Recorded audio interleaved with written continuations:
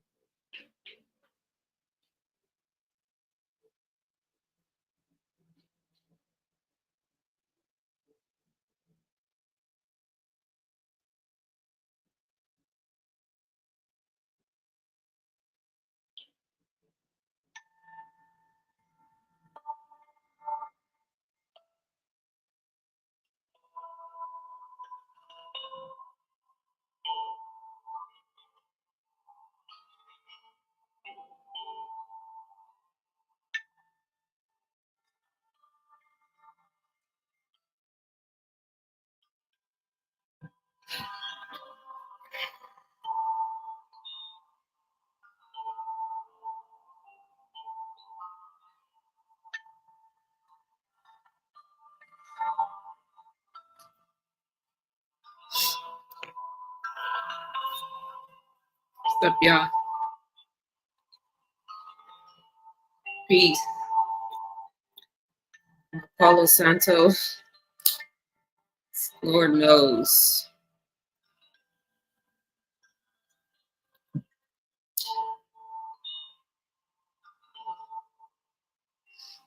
Assalamu alaikum. It's good, Queen. Peace. Peace and love, everybody.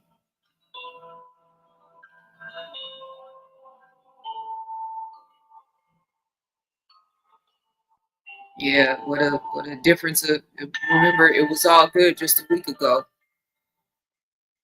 Woo! Lord have mercy. Sound like my grandmother.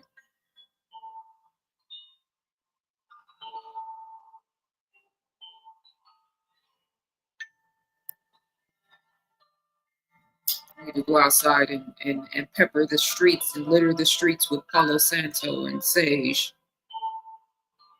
Lord knows Los Angeles is definitely a habitat for wicked, evil energy, spirits, I should say. It's another conversation.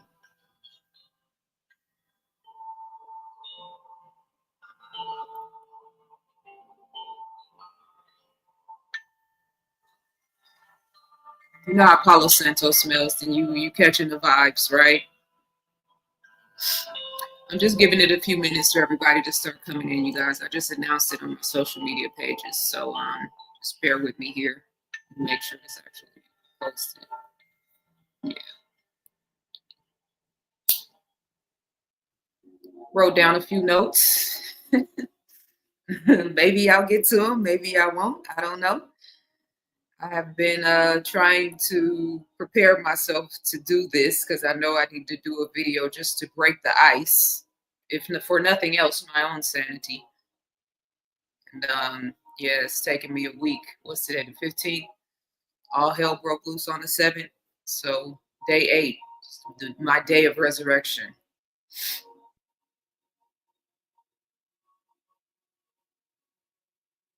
Peace and love, everybody. 80th historical LA that was is no more. This reminds me of the hurricane of 83. There's still a lot of historical LA available. These fires are very controlled. They strike the targets that they're intending to strike, and they don't seem to billow out into other areas. So the Altadena and the Eden fire, absolutely 100%. But there's plenty of Black LA and LA that's still alive and kicking. You know, we'll get to that. But I understand what you mean because there is a lot of historical relevance and history that even I didn't know that I've been learning since this happened in specific areas, Altadena in particular, that we definitely should know and should be mindful and conscientious of.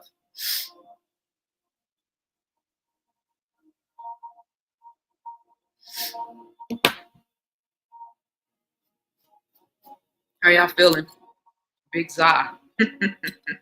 I'll take that. If I was a little chubby, that might make me feel some type of way, but I'm currently in some of the best shape of my life, so I'll take that. Like big homie vibes. Well, how y'all good? How y'all good? How y'all doing? How y'all feeling? I know a lot of you guys aren't in LA, so you might not, be privy to the on the ground circumstances and situations, but that doesn't make your life and your current situation and how you're thinking and how you're feeling any less relevant.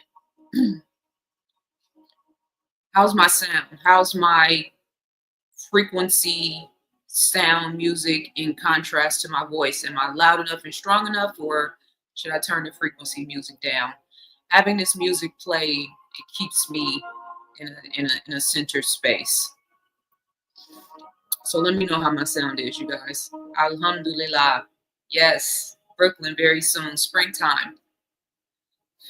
I'm working on that now. I'm nailing down a venue for Brooklyn. Okay, self-helper said I can hear you. Good, wonderful. Trying to let this go out now because I can't just sit it down, and I didn't bring anything in here to put it on. Well, actually, Let's see here. I got my tea. What's up, incognito indigo? How you feeling, ma'am? Now I got my admin on site. Now I can pop my shit. Y'all know I was gonna do that anyway, but you know, of course, there's always, the welcome, opposing mindsets and mentalities. I learn a lot from people that I don't agree with, but what we're not gonna do is be disrespectful. So, that's what my hitters, hitters in the admin. I got hitters in the comments. You know what I'm saying? I got hitters in the streets. I don't think because y'all see me alone in these videos that I don't have backup, because I most certainly do, in the physical realm as well as in the spiritual realm, which is why I'm still here. Peace and love. What's good? How y'all doing? Today is Wednesday, January 15, 2025. I pray that this message reaches you all in the best of health, spirit, and mind. I'm coming to you guys live from LA. Normally I would say I'm doing well. Sometimes normally I would say I'm doing well if I'm not 100% doing well. Today I'm just going to tell you guys that I'm doing okay. I'm striving for wellness, obviously, but man, this last 8 days, I mean, it's really since the beginning of this year, but this last 8 days for me has been tumultuous and clarifying in a lot of different ways. I, like all of you, was at one point I was in the line of fire, Runyon Canyon being right up the street, and had to, wait, this is not the frequency music I'm looking for. Switch this up real quick. We're just going to do the 528 hertz love frequency. So that way, if anybody gets is feeling grimy in the comments, then I will just, handle you with love. That's why we keep the love frequency in the background. But and not just the trolls and the commenters, but like that whole Agent Smith satanic energy, that wicked shit. Yeah, we're not playing no games moving forward. What was I about to say?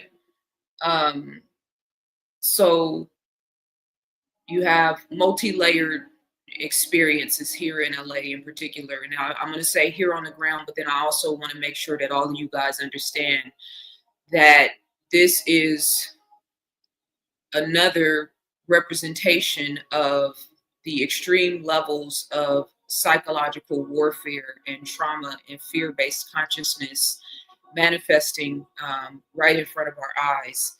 And so while the physical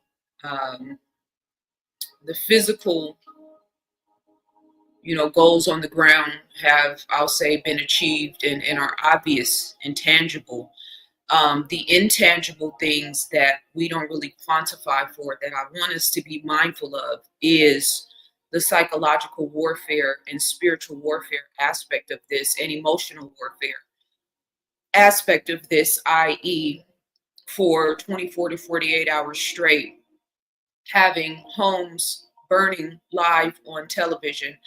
I'm going.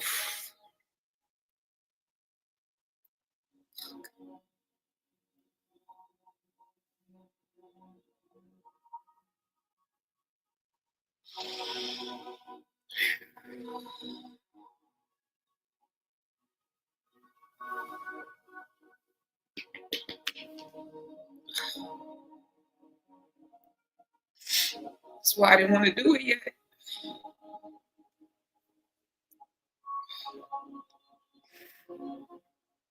This is why I've been holding off on doing this. So I don't want to get emotional, but it's righteous rage.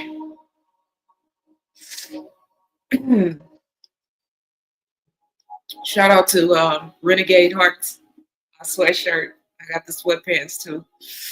Drop that website in the description, please, for anybody that's interested in supporting.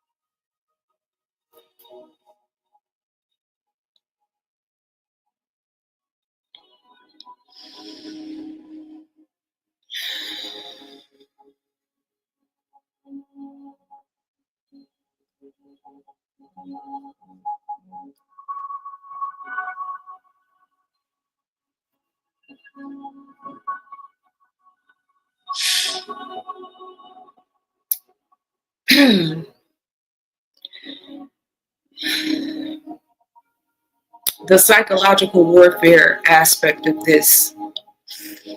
And you know, it's so interesting because now all of the conspiracy element is coming out, and the exposés, and is it somebody homeless starting fires? Is it arson? Is it lack of water? Is it lack of funding? Is it, you know, all of these different uh,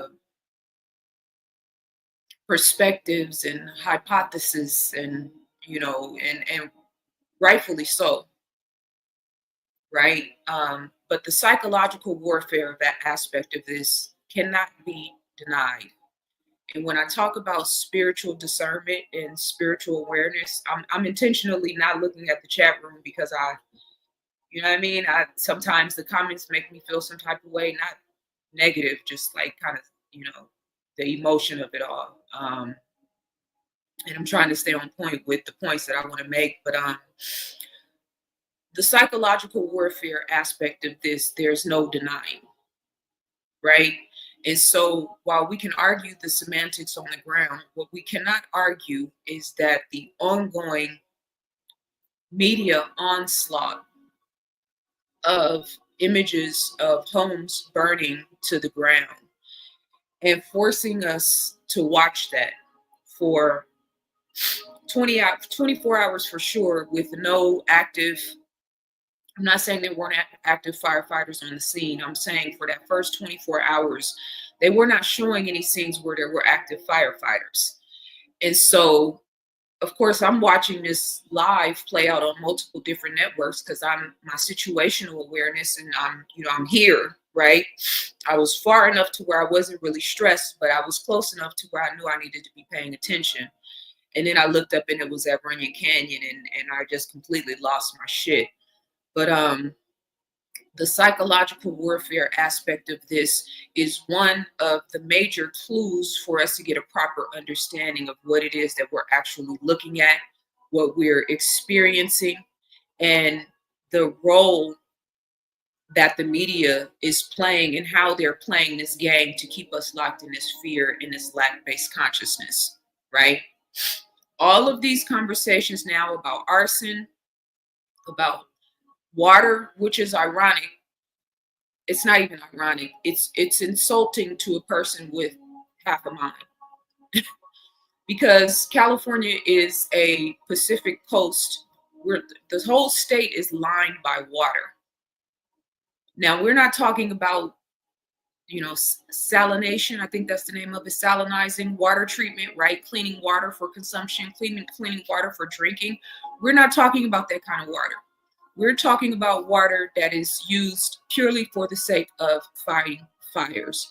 There is water within 20 minutes of me, or 20 miles going in either direction except east.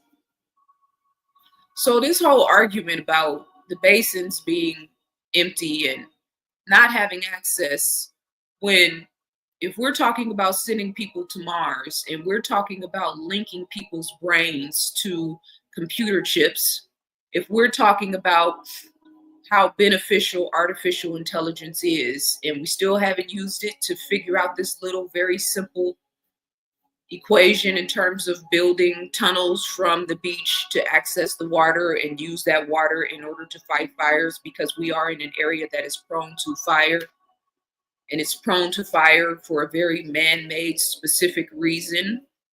When I've been talking about the white lines in the sky for the last 15 years, I wasn't just talking about that stuff to make you guys scared.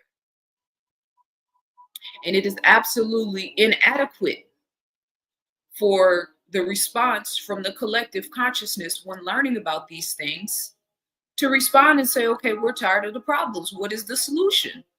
It's your problem too. You should be creating a solution. So I think for me, it's just a multitude of the weight and the heaviness of knowing what I know.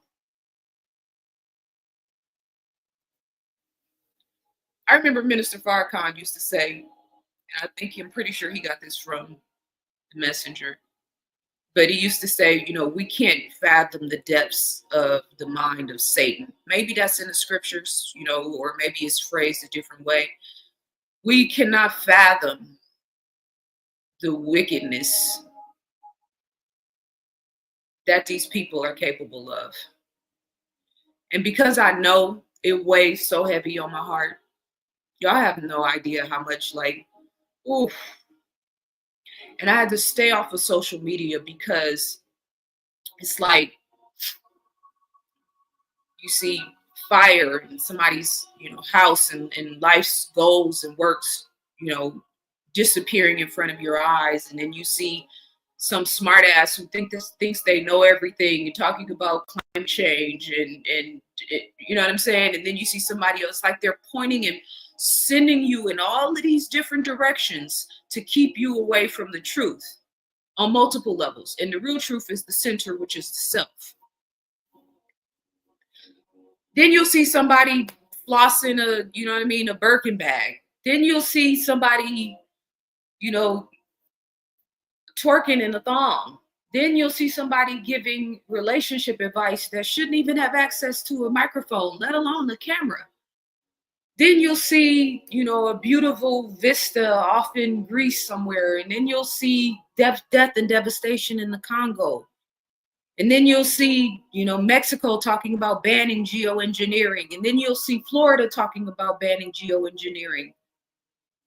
And then you'll see about water problems in Virginia. And then you'll see about earthquakes in Tibet.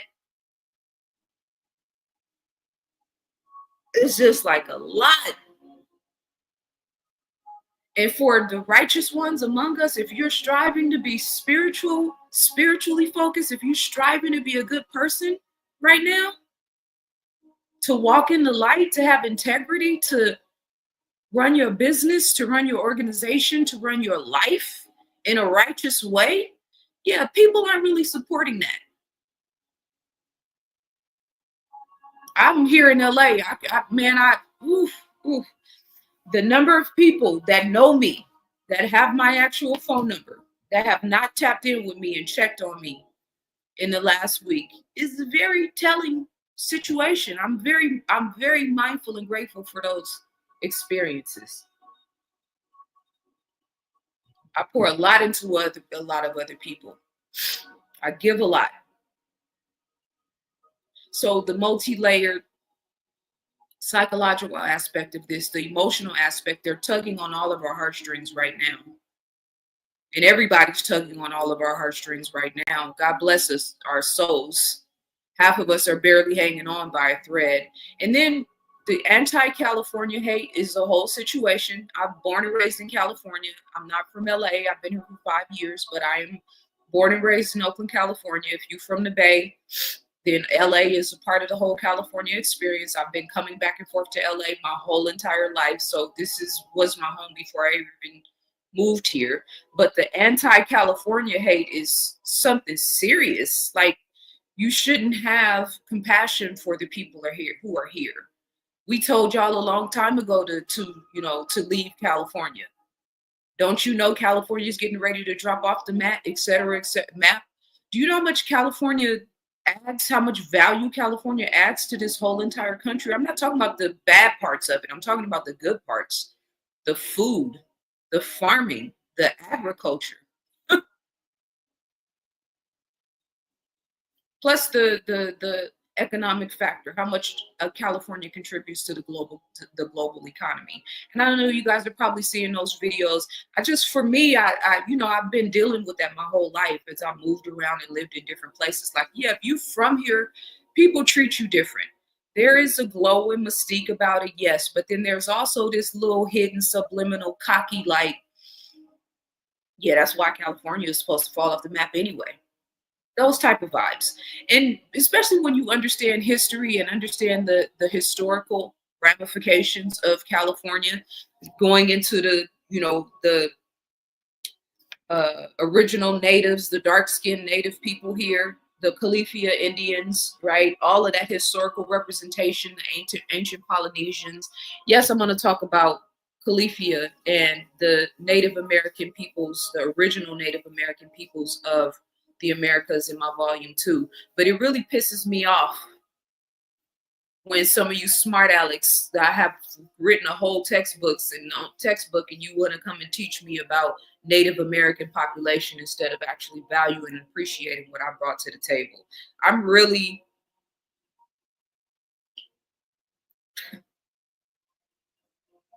it's not going to be a Debbie Downer message, I promise you, because I'm fired up beyond,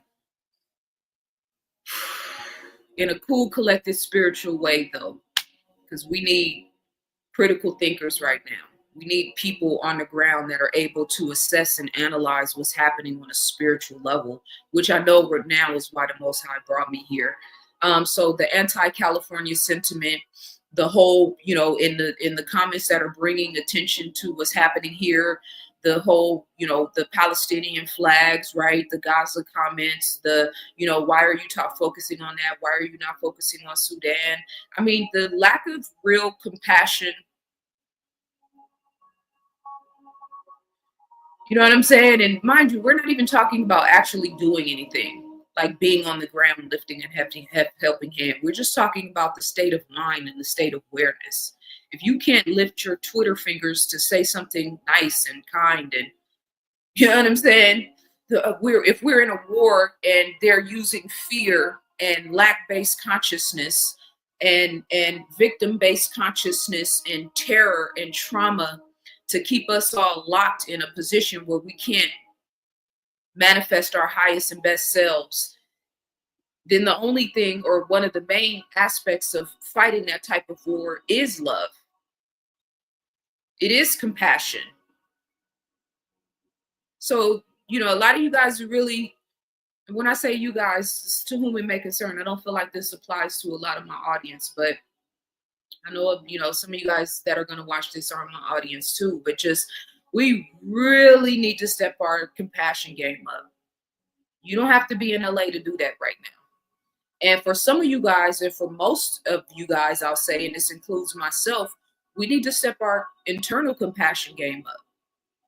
We need to step our self-love compassion game up. I've been so driven for the past 15 years on pouring into the world. Like, all of my books had a very unique purpose. None of them were for money. Once I finished the books, I actually went into the business aspect of that part of it. But all of the books were to fill a need, to fill a void. Every single one. So when we talk about destroying and rebuilding, you see the destruction happening all around us. That concept of rebuilding and who actually has the courage and conviction to step into this moment is a real critical thing right now. And by the way, thank you to, I don't even know if I want to say this out loud. I'm gonna say it out loud.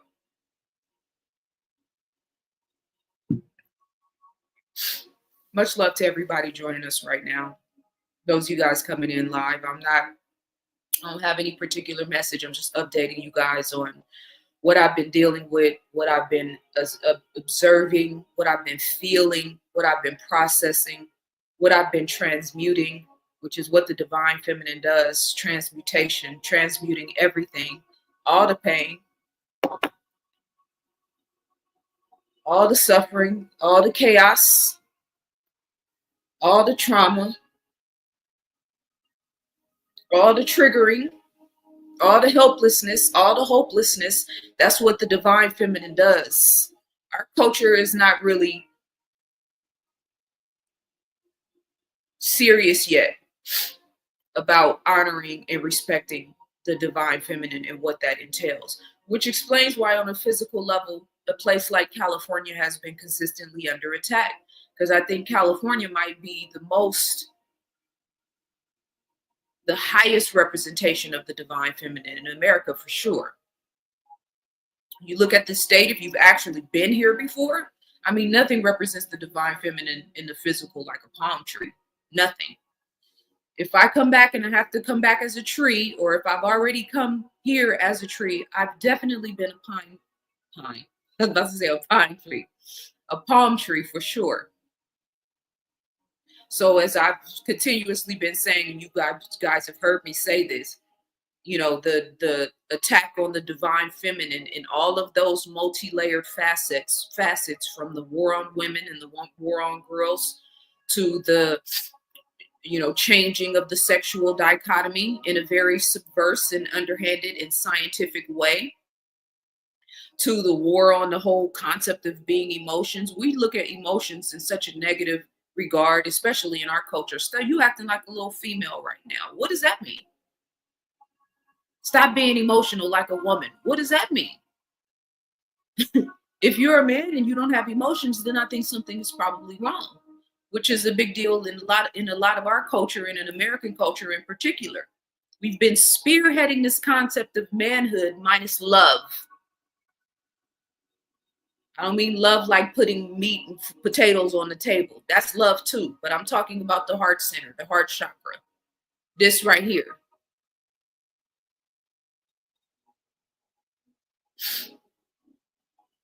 Aloha, Miss.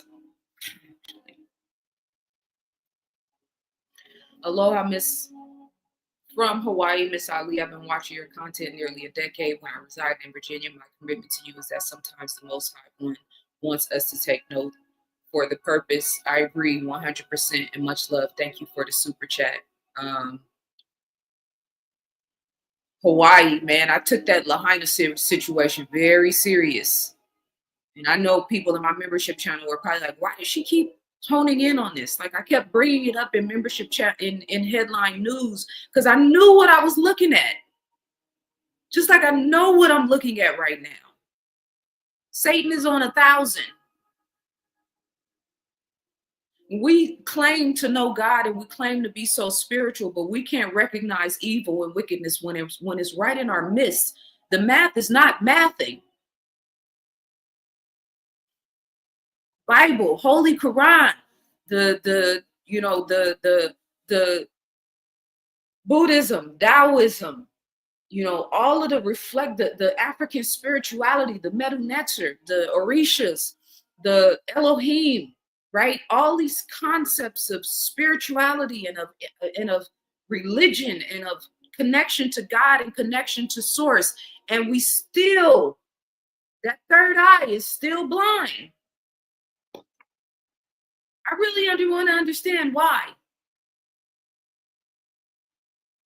And I know why, but I'm just saying, like, the pressure of this moment, y'all, is a real serious thing.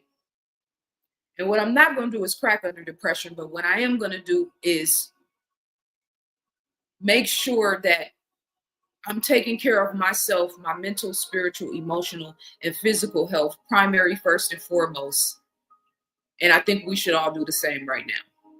Because today Biden put out his, you know, last message. I don't even know. At this point, I think that's probably just AI with a green screen in the back. Trump is getting ready to come into office. I'm going to tell you right now, I have absolutely no faith. There's that word, faith. So we had the FDA today call back red dyes, which was something that RFK talked about in the campaign. We have Hamas and Israel allegedly coming to a ceasefire. That whole situation over there is a fugazi. I've been talking about that consistently. They prophesied this on wax in the Economist magazine in 2013 and told us exactly what was going to happen in 2013. And then 11 years later, it happens just the way they spelled it out because they have to tell us what their plans and their agenda are.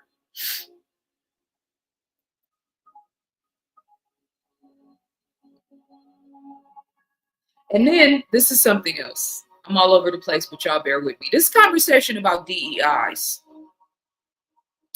diversity, equity, inclusion. And so now Karen Bass and whoever all the other, random people that I'm seeing now, whether they're in Congress or the Senate, right? They're showing all of these, black, predominantly black politicians, and basically, framing this narrative that California is going to hell in a handbag, and the whole country is going to hell in a handbag because of DEIs, right? Meaning you've put all of these inadequate black and ... right? Maybe here and there a Latino, et cetera, et cetera. But for the most part, this conversation is centering behind black people. That affirmative action has now led a bunch of diversity, equity, inclusion recipients into all of these different areas of the political spectrum. And because of that, the California and the country is falling apart. I find this so ironic.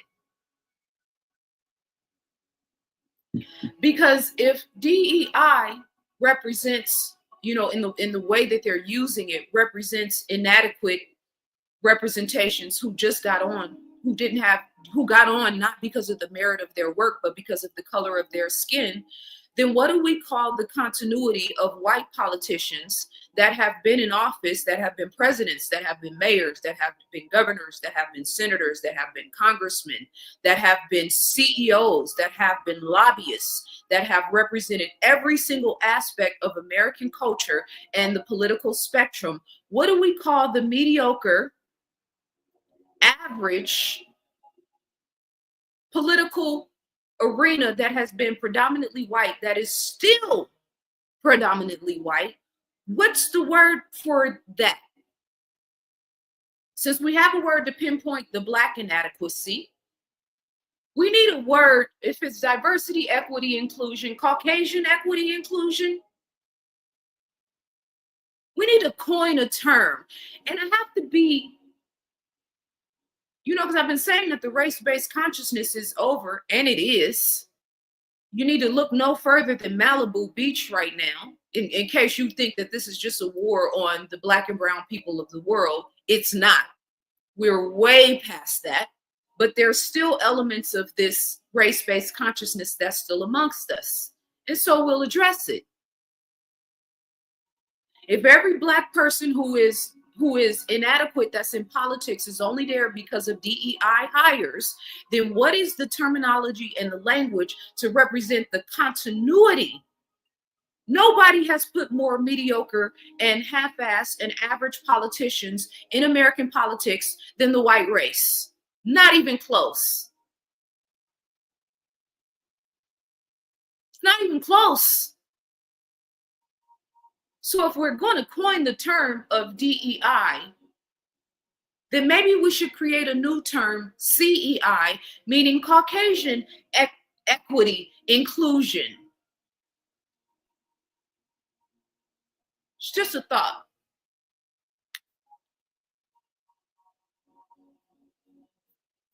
Trust those who know, hear, and will speak in the intended time and moment. Don't get distracted on allegory. Trust your senses and discernment, but think of Job and Lot and let them fall from you. Yeah, I'm with you 100% on that, King. I'm also here to, I have a very interesting role, and I know I have an interesting role because God put it in my heart and in my mind to be an avid researcher of these things. So this stuff that just happened in California, I've been researching this for 15 years now. I have an array of information and documentation to make a very strong point about my position on this, right? And so I have a unique role in the destruction of this world and the rebuilding of another one. So that destruction aspect is not a physical representation. We're talking about destroying ignorance. That's why sometimes I address stupid people in the comments, not because they're worth my time or because I am somehow letting them take me off my square, but because we're all in the midst of stupid people all the time. And some things need to get checked. There's way too much silliness and clown culture and weird energy happening in Black America in particular that has been happening for a long time now. That's not being checked. That energy is not to you, Gerald. It's just something that you know what I'm saying? Some things just need to be addressed. And if ignorance is pervasive in the world, then ignorance needs to be addressed. And if loneliness and suffering and if chaos in the minds and hearts of the masses is prominent in the collective consciousness, then it needs to be addressed. I know how many people watching my content right now don't feel valued, loved, supported, or appreciated. I know how many people watch my content. I can't say the number. Real number might actually scare me, or not scare me, because we ain't doing that. But there's a significant number of people that watch me that don't even like me. I find that fascinating. Watch anybody I don't like. I might not agree with everything that they say. Candace Owens, you know what I mean? I can't say I don't like her. I don't agree with everything she says, but I'll check out her content. I learn things from her. So we hurl truth at falsehood. That's an active behavior. That takes kahunas. You know what I'm saying? So if you look at the trajectory of my books and my career, that's all I've really been doing. The first book, I went for the big guys. I wasn't swinging for the little devils. So the first book is actually, when I talk about Morgellons disease in that book, that's the technology that ended up being in the shots.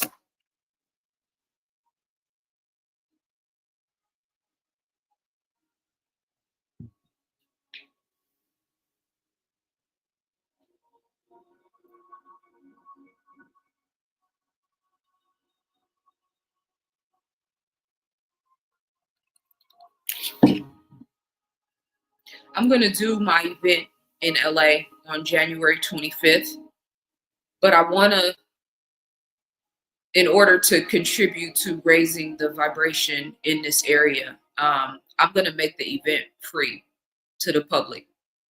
I'm still going to do the dinner. I'm probably going to just do the dinner the first hour. So those of you guys who have bought tickets or still want to get tickets, I dropped the price by $10 because I'm doing this. The information is in the description for the tickets. I'll be at Soul Folks on January 25th, 2025. So we'll do a private dinner, intimate setting, just me and you guys, and we'll be able to have a meeting of the minds and eat.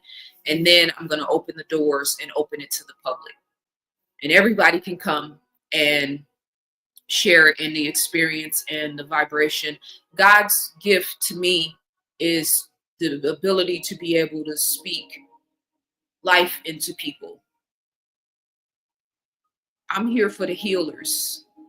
I'm here for the warriors. I'm here for those of us who have the courage and the conviction for this moment. Those of us who are striving, fighting for our lives. I've been fighting for my life these past 8 days. I ain't talking about running from fire. I'm talking about my mind. I'm talking about compassion for myself. I'm talking about how much love I have for nature, how much love I have for my people, how much love I have for God. And for me to sit back in the sea, like, I take all of this, like, you know, you from the hood, this will make sense. Maybe I shouldn't use this. This might be a little too gully. But you know when a person is taking shots at you. You know what I'm saying? They want smoke. They with the shits, whatever you want to call it. You know when somebody is playing games with your mind, playing games with your heart, playing games in the comments, playing games in emails, all that little passive aggressive shit I have to deal with a lot of people on social media. I am very adept to what's happening here. So when I see a blatant, outlandish strike at God, and I don't need you guys to write me and tell me they're not going to be victorious, because I know they're not going to be victorious, but just the audacity, just to wipe a whole city out and then leave the people to argue about the semantics. All of the talking points right now that are being talked about, homeless guy, random guy gets tackled by neighbors, all these little talking points don't have anything to do with what just actually happened. You still think Karen Bass actually had the clout to turn down $17 million for firefighters. And now that whole argument about the Democrats versus the Republicans, y'all just keeping that whole argument alive, just further serving their agenda. You still think this is actually about politics.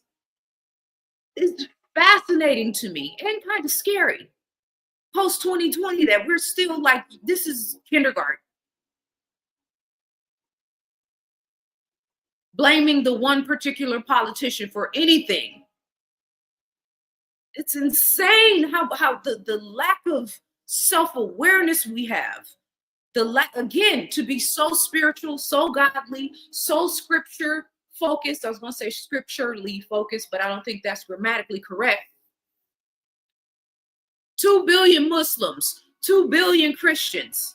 What was the numbers in the yoga video I did? I think it was 500,000 Buddhists or 1.5 million Buddhists, somewhere along those lines. But we're talking about astounding numbers of people. And we don't have the spiritual discernment to recognize this level of evil and wickedness when it's right in front of our eyes. It's very troubling to me. And I ain't saying you got to be me. You don't have to be front and center. You know, that whole element, that frontline thing. What does that shit even mean in a spiritual war? What does being on the front line mean in a spiritual war? Absolutely nothing. Because on a spiritual war, it's a pyramid. At the top is love and the highest vibrations, and at the bottom is everything else. And in the middle is everything that flows in between. Speaking of which, I want to thank my members in my membership channel. I want to thank those of you guys who have actually contributed to this campaign that I'm running. This is what I was going to say when I said I don't even want to say it out loud, but I'm going to say it because it's in my spirit to say.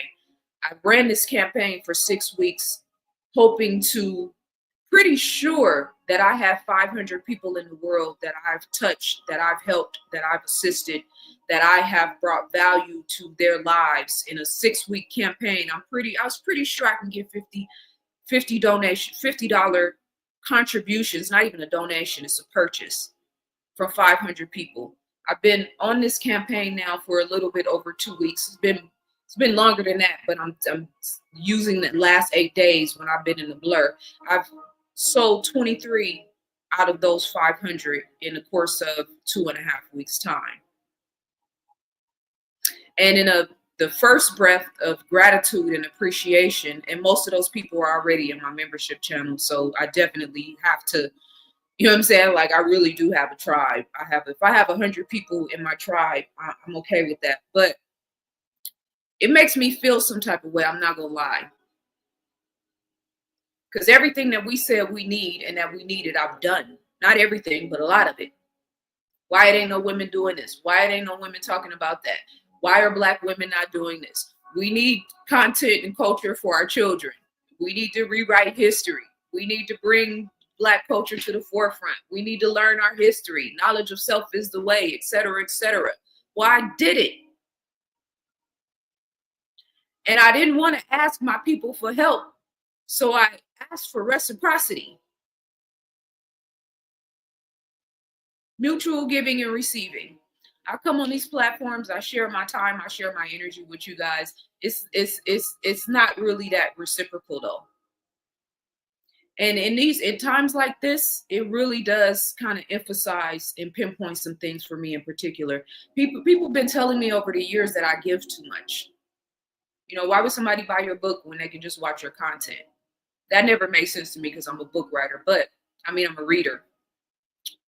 But you know, I do think there is something to the notion that you give more, you give more, you give more. And we're in a space right now where this is just, you just listen to somebody talk. They talk for 20 minutes or an hour or 2 hours, and then you go about your business. I respect that. And I value, you know, the ability to be able to turn this microphone on and have access to, right now it's 235 people, you know, live. Hopefully the likes reflect that. That's another way of reciprocating, right? Sharing my content will be another way of reciprocating. But yeah, here we are in 2025, and a lot of the things that I've been trying to warn us about for the last 15 years are coming into fruition. And I've been creating content to help us stabilize and mobilize and be informed and be culturally solidified and affirmed at the same time. So I guess my reciprocity should come from the Most High. Is that how I should process that? Okay. So ceasefire now in Israel with Hamas. Everything is beautiful pre-Trump's entry into the White House. This is a very intentional and contrived agenda to put the people who have a revolutionary spirit, the people who are questioning the government, the people who have actually been paying attention for the past 4 years, really 8 years, but it's to put you guys to sleep and to make you think that that savior complex is a real thing, and now you can rest assured now that somebody else is getting ready to come in. So the red dye, right, today announcement. Then you have the Hamas and the Israel announcement, hostage exchange. I don't believe none of that shit. Not none of it. From the beginning, which ironically was October 7th. Our fire started January 7th. It's probably not a thing, but then those numbers are the same numerically. Different years, but 10/7 versus January 7th, numerically, that's the same number, right? 101. You see what I'm saying? This is Paulo Santo.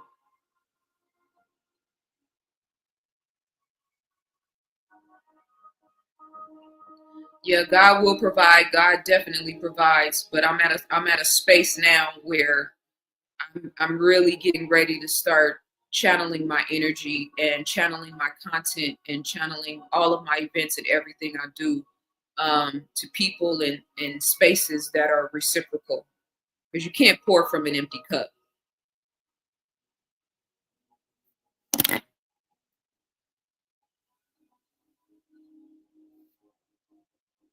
And you can't be in non-reciprocal relationships. And that's another thing when I say that people who are on the depression, the anxiety, right, the fear-based consciousness, that they are susceptible to Agent Smith.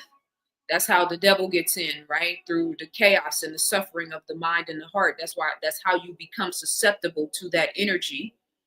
So the people who lack compassion on a collective level are also susceptible to Agent Smith, in my opinion, because compassion is one of the sentiments or the expressions of the Most High.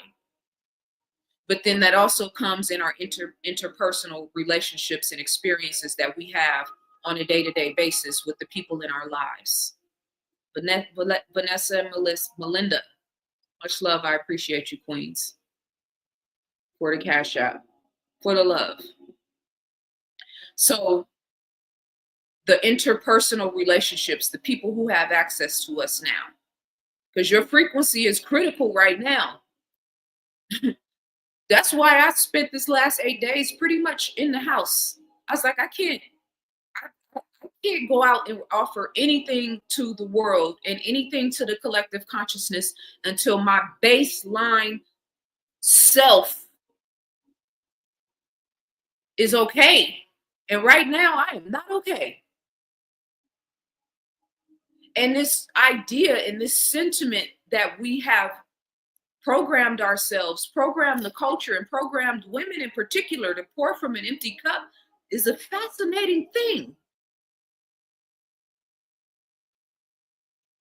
So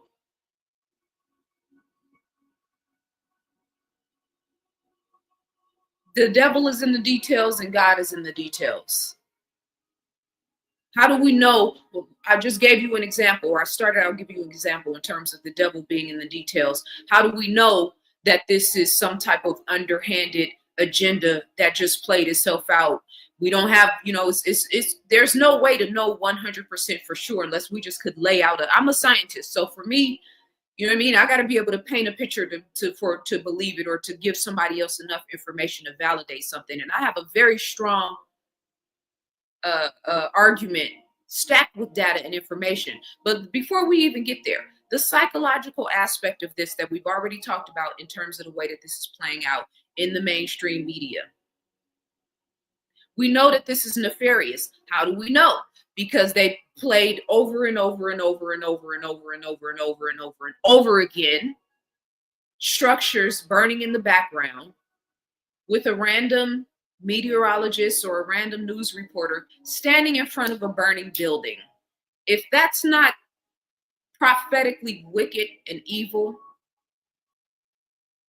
every time I think about it, it just makes my blood boil. Because I know, you know what I'm saying? Like, it's like me as an individual is one thing. And then me and my collective tribe and the people that I'm talking about that I hold near and dear to me in my personal life, and then in this collection of great minds and hearts and consciousness that I've collected over the world throughout the years. And then it's everybody else. But guess what? We're all on a ship together. So what's happening in the collective consciousness actually matters. So when I see people that have the inability to feel compassion for people in California, or for rich people, or for people that have worked their whole lives to create and build something, and you find pleasure in seeing people suffering and people hurting, I don't want you guys anywhere around me. I don't want that type of energy, that type of mindset anywhere around me. Why? Because those people are susceptible to Agent Smith. God is where the love is. So when I say God is in the details, you see the outpouring of love in terms of people here on the ground in Los Angeles and how they're doing whatever they can to bring value to these people. You see the people online doing the exposés, even though I think a lot of these people are way too, they're way too quick on the draw in terms of just coming out and saying things without having any real valid, information. But a lot of those people, many of those people, dare I say, most of those people have good intentions. They're operating out of love. So the God is in the details, meaning how do we circumvent? How do we move past this? The love aspect, the collective consciousness aspect. So when I say I'm doing my event for free in LA on January 25th, because my role and my goal and my job is to speak life into people, is what I'm best at, is what I'm good at. So I want to raise the vibration here in Los Angeles on that day, on that event. I'm going to put up a link for you guys to get tickets. It'll be a free ticket, but I want you to have a ticket so I can get an idea of how many people to expect, so I can know how many chairs and all that, the logistics of the actual event. But yeah, I'm going to welcome everybody publicly in Los Angeles for free.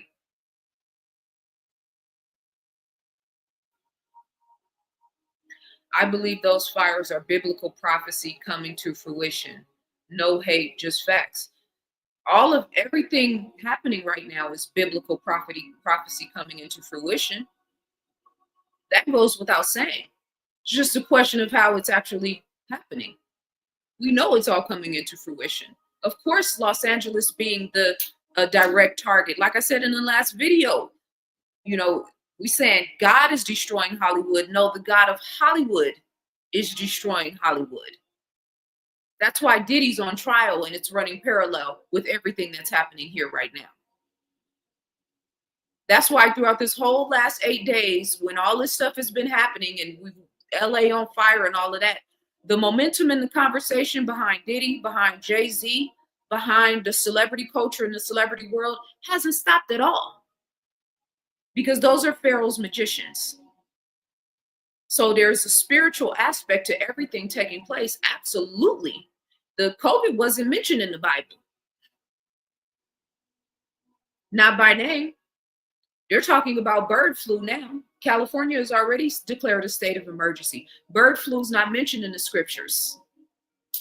Wars and rumors of wars and pestilence and disease, those things are. Doesn't exactly say how it's going to manifest, though. So what I'm saying is, looking at what's on the ground, happening on the ground through years and years and years and years of research. I had a house fire when I was I was going to Hope Academy on MacArthur Boulevard in Oakland, all Black private school. I think I was in the second grade, which means I would have been about 11 or 12 years old, give or take a year or two. I don't, time. And my house burned down. And I'm walking home from school and I see the flames. Come to find out, my niece set some. Today's her birthday too, Tasha.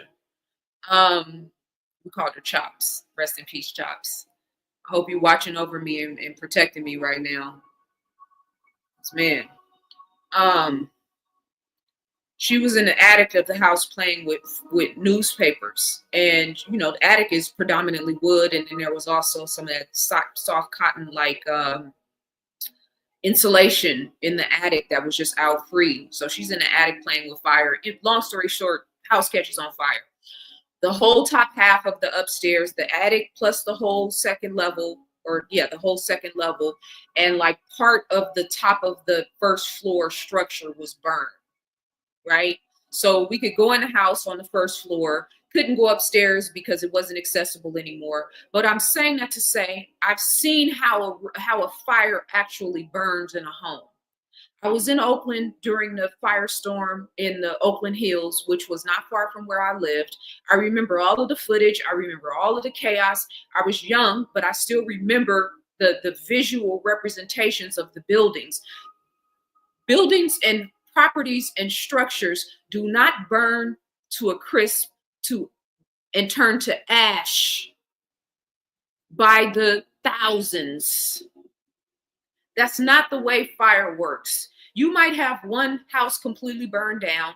In that one completely burned down house, you'll find a random teddy bear or a random picture frame or some random cleats from the football years or some random mementos from over the years. Some part of the couch structure might still remain, part of the hot water heater, right? Nothing, houses don't just 1000% completely burn to ash.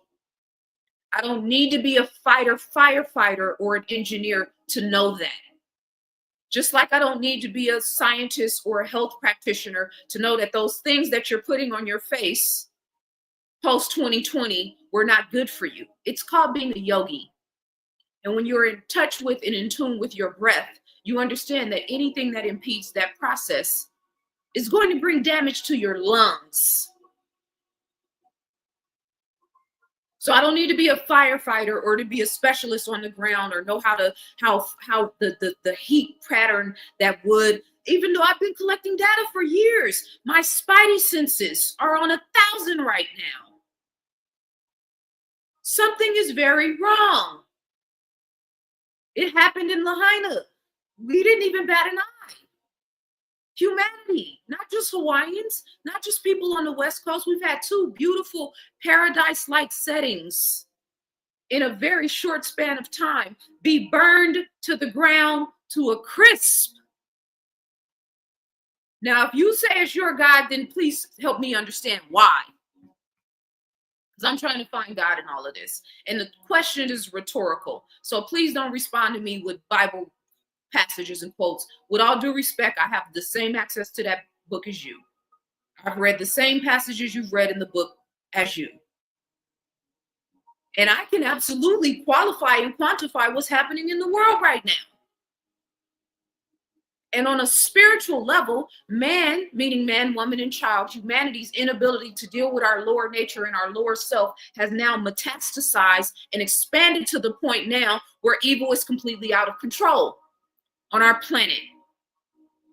So if you think that Satan and the devils are harnessing energy based on adrenochrome, based on sacrifice and abuse, what do you think happened for 300, 400 years of nonstop legalized abuse? How do you think Satan was impacted in those experiences? That's why this is the belly of the beast, because Satan has been feeding on suffering and on pain and on rape and on robbery and on abuse and on taking. That's how this country became so powerful. Feeding the beast. Not just through cotton, not just through picking cotton, not just through money, not just through trading slaves, but harnessing the energy of fear and victim-based consciousness. And we haven't checked it. We haven't addressed it. We're not even checking and addressing it on an individual level, yet alone the collective consciousness. Who will make war with the beast? I believe the scripture says something to that effect, right? Spiritual warfare.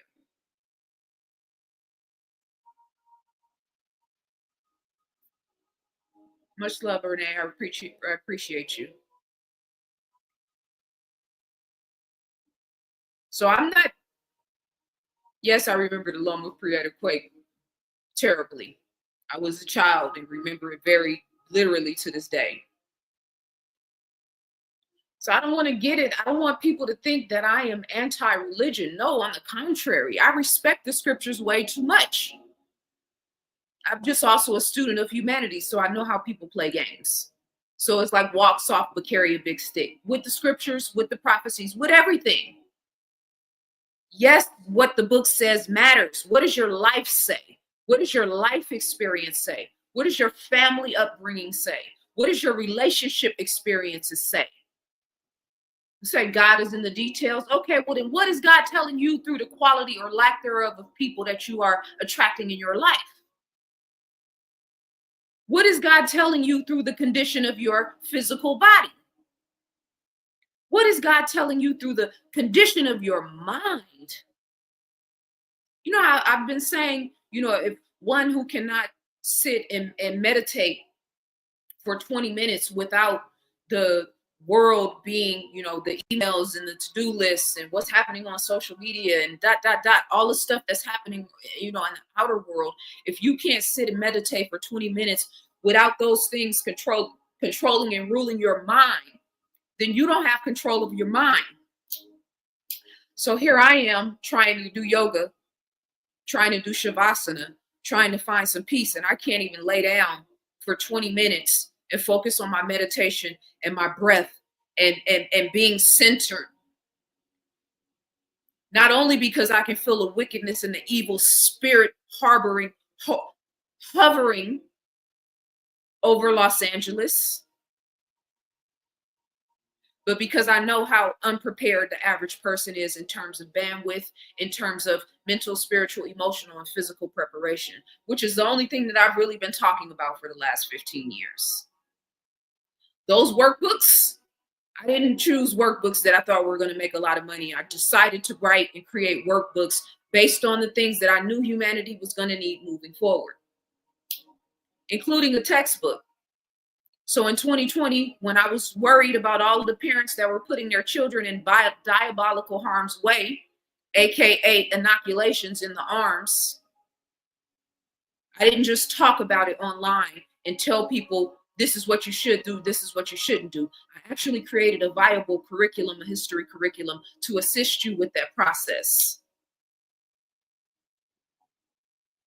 Keys to womanhood, what every young lady and woman should know. So sick of Black women and what we don't do and what we don't talk about and how we're not standing up for this and that.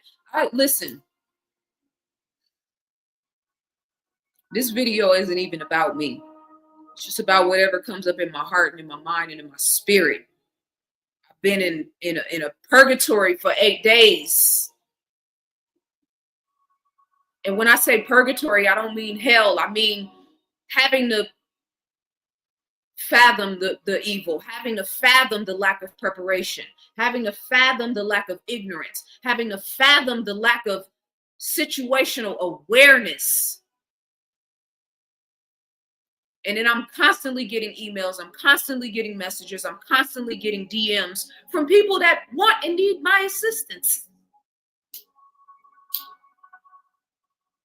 So here we are having the conversation. Want and need my assistance in terms of I speak life into people. It's what I do. But do they value and appreciate it? Jury's still out on that. And it makes me feel some type of way because I promise you, everything that's happening right now, I've been talking about for the longest. Plandemic, PLAN, and then demic. Trump is in office for 2.0. I've been handling these conversations with kid gloves because I'm not trying to exasperate the fear, but I need for the 5% of the 5%, the kings and queens, the true and living gods, the Elohim, the seekers of light and truth, the spiritually focused ones among us, the healers, the meditators, the visionaries. I need for us to sit up straight right now. I ran up the hill to Sunset Boulevard and was mentally preparing myself for how I was going to respond if I saw smoke, if I saw fire. I saw the smoke. I saw the smoke. And for the 7 minutes it took for me to run all the way from the top floor to downstairs to put on my shoes and put on something so I wouldn't be cold and run outside and run up the hill and get to Sunset Boulevard. And in my mind, I'm trying to prepare myself for what I might possibly see, and to see the fear and terror in people's eyes. And to know that I have absolutely consistently been trying to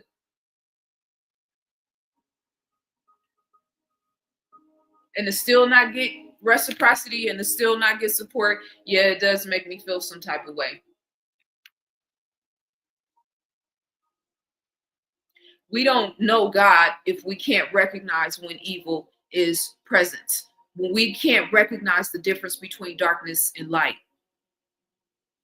And all the things that we're talking about, the problems, we want to talk about the big problems, right? Okay, we're tired of talking about the problems. What's the solution? The number one priority and first solution is your mental, spiritual, emotional, and physical well-being. I can't even say, I've said that so many times, it almost sounds like want. I know, and I don't even want to say this because I don't want to speak it into life, but this is another thing that I've had to grapple with. I know that people aren't going to really take my messages and my content seriously until they don't have a choice. And when I say my messages, my content, that's particular to me. And then that's particular to everybody else that's been trying to wake us up and to bring us into some proper understanding of what's happening in the world right now. Do we really understand the magnitude of, I'm here. I haven't even driven past, I'm not even mentally and spiritually, emotionally grounded enough to drive past and see the devastation yet. I don't even know if I can get to it, but I know I'm not grounded enough yet. But I can feel the intensity and the difficulty and the suffering and the chaos happening all around me.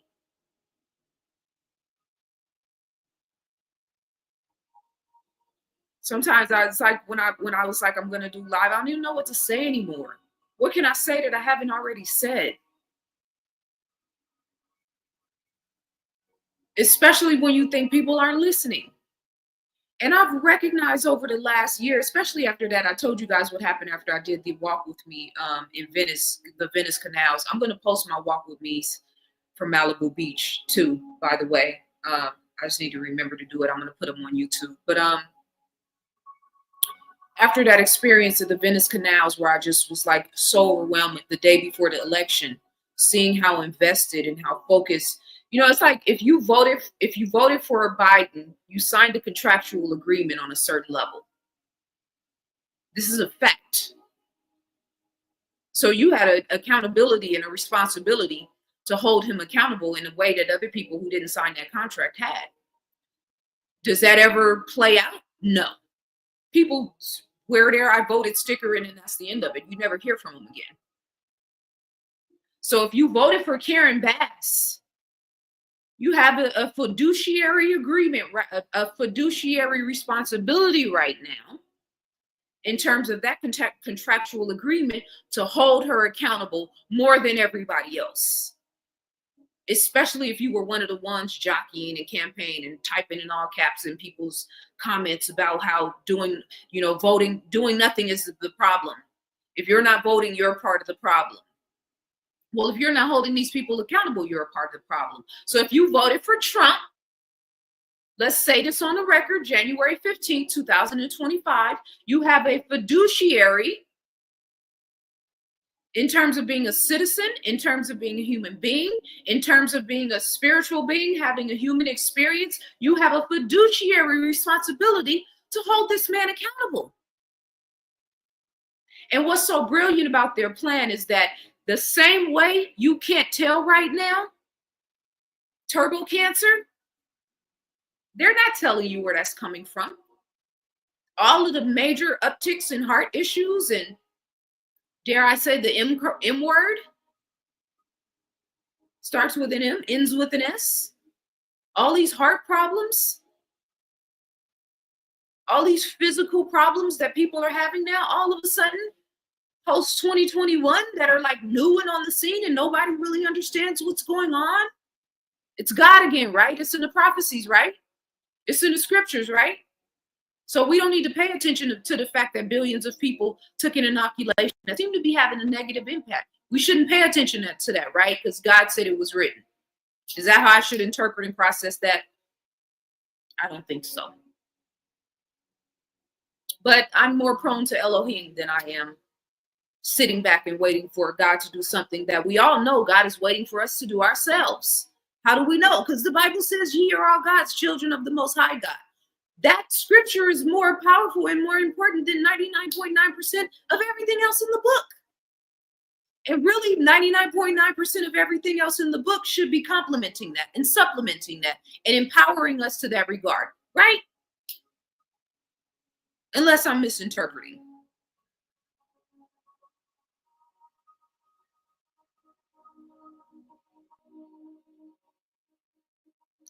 I'm not being hard on myself. Sometimes I'm hard on myself. I'm not in a hard on myself moment. I think some of us who are operating in a certain bandwidth of consciousness are more alone than what we care to admit. That's how I feel right now. That's my reality right now. And I'm saying that recognizing that the language is not aligned with what I'm seeking to manifest.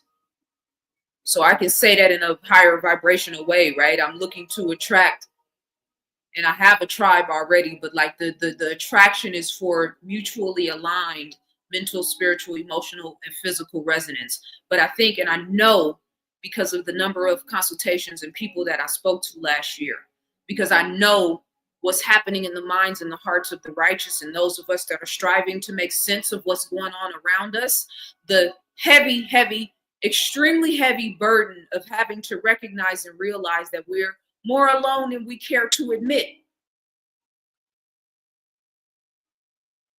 I'm more alone than what I care to admit. I'm really having to confront that in a major way. Because of what's happening in LA, because the fact that I spent, the majority of this time intentionally with myself, by myself, trying to process and figure this out and make sense and not impose what I'm experiencing and what I'm feeling on the people around me. I'm super conscientious about that. I'm not the friend that's going to call you unloading all my shit on you. I have like 2 friends that I feel safe and comfortable with having those type of conversations with. And even when I do it with them, I always feel some type of way afterwards. Like, that conversation was a little too much about me. Let me make sure I tap in the right way. So now imagine doing that times, let's just use the YouTube numbers, 42,000.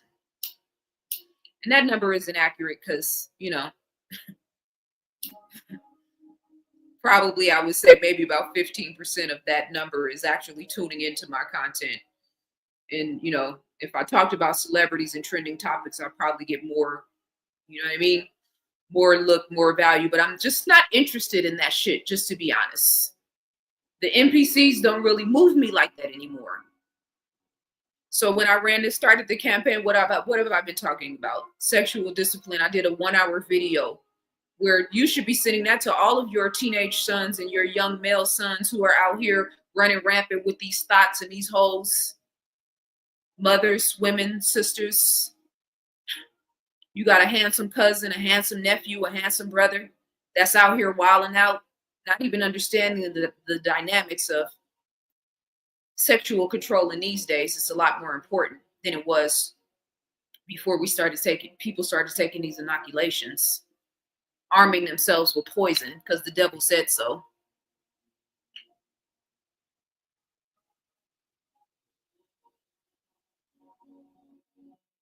Indulgence versus discipline. I did a whole video talking about men and the importance of sexual discipline and the importance of semen retention. Gave you resources. I gave you information. That's not sexy information. That's not stuff that's going to garner heavy attention and numbers.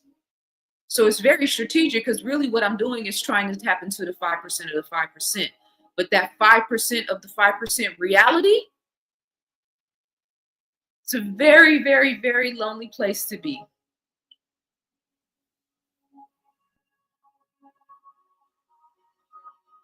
That top of the pyramid.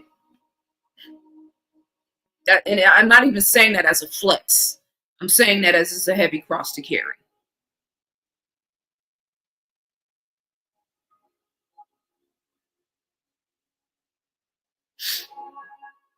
What are we going to do?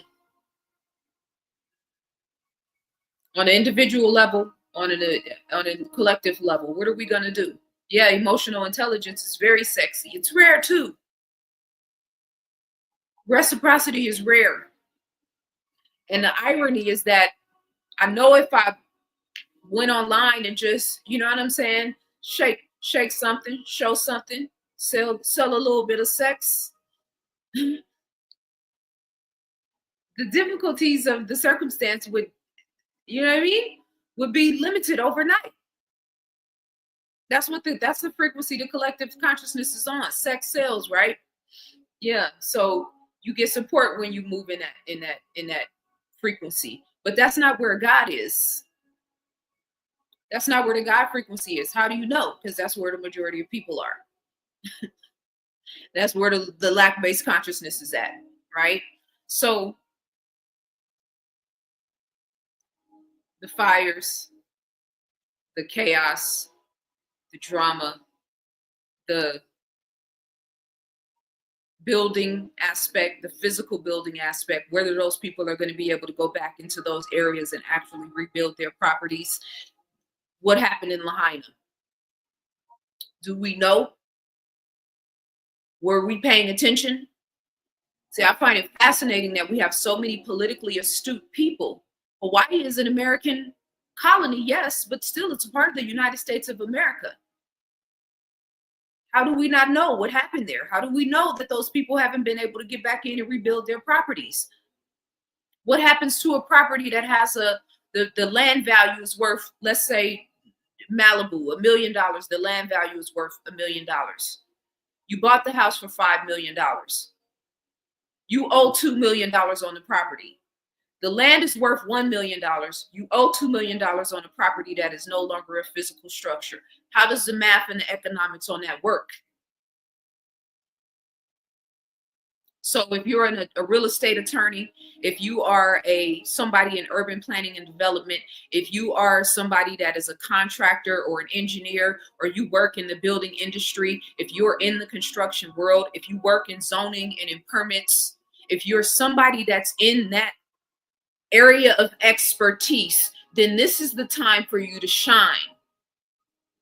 This is the time for you to put your acumen and your expertise to the task in order to assist with this process, because it's not only happening in California, it's still happening in Hawaii.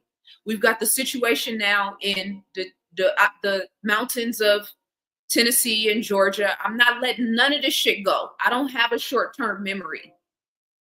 I'm watching it all. I see Satan's hands drop a day's worth of rain in a place that never gets that amount of rain, just like Katrina. A whole year's worth of rain in one day. We still think the white lines in the sky don't matter. That's fascinating to me. Highly flammable conditions on the ground. How did California become so flammable? It's not just drought. This is why understanding the technology that's in the white lines in the sky is critical. This is what I've been trying to Show us. This is what I've been talking about. This is not conjecture or semantics or pseudoscience. This is information that is readily verifiable. So the people who have, the lawyers who are in the environmental protection world, the people who work with agriculture, the people who work with animals and husbandry, the people who study the soil, the botanists, right? The people who study the water, the people who are focused on making sure the water is clean, making sure. Now you have a job, you have a task. There's fires everywhere. We need to start delineating and start the project management of this. We don't need all hands on deck.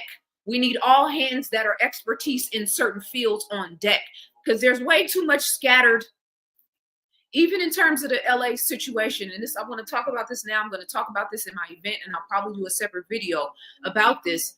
There's the short-term issues. The short-term issues right now are food, clothing, and shelter. So we got mass donation campaigns for water, bottled water, baby food, baby clothes, diapers, right? Sanitary napkins, toiletries, clothes. Those are short-term solutions, short-term issues. Long-term issues are, how am I going to get the zoning and the money to go back in and rebuild my property? That's a long-term issue. The middle ground issues are going to be a month from now and 6 months from now. So I want to talk about and get your ideas in the chat room as well as in the comments. What are some things that we can come together collectively to do to address the middle term issues? More so housing than anything. Yes, the Ghanaian market. Thank you for bringing that up. I totally forgot about that. I have that saved for my headline news episode.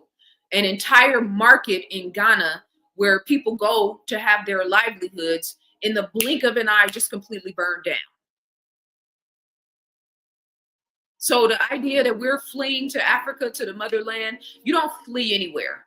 Go where you want to go. Go where you feel value and love and where spirit is telling you to go. But I'm not running from nothing. I'm not running from America because you're going to leave America and go to Africa and find the same devil there, just in a kente cloth. And when I say that, I only mean to say everywhere you go, there you are. So we meet in our circumstances and experiences and in relationships. Everywhere we go, there we are. You're going to meet the best of the best in Ghana if you go to Ghana in the right spirit and frequency with the right intention, or you're going to meet the worst of the worst. Same thing with wherever you go in the world. Everywhere you go, there you are. So there's no avoiding having to deal with the self, which is, again, why we're in the condition we're in right now. This is how a reality TV star could become a president. Not once, but twice. And in the Ukraine, they have a president who is a cross-dressing, wannabe celebrity. I don't even, just all of it.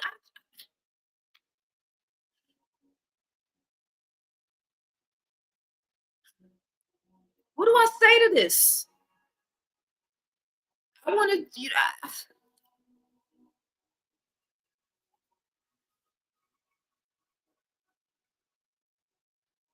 I'm just wondering if we're really paying attention. I'm just wondering if we're really sitting up straight. I don't mean to be redundant. This is why I like having notes and things that I can, hone in on. Because I don't want to be redundant, but I'm telling you guys, in this last 8 days, the same way pre 9/11, it's like you remember the world before 9/11 in a certain way, and then you remember it post 9/11 in a certain way. Like, yeah, post January 7th, I'm in a totally different frame of reference and consciousness.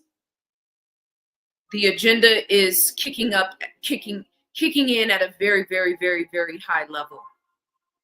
And I want to say these next 4 years under Trump, but that's getting way too ahead of ourselves. 2025 is a marking post. 2025 and 2030. The goal is to shock and awe. The goal is to shock and awe. Do we need verification of that? January 1st, what happened? 2 alleged outside terrorist attacks. Yeah, okay. The first day of the year. Where are the spiritual institutions? Where are the Christians and the Muslims, the institutions, not the individual representations, but the institutions? On those subjects as well as many other things. That's why I'm saying that God next to God, that avatar, that pharaohs, magicians, that concept, that savior complex is going to have to be completely destroyed in order for the kingdom of God to be rebuilt. They're showing you in every way. So having the houses on fire and making you and forcing you to watch that over and over and over again, what is that telling you? That your politicians can't save you. Your governor can't save you. Your pastor can't save you. And if you're in Altadena, allegedly, apparently, these aren't my words, but I'm talking about the programming, your God can't save you either.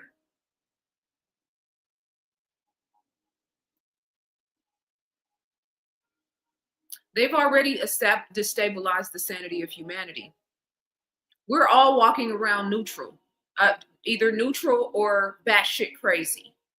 One thing I know about this area, and there's levels, right? I talked to my friend the other day. He told me that South Central is business as usual, right? But we know, the nigger frequency represents a death in consciousness. This is why using that word is appropriate in certain regards, not to identify the word as an acceptable, cultural word, but to acknowledge that there is a subset in our culture, as well as other cultures, but to stay on point, there is a subset of our culture that is absolutely mentally and spiritually dead. So right up the street from here in South Central Los Angeles, where there is this very strong spiritual, physical, but spiritual, mental, emotional warning taking place and nobody is taking heed, that's because the spiritual antennas aren't working anymore. The mental capacity is not functioning at its highest, at any sort of rate. So I talked to him and he tells me that's the situation. Then I talked to Akil at Soul Folks and he tells me that the people are everybody is just in panic. Everybody is PTSD. It's, I don't really know where to go. I don't really know what to do. It's what's next. We're all on edge because every day we're getting constant notifications that the fires are still looming and now it's spreading to other areas and the winds, et cetera, et cetera. So finding calm, finding clarity, finding peace in the midst of this density in human consciousness, because it's very dense, it's very fear-based. And people are avoiding the fear in this area by trying to go back to some level of normalcy. And unfortunately, the normalcy in Los Angeles comes with a lot of materialism, comes with a lot of gluttony, comes with a lot of greed, comes with a lot of individualism, right? So there's all these different caveats, and then you have the outpouring of love and the outpouring of compassion. So there's all these different extremities happening in all these different layers and levels, and then there's you, and then there's me. The fact that we've been trying to build institutions on the backs of broken people should speak volumes to this time right now, because a lot of people are pouring into this situation that don't have anything to give, that didn't have anything to give before it started. And then the rest of their mental and spiritual and emotional and energetic reservoir that they had stored somewhere for a rainy or cloudy day has been completely depleted by the circumstances and experience that we've all watched take place. We got to find our way back to the God frequency. We have to find principles and utilities and conversations and friends and tribes and tribe and content. I told you guys, sometimes I'm on YouTube and I'm just like, okay, let me, I got my go-tos that I listen to, but sometimes I want to listen to something different. And it's like, okay, I'm reaching for something that's spiritually sustaining, that makes sense, that's rooted in truth. But that's not that weak ass spiritual, we're gonna pretend like the devil's not here and just talk about love and light. I'm not cut from that cloth. And I shouldn't call it weak. Excuse me. I need to find a better word. Neutral. We're just gonna all pretend like it's not happening. The chaos and death and destruction around us, we're not gonna pretend like it's happening. But I don't think that's what we came here for. If we came here to master energy, and we did, and we came here to master and understand and experience emotions, and we did, and if the darkness or the lower nature or the lack-based consciousness or the devilish, demonic, satanic frequency is on 10 on our planet and in LA and around us, in our family, in our experiences, and it is, are we disputing that? Are we disputing that wickedness is on 10? Okay, so then that means love needs to be on 10. That means speaking truth to power needs to be on 10. That means fasting needs to be on 10. That means the power and the emphasis of the imagination and visualization needs to be on 10. That means kindness and compassion needs to be on 10. That means self-awareness needs to be on 10. That means reading, studying, focusing needs to be on 10. That means our physical fitness, our physical awareness needs to be on 10. That means our mindfulness when we walk in grocery stores, conventional versus organic versus genetically modified, needs to be on 10. All shit I've been talking about for 15 years now, respectfully. That means our engineers, those of us that have scientific minds, those of us that are interested in the atmosphere, y'all hell-bent on proving that the earth is flat. How can you use that science, that acumen, that focus that you use on proving that the earth is flat to help us figure out how to undo the damage of geoengineering and HARP? I'm seeing a lot of conversations about debating the Bible versus the Quran and which religion is right and which God is right. And, you know, the whole Billy Carson and West, is this what our men are doing now? Proving what's in the book instead of proving it in real time? Is this a valuable use of our time and our energy and our resources? Human beings is the highest representation of natural resources. That's why I don't need you to pinpoint me to which nation or which continent has the highest amount of lithium or the highest amount of cobalt or the highest amount of gold or diamonds or precious metals or jewels. Human beings are the most valuable natural resource on this planet. That's why keeping you locked in a lack-based consciousness and in fear is critical. That's why the algorithm will never promote and support me over asses and hoes and money over bitches. Because all I'm trying to do is speak life into you.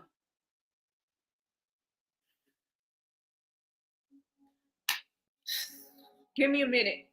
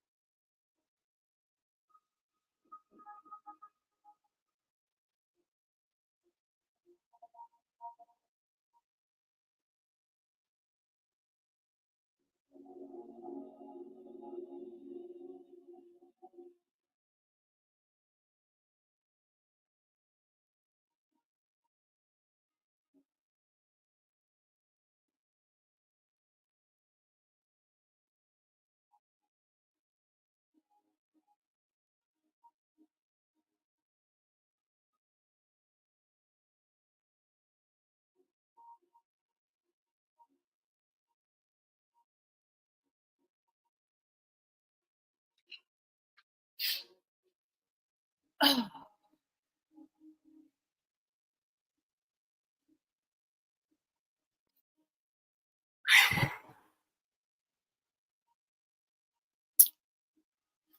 it's ironic because, you know, women need to be softer. That soft. I keep seeing this word soft. I keep seeing this word. You know what I mean? There's so much emphasis on women coming back to the center and being soft. But you have not, and when I say you, I'm not just talking about men, I'm talking about all of us. We have not created the circumstances and conditions for women to be soft.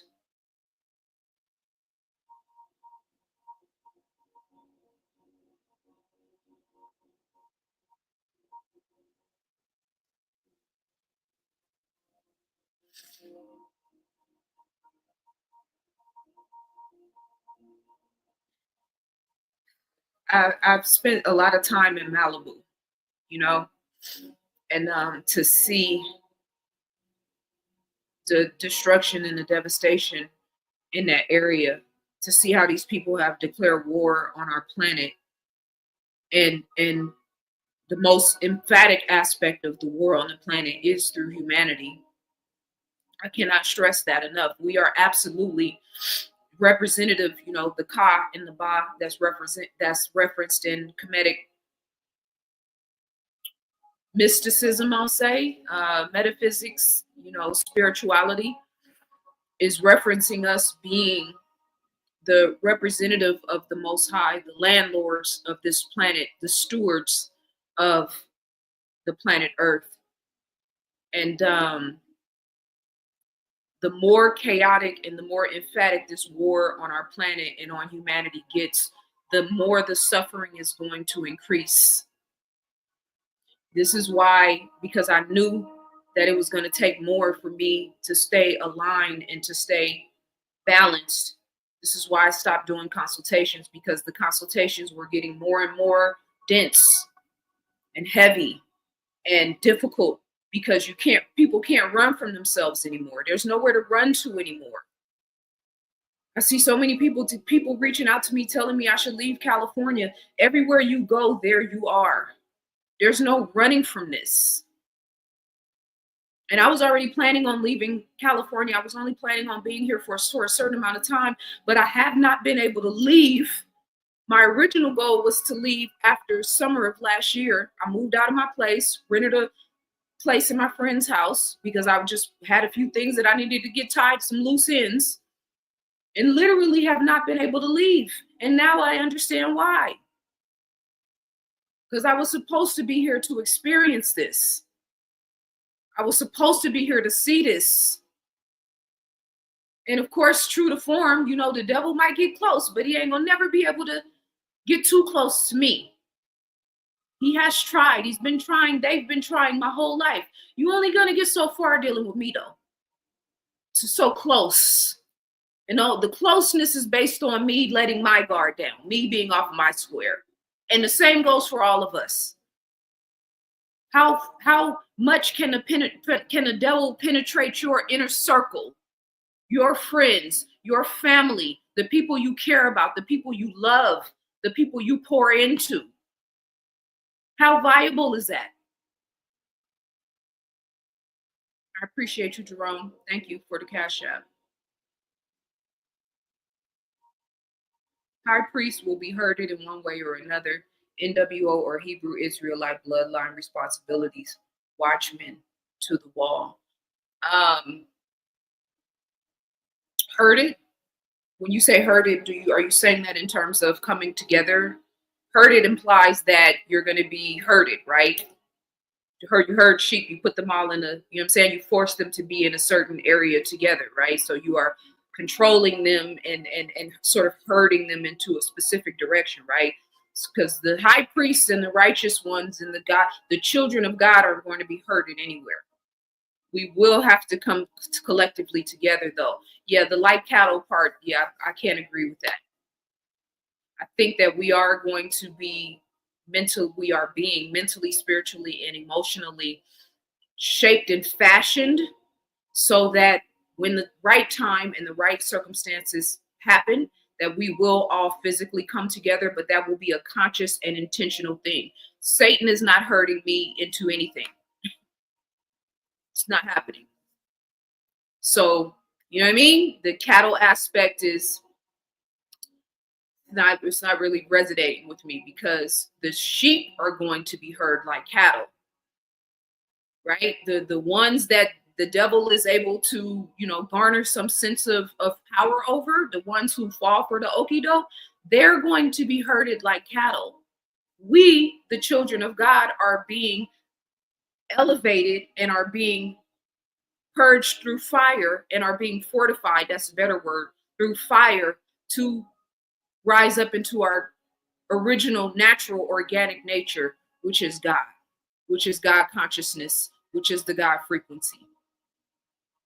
So we got to be mindful of our language, right? Because we're not speaking power over any of the devil or Satan's affairs. We're not.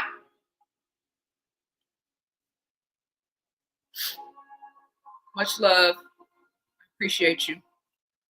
I've got a feeling this will be a great year. Absolutely. It's going to be a great and dreadful year. A great year for those of us that are tuned in, tapped in, and doing the inner work, and a dreadful year for people who are. It doesn't even have to be that you are necessarily paying attention, right? And yeah, you do have to pay attention. There's a price to pay for not paying attention. But whether you are actively, like me, watching the stuff that's happening on the ground, or just doing the inner work, you got to be doing one or the other, or both. You can't be doing neither.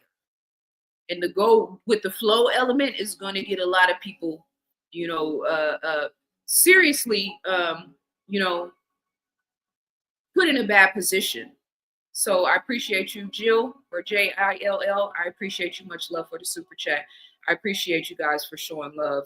All I'm trying to do, man, for one, this is like therapy for me to be able to just sit down and talk about this, because I do want to move on and talk about other stuff and keep the momentum with the content going.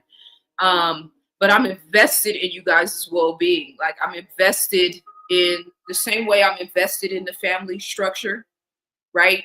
But not just promoting Black relationships, but promoting high vibrational Black relationships where, you know what I'm saying, an equally yoked, powerful woman who is spiritually focused and who loves God and who is, self-aware and mindful of her value and what she brings to the table, and not to the table in terms of the relationship, but in the table in terms of life.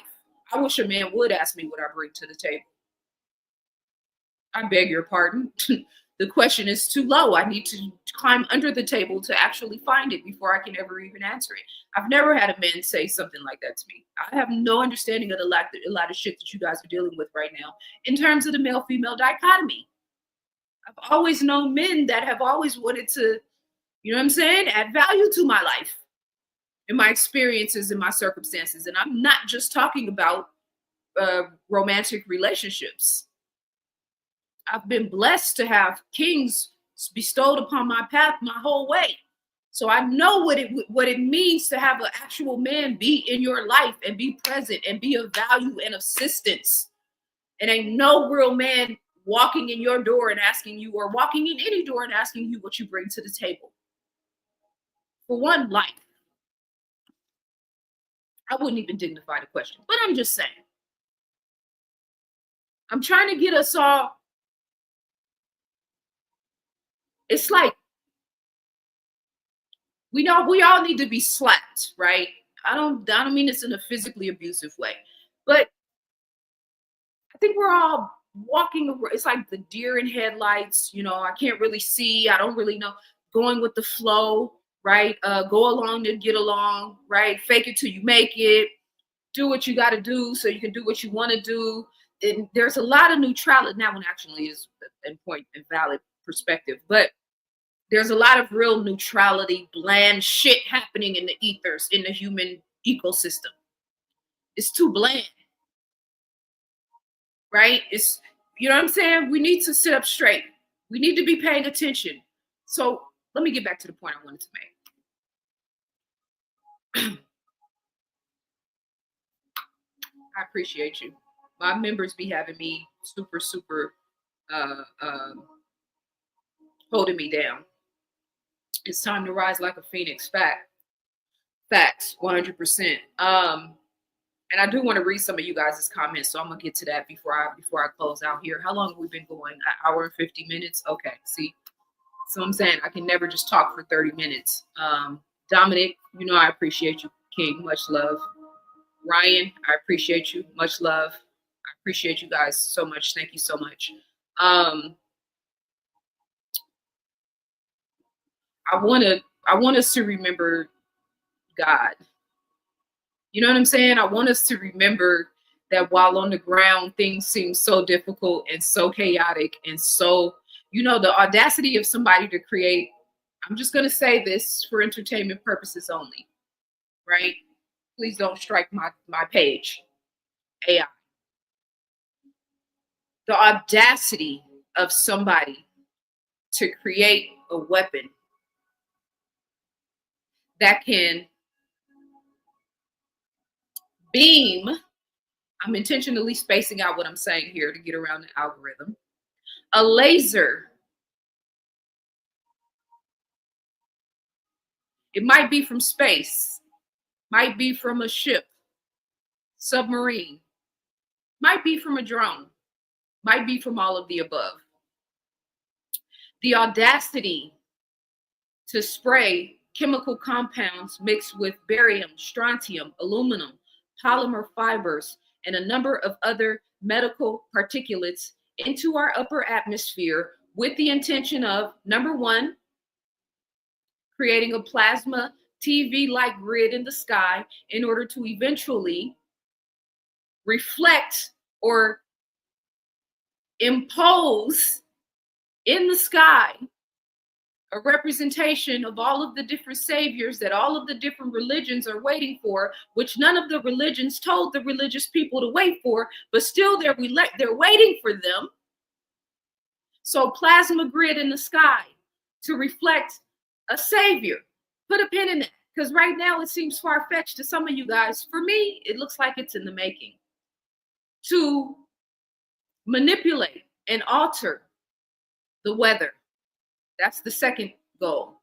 To create an atmosphere where you can steer the wind, steer hurricanes, steer tornadoes, and create a very fire-prone, conducive electrical energy in the air. The mother audacity to block the sun. This is for the flat earthers, because you guys love to study the proximity of the sun. And you know every equation there is to know when you want to verify and validate the flat earth. It's fascinating to me. So you create a technology and you tell the world that the goal is to block the sun back out into space so that you can cool the planet. And you're doing it. And then you have people that are thinking that it's two suns, and they've created a whole new ideology about two suns now. They don't want to deal with the white lines in the sky.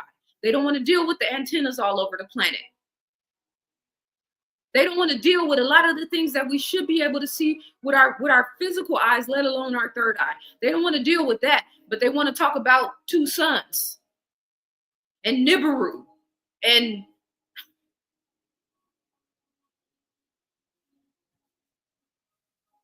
thank you, Chris. I appreciate you.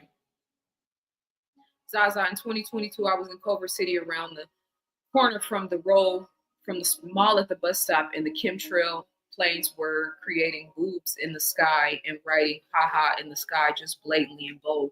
That was probably one of those, you know, you can pay for those planes that'll put the signs in the sky. That was probably one of those situations somebody paid a lot of money to do something really silly. I'm not saying that didn't happen, but that definitely sounds like something like that. And particularly because the way those planes, they're usually doing long lines or they're doing some sort of curvature, but they don't really make them in that circular way, so to speak, unless it's going to be a really, really, really big circular thing. I'm getting off topic, but maybe that happened. I don't know. But the point is, 222 likes. Okay, I'll take that. Man, the audacity of it all. So when I say we need to start thinking big, living big, swinging for the fences, this is where, we got this concept of God's people being humble and meek. Let me write this down so I don't forget this point. We have this concept of God's people being humble and meek. And rightfully so. The meek shall inherit the earth.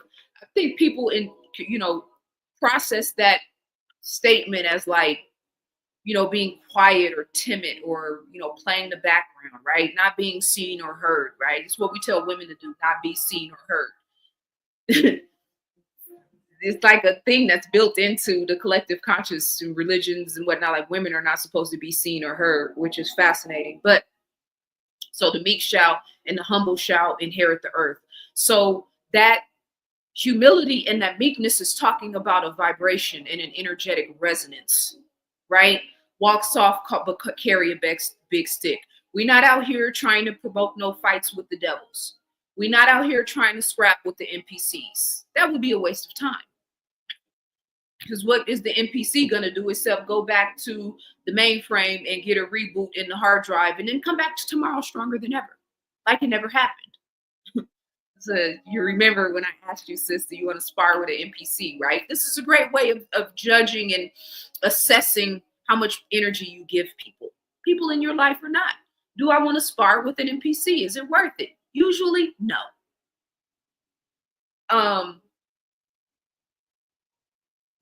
So that humbleness and that meekness, we have translated that to where, and I think a lot of us have translated, we're all sitting back and waiting for God to intervene.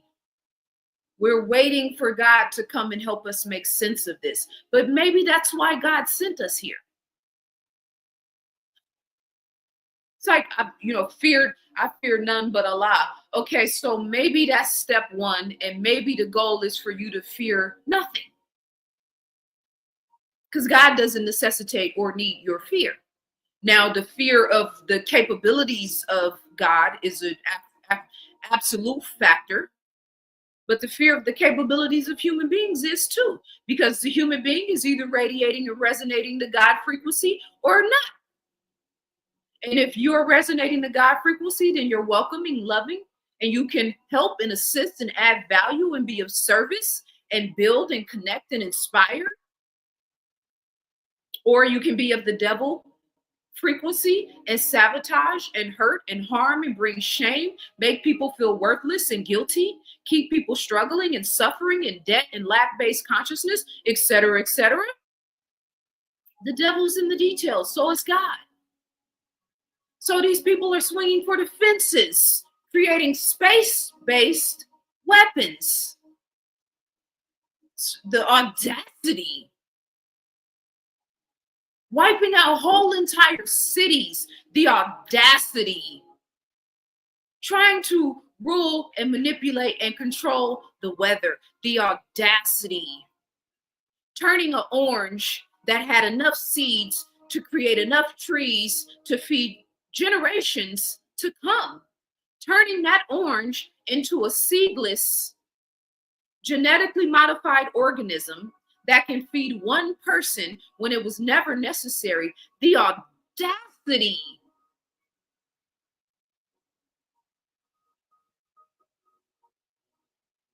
The audacity. So when people try to pinpoint everything to the scriptures, yes, in the scriptures, but how is this playing out? And where do we play in it? What role do we play in it? You playing Jesus or you playing Judas? You striving for Christ consciousness or you operating in your lower nature? That's the reflection. That's the understanding. That's the lesson that we were supposed to take from those scriptures. So when you tell me I'm waiting on my Lord and Savior Jesus Christ, or any savior for that matter, including Gavin Newsom or Donald Trump or any of the Zionists that he's called to task in his new cabinet.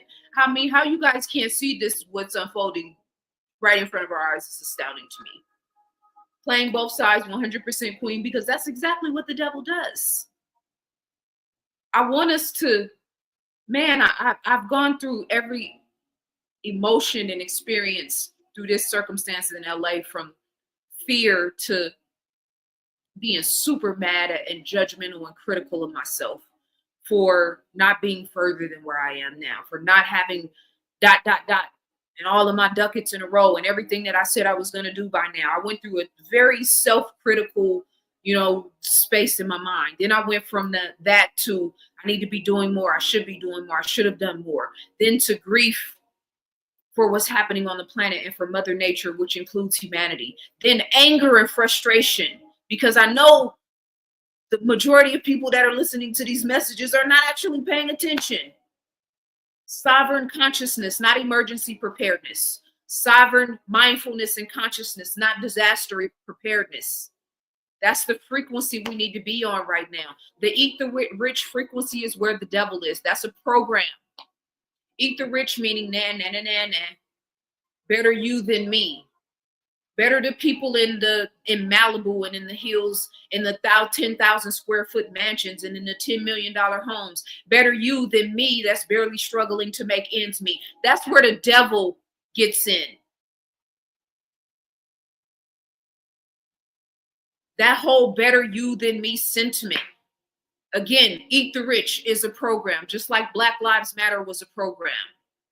Just like COVID was and is a program. Just like MAGA is a program. Just like the Republican versus Democratic, all of that shit is a program.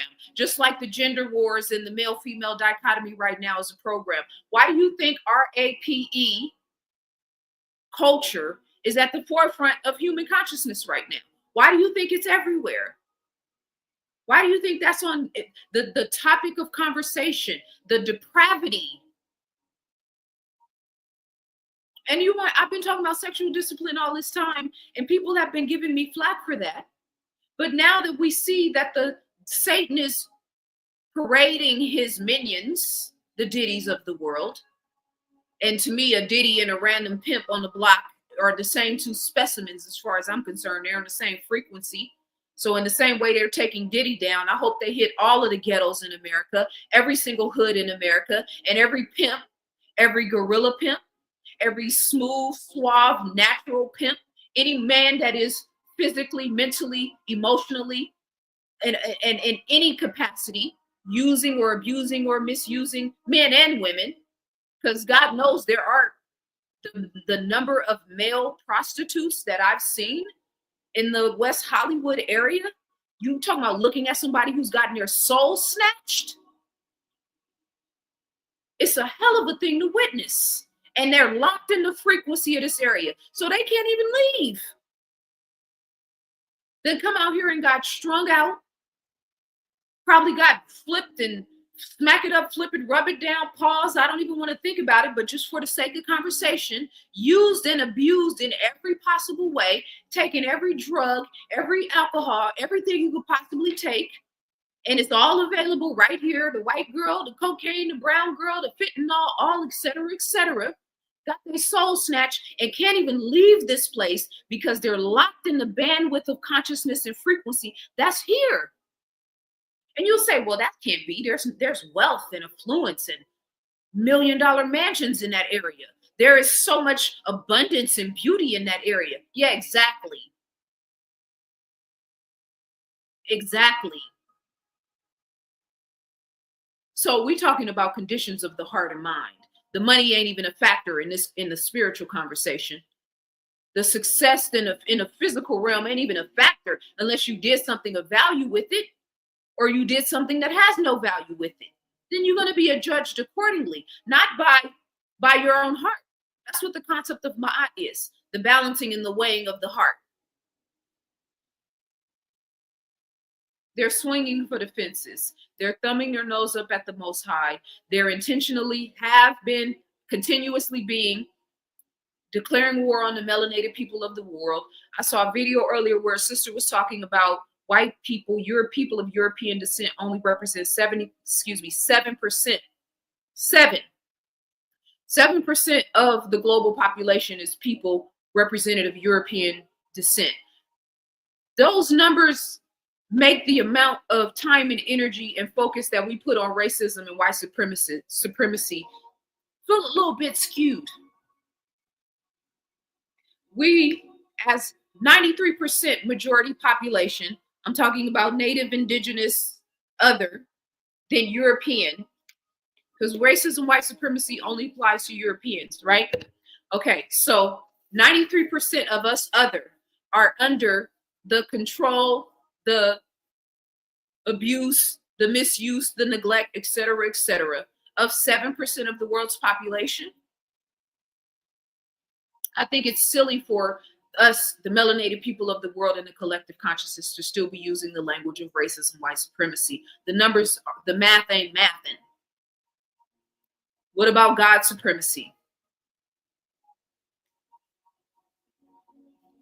Their technology is kicking their asses right now. They created stuff and they've gone too far. They're shocked because it's too advanced for them to control. I think that was the original intention.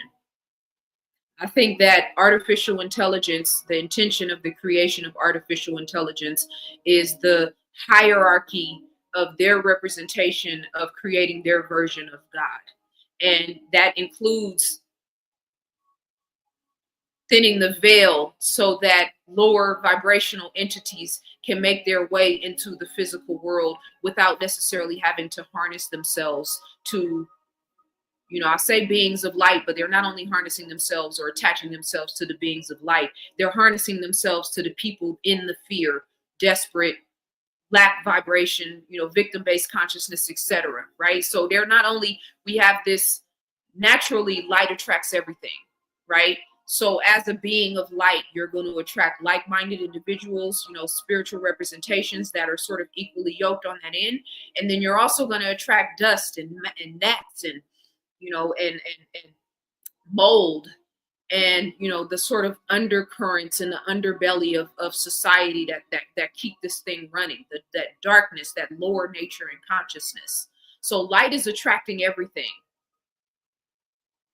And so, because again, God is in the details. If as a light being and a person that's striving to vibrate Christ's consciousness is having to navigate, the darker entities, the lower nature, the adversarial energy, the Agent Smiths, the NPCs, they're constantly coming at us. They live in my comments. No, I won't say they live in my comments, but they frequent my content. Trying to pick fights with somebody who's talking about higher, self-accountability and self-awareness. It's fascinating to me. But if I was twerking online, it'd be a different situation. Because again, that frequency, that energy galvanizes, and where it's expanded and appreciated, the darkness, it will grow. But in a place where light is prominent, where truth is prominent, where love is prominent, it can't grow in those environments. That's why the intention to keep us in a fear-based consciousness is so strong. I need for us to start swinging for the fences. I need for those of you guys that are scared to start businesses because of ... I need you to get out of your way. Those of you brothers who are striving to, be a faithful man, or to be married someday, or to have a family, or to commit yourself to a woman, I need for you to start taking your discipline and your self-awareness and your body as a sacred entity and reflection of the Most High. I need you to start being serious about that.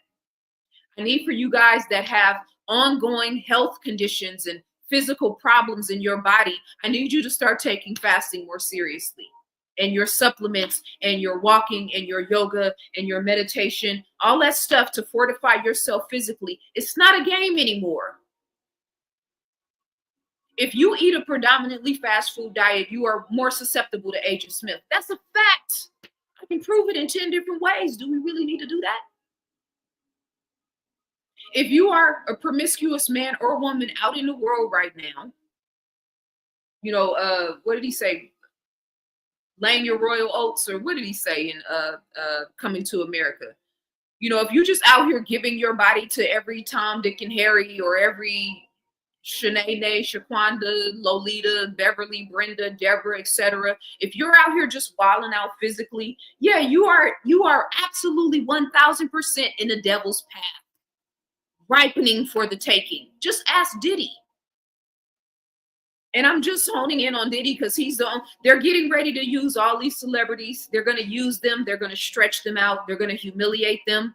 Not just because they're distracting us and trying to keep us focused in that direction, but because the devil keeps coming back for more and more and more and more and more. They want to harness that energy more and more and more and more and more. Diddy doesn't have any value for them anymore, but the direction, keeping people focused in his direction and paying attention to what he's capable of, to what he was doing, which is what they all do. Satan coming from behind the curtains. This is way bigger than just Diddy. They want you to know what they do behind closed doors. They want you to know they're all PDF files. They want us to see the depravity. That's what the whole buildings in the background burning, us watching the houses go up in flames and feeling use. None of us can do anything, even though the whole state of California is lined by an entire ocean. Sometimes when I'm saying these things out loud, it's hard to even process how simple a lot of these issues could be solved. And the conversation about the inadequacies, the stupidity in government, the ignorance in government. I have a video.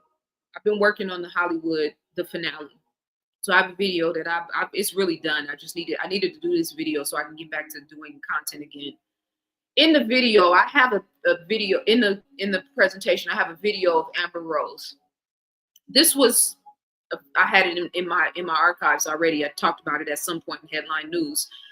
This woman had a video she did a song, and she was like in dominatrix clothes. I mean, the whole song, all the language, all the imagery from beginning to end is just straight concubine, promiscuous, whole culture, all that stuff I be talking about. It's all of that.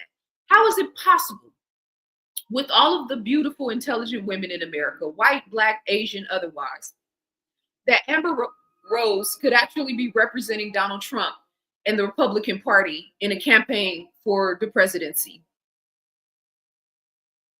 So that sex frequency, that lane into your lower nature, see how they've mixed it with voting, they've mixed it with politics, they've mixed it in the churches. Have you seen the videos of the females doing the praise dances and breaking out into full-fledged twerk sessions and then turning around and blaming it on Africa because it came from Africa? The stupidity of it all. That sex lane is where the devil gets in. So if we say God is in the details, yeah, now that we're all being forced to be sexually disciplined, you should know that. As a spiritual man, as a religious man, as a spiritual woman, as a religious woman, you should know that. Why? Because you're paying attention to what's happening on the ground. What's happening on the ground? In 2021, late 2020, 2021, they started a mass inoculation campaign, which has garnered some 5.5 billion with a B participants, dare I say, experiments or representations of experiment or experimentors, experimentees, etc., that has a potential very negative ramifications for those of us who chose not to inoculate, especially when it comes to being sexually engaged with these people who made these choices. Now, we can say, I don't want to deal with all that conspiracy stuff. I just want to be happy and not. Okay, well, then just make sure you're not eating genetically modified foods and that you're not taking inoculations. As a spiritual being here having a human experience, please make sure that you're not drinking any of the water if you're in the Los Angeles direct vicinities or in Virginia. Please make sure that you are, when you go into the doctor and they offer you certain things, that you have the courage and conviction and the knowledge to say no to what you need to say no to and yes to what you need to say yes to. When you're in a church, when you're in a mosque, when you're in a religious establishment, when you're in a spiritual institution, and you feel a wicked energy or a wicked spirit, have the courage and conviction to get up and walk out. It's like at the Grammys when Sam Smith and the transgender backdrop did the song and was praising Satan and did a whole satanic ritual on stage in front of all of those celebrities and athletes, and you sat there and you watched that.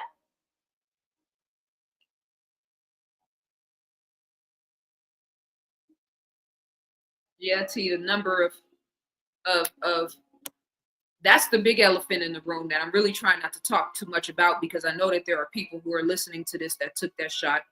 And I know that there are people who have family members that took that shot. And a lot of you guys are on edge about the conversation.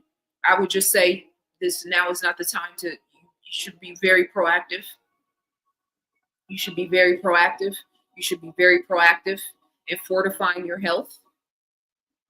Fasting, I wrote an article about it. If you want to get a copy, you can send me an email. If you don't, the fasting element, this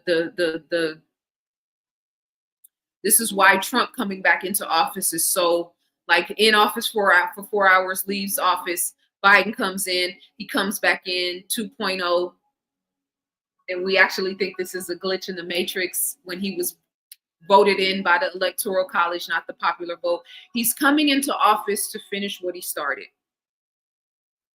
And now the whole methodology of creating disease and viruses is on a whole nother level now. It's certain things that I know that I don't even like saying publicly because I don't want to exasperate fear. But what I am saying is that if you did take that shot, or if you've been consistently in the vicinity of people who took the shot and you've been noticing negative ramifications in your body, you need to get active on the offense. This is not something to sit around and wait for. This is 2025. So from 2021 to 2025, that's a 4-year time span. And I'm going to leave it at that. So I'm trying not to say too much. That concept of the humble and the meek plays a role and a position in terms of the quantity. You know, it's like hiding. What does the Bible talk about? The one who, the comer by night. To me, I equate the comer by night with the concept of the humility and the meekness, right? Hiding your power, having a certain level of inner knowledge, inner awareness, inner reliance, inner accountability, right?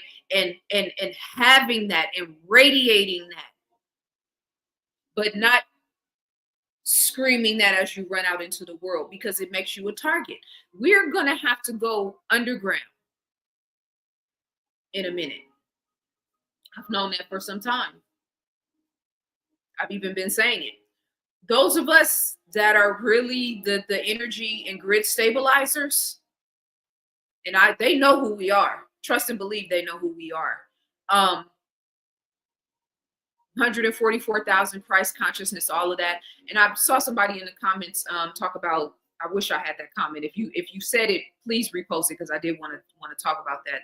The bloodlines aspect, which is a part of this, but it's not the whole equation, because even if you register in terms of the bloodline, you still have a frequency accountability. How you live your life, how you're operating in this band of consciousness matters. It's not, the bloodline is not the shoe-in, so to speak. I actually feel like those of us, whether we're talking about bloodline or ancestry, or, you know, coming from a particular tribe, or even just the melanated people, I feel like we have a greater accountability to the Most High. So whereas a lot of people are kind of resting on that, like, yeah, the bloodline, that's the end all be all. Like, no, that's a starting point for the children of God, the people of God. That's a part of the conversation. But having the power and not necessarily having to show it, but having it and harnessing it and cultivating it, because we need it right now. I'm going to say it loud and clear for all of the brothers that are listening to me right now. The warrior spirit. Freudian slip. The warrior spirit, the scientist spirit, the intellectual spirit, the masculine energy, the masculine perspective, the king energy, the God consciousness, that thing that men bring to the equation, melanated men in particularly, that only you can do, that you actually have the accountability and responsibility. Like, this is your role, right? We're going to need to see you step your game up. We're going to need to see the spiritually focused men amongst us to step your game up. And I'm not talking about arguing the semantics of the books, because how are we really still arguing the semantics of the books? The writing is on the wall. Do we really need to be debating scriptures right now? Is that how our time is best served? I don't know. I don't think so. For the females amongst us, the concubine culture is out of control. The whole frequency is out of control. So we need for the women that represent righteousness, that represent love, that represent discipline, that represent class, seems to be a thing of the past, that represent intellectualism, that represent science and mathematics and truth and engineering, not only building engineering, but human being engineering. Having the wherewithal to help to formulate and construct on a mental, spiritual, and emotional level well-rounded human beings. Because look at the quality of human beings that we've produced. It leaves a lot to be desired, respectfully. I put a lot of that accountability and responsibility on women. That's why you ain't gonna never hear me just full out talking about firing off on men, because I know the power of being a woman. And I know our role and responsibility.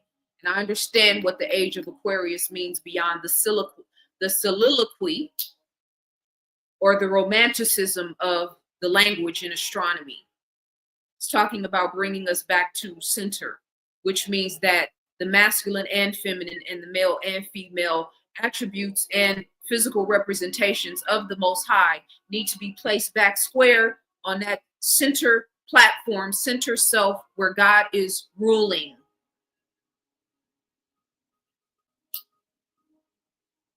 Where truth is the head of our households, where love is the head of our households, where we don't have to keep having conversations about submission because we're too busy having conversations about love.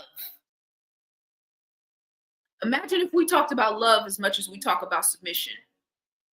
You guys want pets that you can train respectfully. I'm being funny to lighten the mood, but I'm just saying.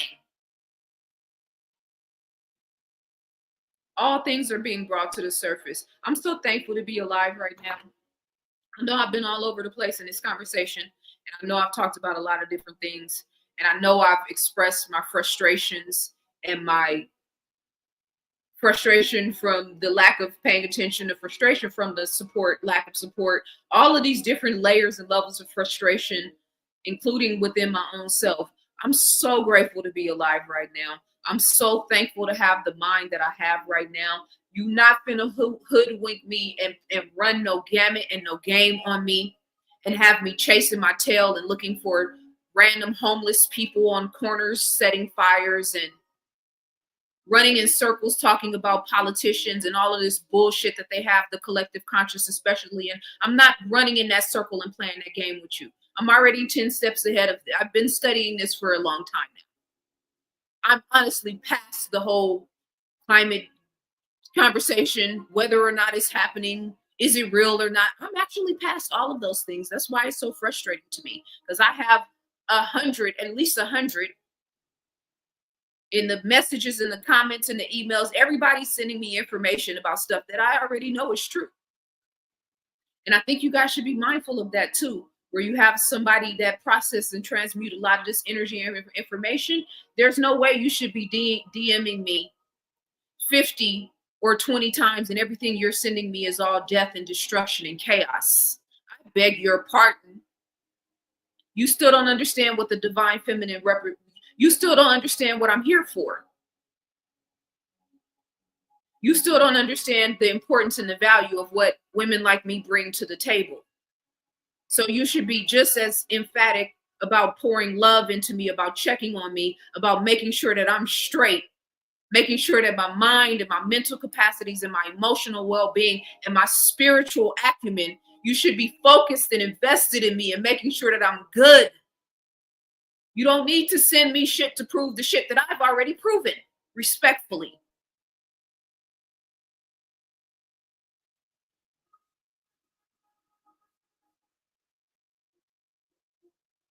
"2025 is about to be a hell of a year, man. I wish I didn't know. Because I don't. I'm glad I know. I'm glad I'm glad I am who I am. But the magnitude of this moment, family. I'm grateful to be alive. I'm grateful to have this platform, but I am also very, very, I am operating with spiritual urgency right now. I really am.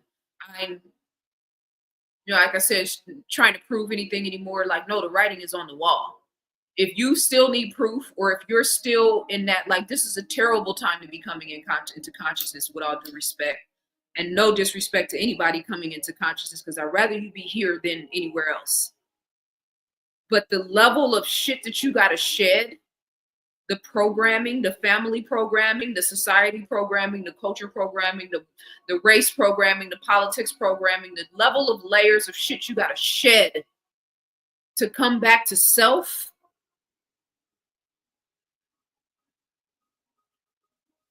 Trump is coming in to finish the job that he started. Your health and well-being and the way that you take care of yourself, and I'm talking to those that took the shot and those that didn't, two separate conversations, and then two conversations that need to be had together. Your health and well-being right now is paramount. I cannot stress this enough to you. Ayana, I appreciate you so much, Queen. Air quality is good at this point. And I look forward to seeing you. And I look forward to talking to you, because we have a conversation coming up. I appreciate you so much, Queen. Your mental and spiritual and physical and emotional well-being. I feel like I'm saying that, and it's like, wow, like it sounds like a Hallmark card type situation, but I'm so serious. I felt every aspect of the way this war has played out in these last 8 days, from the water situation, right, and lack thereof, clean water, having to consider that. When they were talking about evacuation, and I was in a warning evacuation zone, so we were like the next ones up to get that notice, that text message, get out now. And then going outside and seeing traffic everywhere and realizing there really is nowhere to go. I can get in my car, but like, I'm going to get in my car and get a block away and then be stuck. That helplessness of seeing the trauma and the triggering in people's eyes. Everywhere I go now is counseling session. Everybody I talk to now. And we can just shoot the shit and have a basic conversation, but I'm invested. Like, are you good? Are you okay? What's going on with you? How's your family? Random strangers. The level of bandwidth of consciousness it takes to be able to hold space for thousands of people.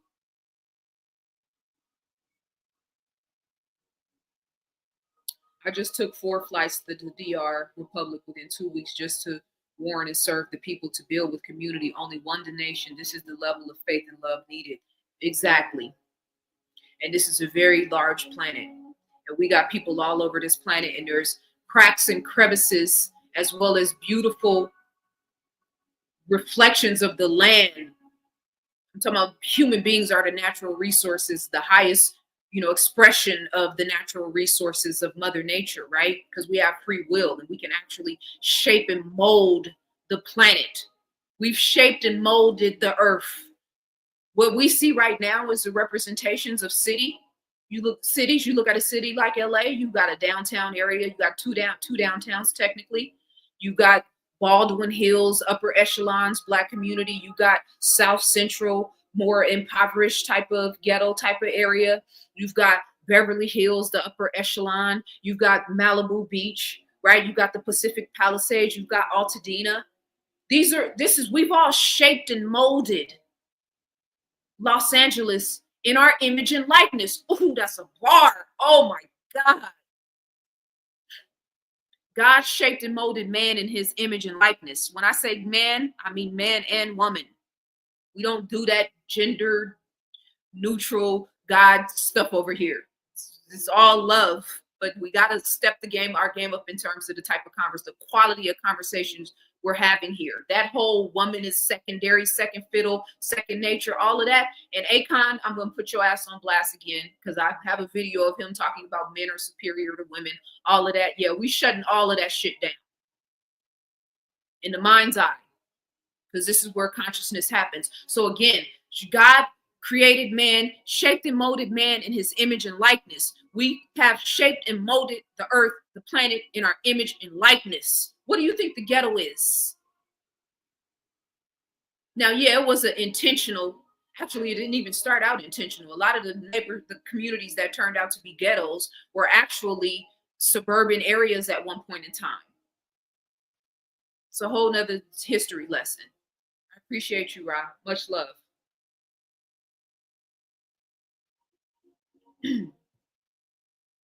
Yes, the air quality hopefully will be good, and I'm super happy that you are coming, Queen. And I didn't mean to put you on blast, but I definitely needed to show you some love. Ra, the movie Mufasa was about being tricked into thinking that your bloodline is enough to save you. You better put in the work. Facts. Thank you so much. That's exactly what I'm talking about. And then putting in the work, shaping and molding if we've shaped and molded the earth in our image and likeness now, how do we shape and mold the earth in our image and likeness to create the kingdom of God, the queendom of God, the queendom of God? We refine in our language. And no, I'm not trying to reinvent the wheel or change, the trajectory of any. It's just, we just have to say things the way, God is in the details. There's no way that you can tell me that a woman is the portal of all life coming into this world and then turn around and tell me that she's a second-class citizen or less than anything or anyone. I'm just not buying it. I'm not going for it. And all of the religions are under divine persecution or judgment right now because you've been pushing that propaganda for a long time now. Maybe if you have more female pastors and deacons and imams and spiritual leaders, we wouldn't be in this condition that we're in now. Respectfully. So we're going to balance out the equation. We're not going with the flow anymore. We're not just accepting things because it's the way they always have been. Just like the prostitution is the oldest profession in the world. Like, yeah, that's the shit I expect a pimp to say. Not somebody who's righteous. And I've heard men, quote unquote conscious men that are like, yeah, but it's always been this way. Okay, well, I decree a new way of life. In this kingdom that we're building right now, in a righteous world where God reigns supreme, where truth reigns supreme, there will be no holes. Sorry to disappoint you guys. Just like there will be no pimps. Everything that's out of alignment with the divine feminine is getting taken off the set. Can't you guys see it? That's the spiritual representation of the fires in Hawaii. I said, no, God isn't burning Hollywood and Hawaii. I said, no, God isn't burning Hollywood. The God of Hollywood is burning Hollywood. Just like the God of Diddy is humiliating Diddy. Just like the God of all the celebrities is humiliating them while paying them millions. Do we understand the significance of that? I'm going to make you worth $1 billion. Just when I call, you need to bend over. There will be no Vaseline. Watch the role that Jay-Z is getting ready to play in this coming year. Watch. It already started in 2020. Watch the role he's getting ready to play. Watch the role of the Super Bowl. Watch the role of all of the major Grammy and all of these award shows. They're getting John Cena. They just did put him through a humiliation ritual and made him walk out on the stage butt naked. You think any masculine, righteous man in his right mind wants to be surrounded by A-list celebrities walking out on stage with his ass out? That's a humiliation ritual. Jay-Z is in a humiliation ritual right now. While you guys are online promoting him and standing up for him and speaking up for him and talking about how they're always trying to keep a black man down, he's in a humiliation ritual right now, according to the God he serves.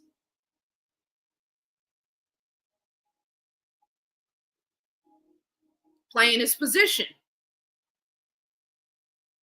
This is just the facts. So all of them they're getting ready to parade them all. We're all in the movie. So the reality show for 2025, the Hollywood entertainment element is going to be politicians like the governor of New York, like Gavin Newsom. They're getting ready to drag Gavin Newsom 1,000 ways frontwards and backwards, just like they're dragging Karen Bass 1,000 ways frontwards and backwards right now. Like these people actually are in control of anything or making any decisions. They're not. They're getting ready to drag all of them. California is going to spend the next 2 years doing what? Investigations. Who are the inept politicians? Justin Trudeau. They're getting ready to drag his ass. I don't even know if this dude has a soul. I'm pretty sure he doesn't. Now, Trump is coming in and talking about bringing Mexico and Canada into one and making it all one central focus of America, creating one continent of America. Now, 10, 15 years ago, they were telling us we were crazy. Remember when we were talking about, what was it, Amerigo? NAFTA? The dollar that they were talking about creating to bring all three of those. This is a page right out of their agenda. But Trump is the glitch in the matrix. This is why we got to have spiritual discernment. I don't have a dog in this fight. So if red dyes get banned because JFK came out and spoke about it and the FBI bans it, that's a good move. That's one good move. There's like 974,602 good moves that needs to be made, but that's a step in the right direction.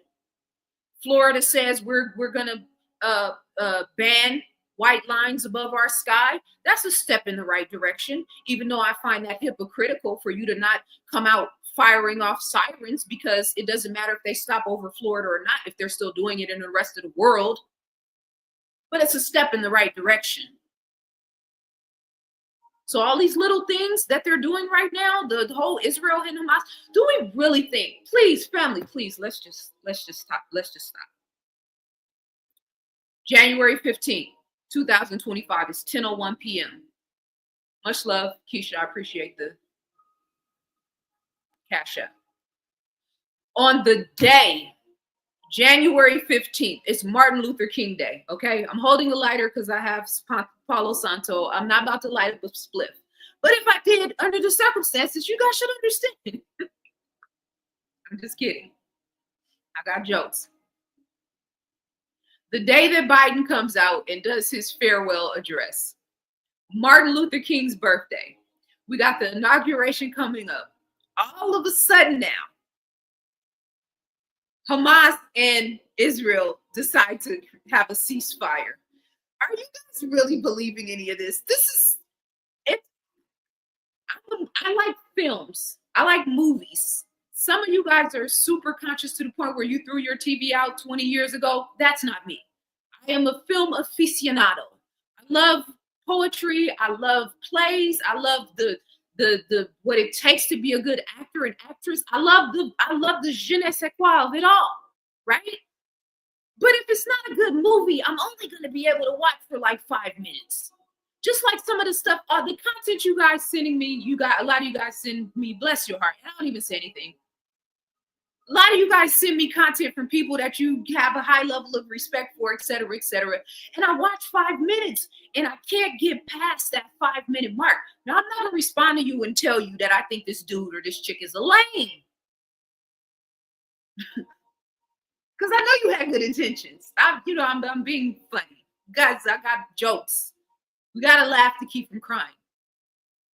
I'm not going to respond to you and tell you stop sending me this dude's content. Unless it's just something that's like wickedly wild or whatever. But a lot of these people just don't cut it energetically to me. Okay? So if you find that guy fascinating, I can understand why you vote for Trump. If you find that chick fascinating, I can understand why you were so pro Kamala. If you listen to that shit, I can understand why somebody like me, you would be in my comments trolling. It all makes sense.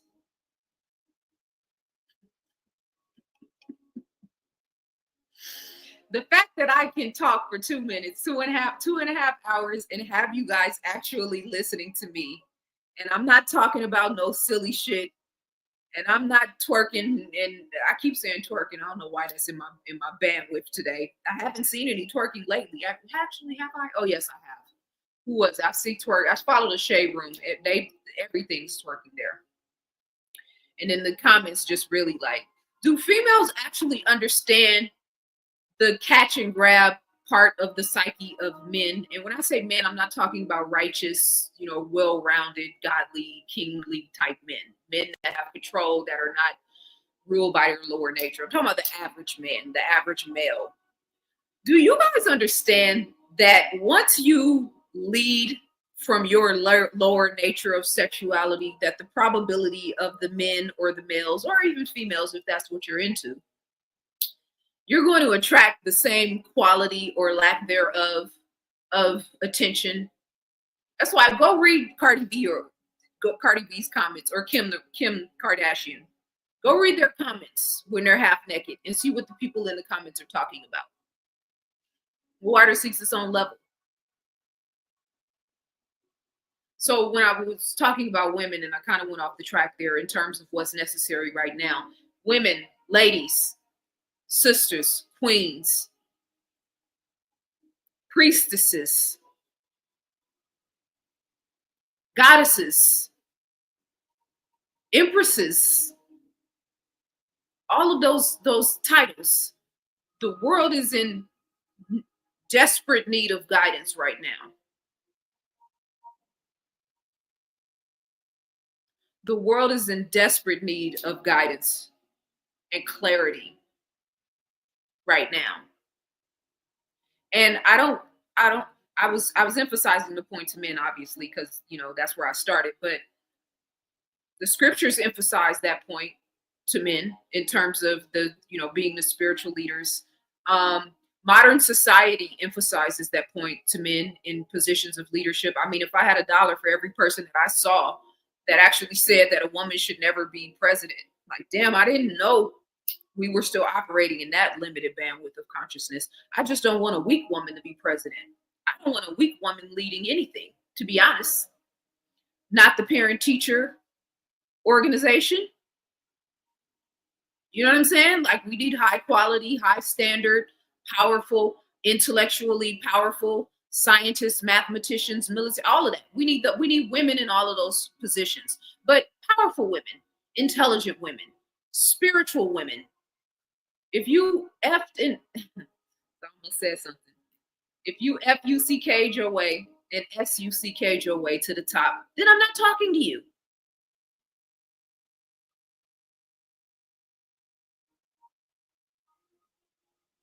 I'm gonna tap in with you guys in the comments real quick. Anybody that has anything to ask, any points you want to make, any questions, let me be balanced and making sure that I'm sharing, some of this this space with you guys. Manosphere nonsense is erotica.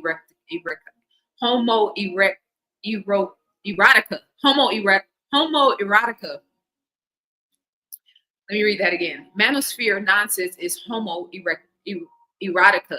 It's he-man woman haters porn. 100%. And you know what else it is?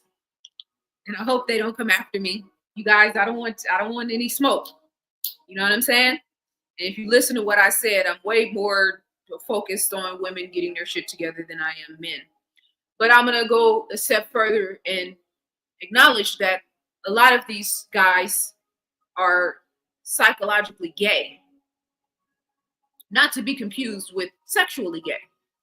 Psychologically gay, meaning they don't like women, which is something that we could tie back to Roman Catholic Greco culture, right? Where we could talk about the ins and outs of the issues that we had in our melanated original indigenous cultures, but the concept of actually not liking women, that's where that started. And women only representing, we use them for childbirth, but we really prefer men and boys, right? So that was a physical component. And now it's just the spiritual, mental, and emotional reflection where a lot of these guys don't like women, probably don't like their mothers, probably got their heart broken, had sex a little too young, wasn't emotionally aware of it. And then the chick ran off and broke his heart. You know how it goes. That type of thing. But they don't like women. And I don't know. It's like, for me, I don't want to be around women that don't like men. Y'all can move around with that shit. That whole, like, we're going to create a world of Amazons where only women are going to do all of the work and we're going to be the leaders and we're going to run and control everything. Yeah, I don't want to be nowhere where there's only women. Respectfully, women need too much. I don't need more of me. You know what I'm saying? I need more. We need more king in it. We need balance. I want beautiful, powerful, intelligent, sane, cultivated women. And then I want an equal balance of men. And we want wise matriarchal figures, and we want wise patriarchal, even though patriarchal doesn't necessarily, that word sometimes doesn't line up, but that wisdom of the masculine energy. But we don't want weak men around. Just like we don't want weak women leading. Why is that so difficult to understand? So the manosphere, the psychologically gay aspect, like, yeah, a lot of these guys don't like women, but they'll have 10 women sitting around them on podcasts just so they can humiliate them.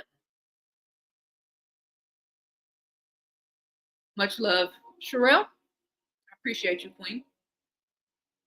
I don't want to be nowhere where there's not men.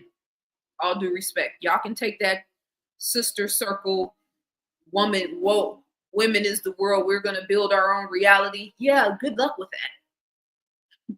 Respectfully. You know, whatever technology you're taking with you in order to manifest that sort of reality. What'd he say? Is something I need to address in the chat room, sis? Hit dog will holler. Where's the comment at? Let's talk about it.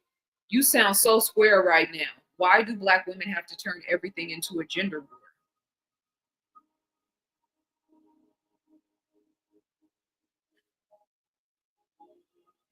I mean, is the microphone on?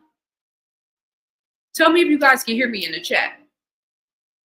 I'm going on 3 hours now and have spoken life into men and women this whole conversation, and at the same time are holding us accountable and aware.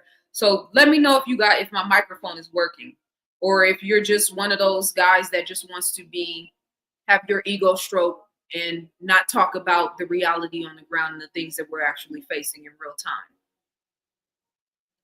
Good night in Detroit. Much love. I appreciate you for tapping in. Okay, you can hear me loud and clear.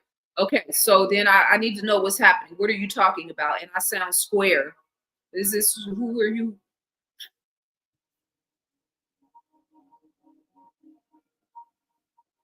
Why do Black women always have to try to speak life into you?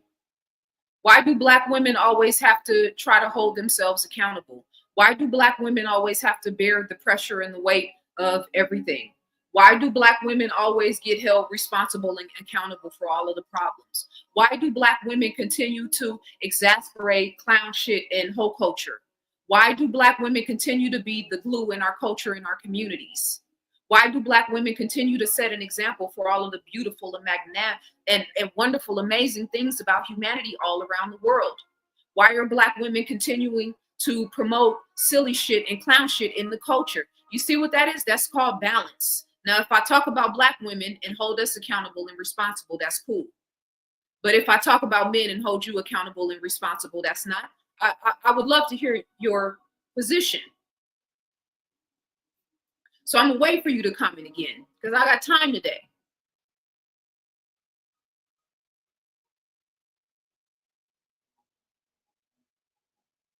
Why were Black women the mothers of civilization? Why are they tying the whole scientific anomaly of anthropology and the way humanity was created to Black women? Why are Black women being used as the model for ignorance and insanity and degradation of culture and degradation of womanhood and degradation of Black community and Black civilizations around the world? Why were Black women the first ones to be raped and abused when white men came upon our shores and nobody actually supported us and protected us against that? Why are Black women in inner cities and in urban cultures right now being disrespected, abused, taken advantage of, set on fire on camera? Should I go on? You got the right one. You want to have a conversation? Let's have a real conversation. But I'm gonna need you to. You gotta have some swag and some kahunas to back that shit up. Now let's have a real conversation. Gerard Cook, you sound square because you're silent.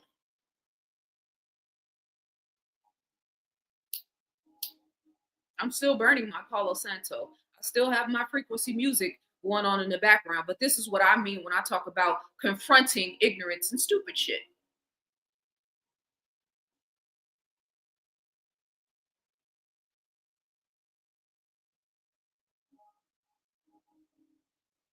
Yeah, and this is, I appreciate you that for that world's blazing. And this is what I need. I need real kings to have my back because I'm actually out in the world. I'm not just a YouTube. I'm a writer, first of all, an author, a self-published author, but like I'm in the world. You know what I'm saying? You can see what I look like. And when I show up for my events, I look just like this. So yeah, we need the king energy strong. 100%. I accept that. I receive that. I appreciate that. Now, Gerard Cook, if you want to have a mental sparring session, let's go for it. I'm here for it. I got time today. I've been talking for almost 3 hours. I don't know if anything is sticking, but I know this is very therapeutic for me.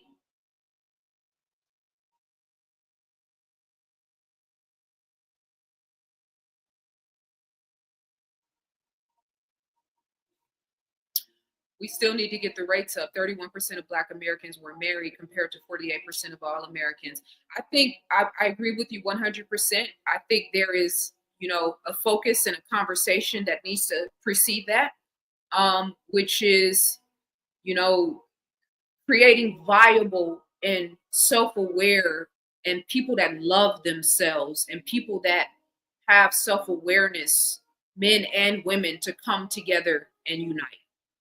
So we have powerful, equally yoked, high vibrational relationships that not only benefit the nuclear family, which is what you're stressing and which is important, but that also benefit the culture, the community, and the collective consciousness. So I'm 100% pro love, pro Black love, pro marriage. I'm 1000% pro high vibrational, spiritually focused Black love, marriage, family, etc.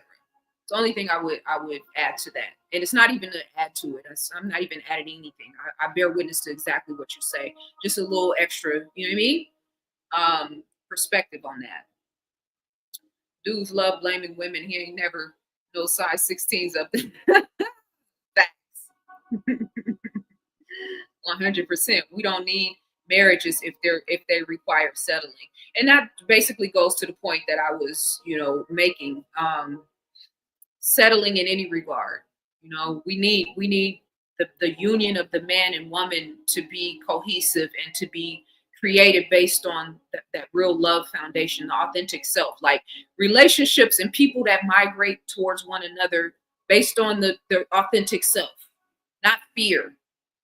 Not because I'm afraid to be alone. Not because I want somebody to protect and provide. Not because, I want to get married so it looks better on my business, resume, et cetera, et cetera. Like, yeah, divine union, exactly. That divine union element, like raising the status quo on the conversation about relationships.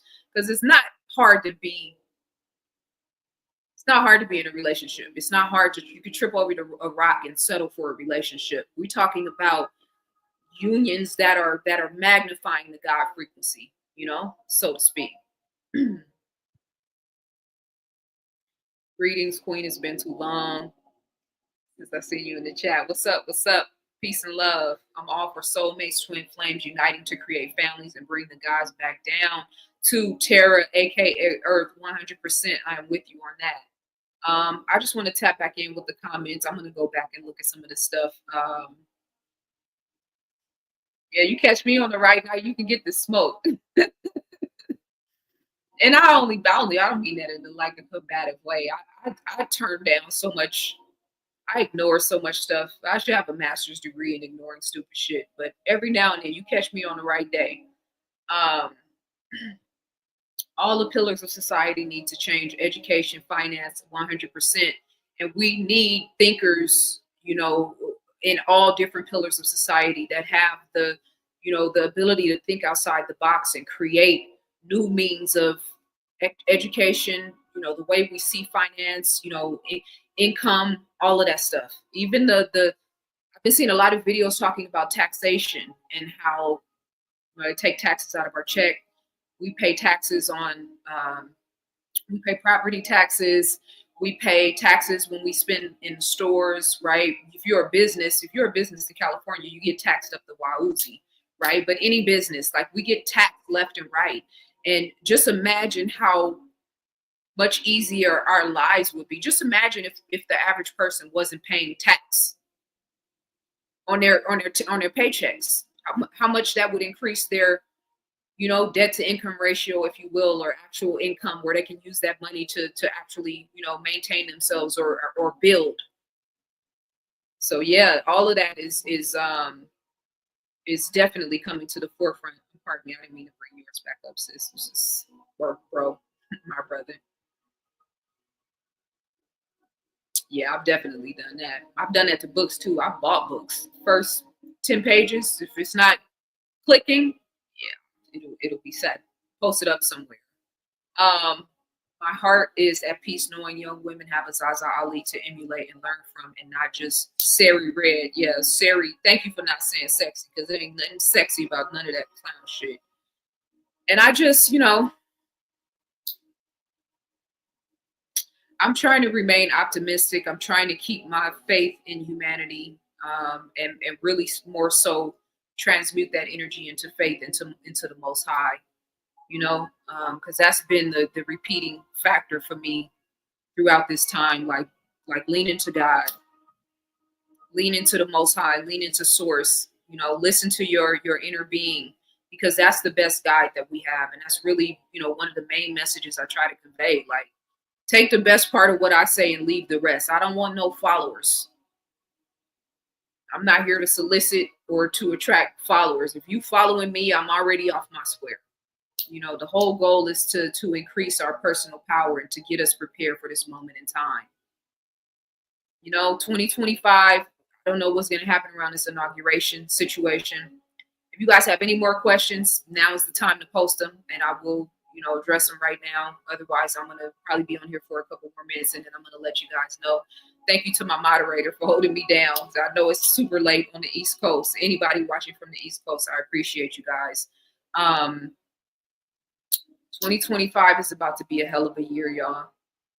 And I really want to inspire us to get in that sovereign-minded perspective. I really want to inspire us to start considering getting out of these major cities, out of these urban areas, because they're dangerous, and for multiple reasons. The density of the energy, and for one, like, I know the heavy weight and energy I've been feeling is because I'm transmuting all of the density of the chaos in the consciousness in this area. Grid stabilizer. Then you got the cell towers. Then you got the smart meters. It's just a frequency war that's hitting us on a lot of different levels. And I want to thrive. I'm still in thrive space. I'm not in survive space. I'm not in running from the devil space. I'm not running from the devil in America to go nowhere, especially because this is our land. Okay? All of us didn't come from Africa. And our whole perspective on land and on where we came from and where all of this started, like the anthropology conversation, natural selection, all that shit is a whole different conversation. But the planet is ours, not just Africa. The planet is ours. You can look at a map and tell that all these land masses were connected at one period in time. So I'm not, you know what I'm saying? If you want to stay in America, then damn it, stay in America. Build your paradise right here. Our blood is soaked into this land for hundreds of years, eons of time. I'm not running from America to nothing. There's people running from Africa right now, hiding in the wheels of planes, running from Africa, risking their whole entire lives to get to America.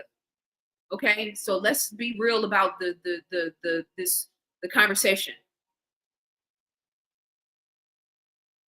I used to be a director of the youth build program in St. Pete in Clearwater in Florida. I know we can learn to build our own stay up family. If the teenagers in early 20s can do it, we can.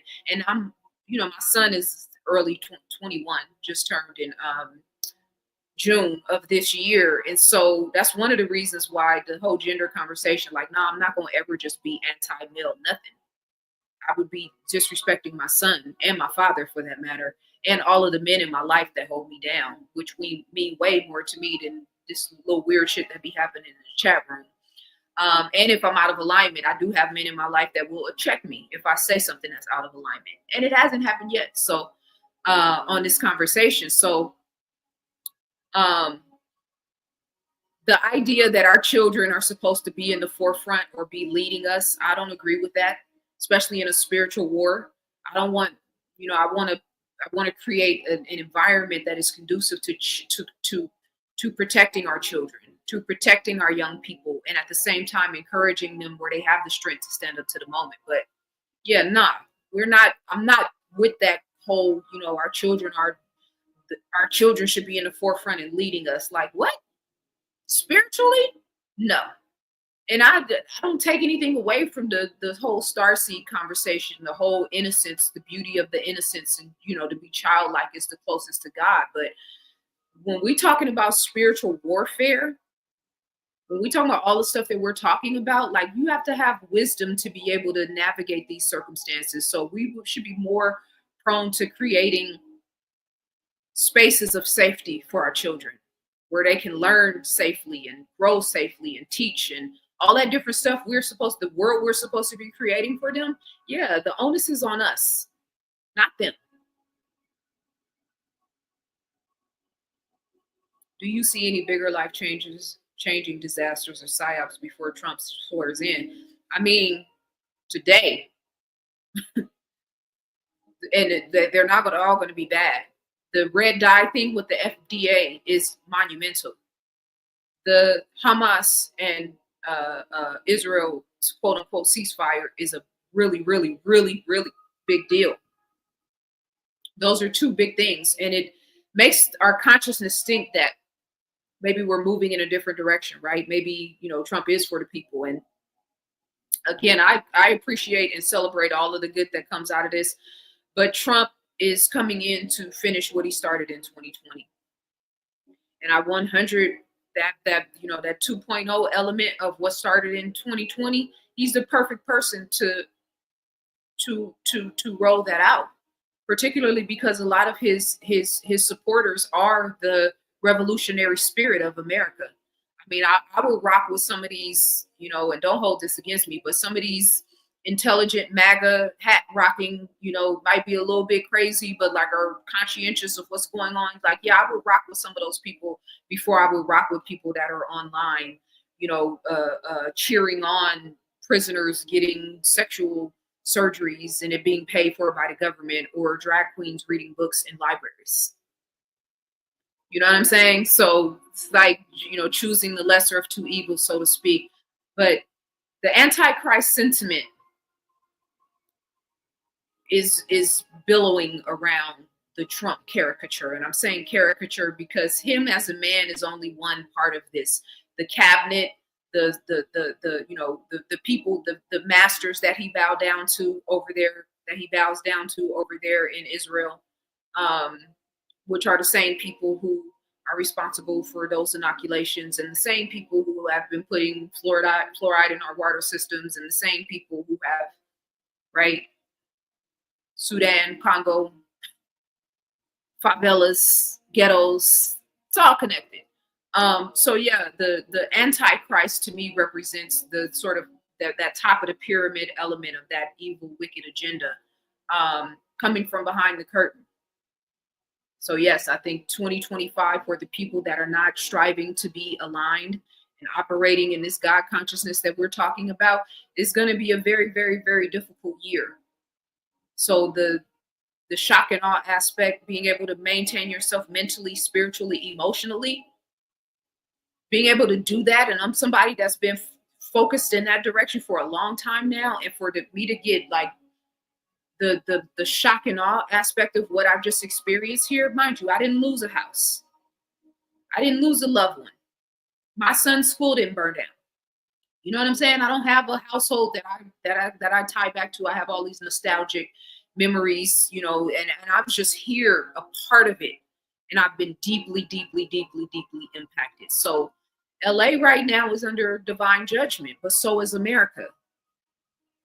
And then that's the, you know, the collective consciousness aspect, and then the individual aspect of it. If you're not striving to deal with your lower nature, you're going to deal with some level of divine judgment, and it's going to show up through your children.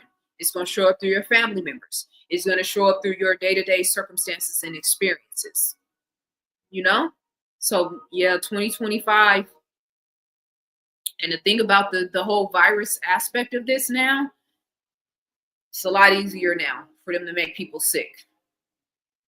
It's a lot easier now for them to make people sick. And I'm going to leave that at that.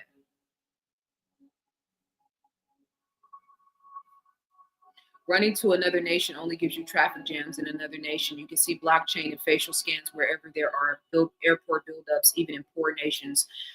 And that's a great point. And thank you so much for saying that, because we're in this space now where we're China and Japan. It's all this content making it look like these places are like a mecca for humanity, and they're so advanced and pristine and clean, and they are. And I have a lot of respect for Japanese and Chinese culture, like a lot, especially the ancient aspects of it that are still carried forward to this day. The politeness, the kindness, the service, I have a quiet, gentle spirit, kind of, not online, but in regular life.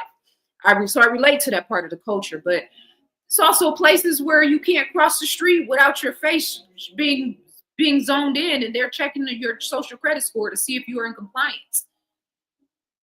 You know what I'm saying? Like the whole CCP element. Like, what is that? The whole cameras everywhere. What is that? It's a police state. You know what I mean? So in Africa too, there's a lot of places in Ethiopia and Kenya. In Kenya, I'm talking about this, where that whole digital ID, that shit's live now. What do you think the purpose of the digital ID, the real ID is? That's a whole social credit system loading, and blockchain, for all of the reasons why people say it's the best thing since sliced bread. There's no cheating. Everything is documented. Everything is verifiable. Okay, so then that means that when they get ready to check to see if you took that shot, everything is documented and verifiable, and there's no way of getting around that. That means in terms of your tax returns, in terms of you being up to date with your filing, in terms of, you think the men are mad now about the whole child support system and how monopolized it is and how it's an injustice and whatnot. Well, imagine when the blockchain is like super thorough, keeping track of everything, and you can't make any twists or cut any corners or get around certain things. A blockchain is artificial intelligence throne. I haven't even done the video on that yet, because I don't want to, I don't want to deal with the crypto people, because all they see is dollar signs. They're not looking at the bigger picture. They're only looking at the linear focus. This is why the divine feminine is necessary, and people who have the bandwidth to understand this stuff. So blockchain is absolutely artificial intelligence throne. And this is where I believe, the so quote unquote seat of Satan is that whole antichrist, whether it's fear, whether it's Trump, whether it's Israel, whether it's blockchain, whether it's AI. I'm more prone to say it's a culmination of them all. We're talking about a bandwidth of consciousness, a frequency, so to speak. I hope I addressed that. Can you speak more on these next 4 years are going to bring? I'm no fan of Trump. However, he seems he has a lot of diehard fans and followers like no politician I've seen in my lifetime. So what it is, I think that Trump is not a politician. He's not. And I think that's one of the part of the draw, so to speak. No, it's all good, sis. Check whatever you need to check. This is your house just as much as it's mine. But the part of the draw is that he's not a real politician, right? So this idea of a glitch in the matrix, which is what humanity needs now more than anything, not just in politics, but in every arena. We need glitches in the matrix in medicine. We need glitches in the matrix in the construction industry, especially in California right now. Anybody in permits and zoning and that whole world, where they're getting ready to try to monopolize and take this land from these people. And they're absolutely getting ready to try to do it. And we have plenty of evidence because they've done it before on multiple occasions. Look up the Paradise, California. Anyway, I'm not going to get into that. 4 years. So he looks like the glitch in the Matrix, right? And I also think they've intentionally been effeminizing white men in particular, all men, right? There's this ongoing agenda of effeminizing men and making men look docile and weak, and through all the different media aspects. And so there's a whole regiment of men that are sick of that shit, and I'm sick of it too. I don't need to see men twerking. I don't want to see guys painting their fingernails, and not to be, what I'm saying, that's rudimentary and it's not a big deal. But like, yeah, I like to be around men who are men and women who are women. And I don't, the different shades of gray, yeah, it's, live and let live, all that good stuff. But like, yeah, you know what I mean? I can take a position on this and not be afraid of the blowback because I don't care. So there's been an ongoing intention of effeminizing men and breaking down that sort of macho-ness and manhood element. And so there's a lot of men that are sick of that shit. Like Biden doesn't represent them. You know what I'm saying? And neither does who? Who could we think of? Saucy Santana. Who could we think of? A lot of the men in the political arena for sure. Gavin Newsom. The majority of what we call alpha white males in America are disgusted by this dude. And a lot of the stuff that we're disgusted by, right? But that was intentional. So they build you up and make you the hero in everybody's eyes for this whole entire time. That's part of the programming too. That's what white people don't realize. You're mad now about DEIs and about, Black superheroes. You got a problem with that, but you don't realize that you always being a superhero, the superhero, was a part of the program too. But you lack empathy and compassion. So when it didn't pertain to you, it didn't matter. And now it pertains to you, and now all hell is breaking loose. You didn't stand up for the majority of people in the world anyway, let me stay on point. So they're fans of Trump because Biden was so diabolical. They're fans of Trump because a Black man was actually in the White House, and that was a problem. And yes, there is an argument that it's just because a Black man was in the White Office, period, point blank. All that mixed shit, all that don't matter. Whether Michelle is a man or a woman, that doesn't matter, right? The fact that there was a Black man in the highest land in this office, outside of the things that he did while his politics absolutely created a condition for Trump and a lot of the fanfare behind Trump. So you have the intentional emasculinization and weakening of the concept of the white male, right? Which ironically, Trump represents that to me, but I digress. Then you have the Black representation of Obama in the White House. And, aside from his politics, just his being there was an issue. And if you think that the race-based consciousness in America is not still alive and kicking, then you need to look up sundown towns. There's actually a book on it. And it's still alive. These places are still alive today. I think that RFK, right, and him coming in and representing, like I just talked about, the red dye thing, right? When's the last time we actually had a politician even speak on the shots, let alone talking about neutralizing the schedule for children? So I think RFK definitely, gives him a lot more credence. I think in his first term, he actually talked about the child trafficking issues. He actually he speaks subtly about certain things that you don't hear politicians talk about. He acts like he speaks for the average man. Okay, so most of his followers are the average man. And I think that at least having somebody who appears to care gravitates people more towards that than somebody who obviously doesn't care, right? The Democratic Party has this whole flair, like they just don't care anymore. And they're representing a lot of clown shit too.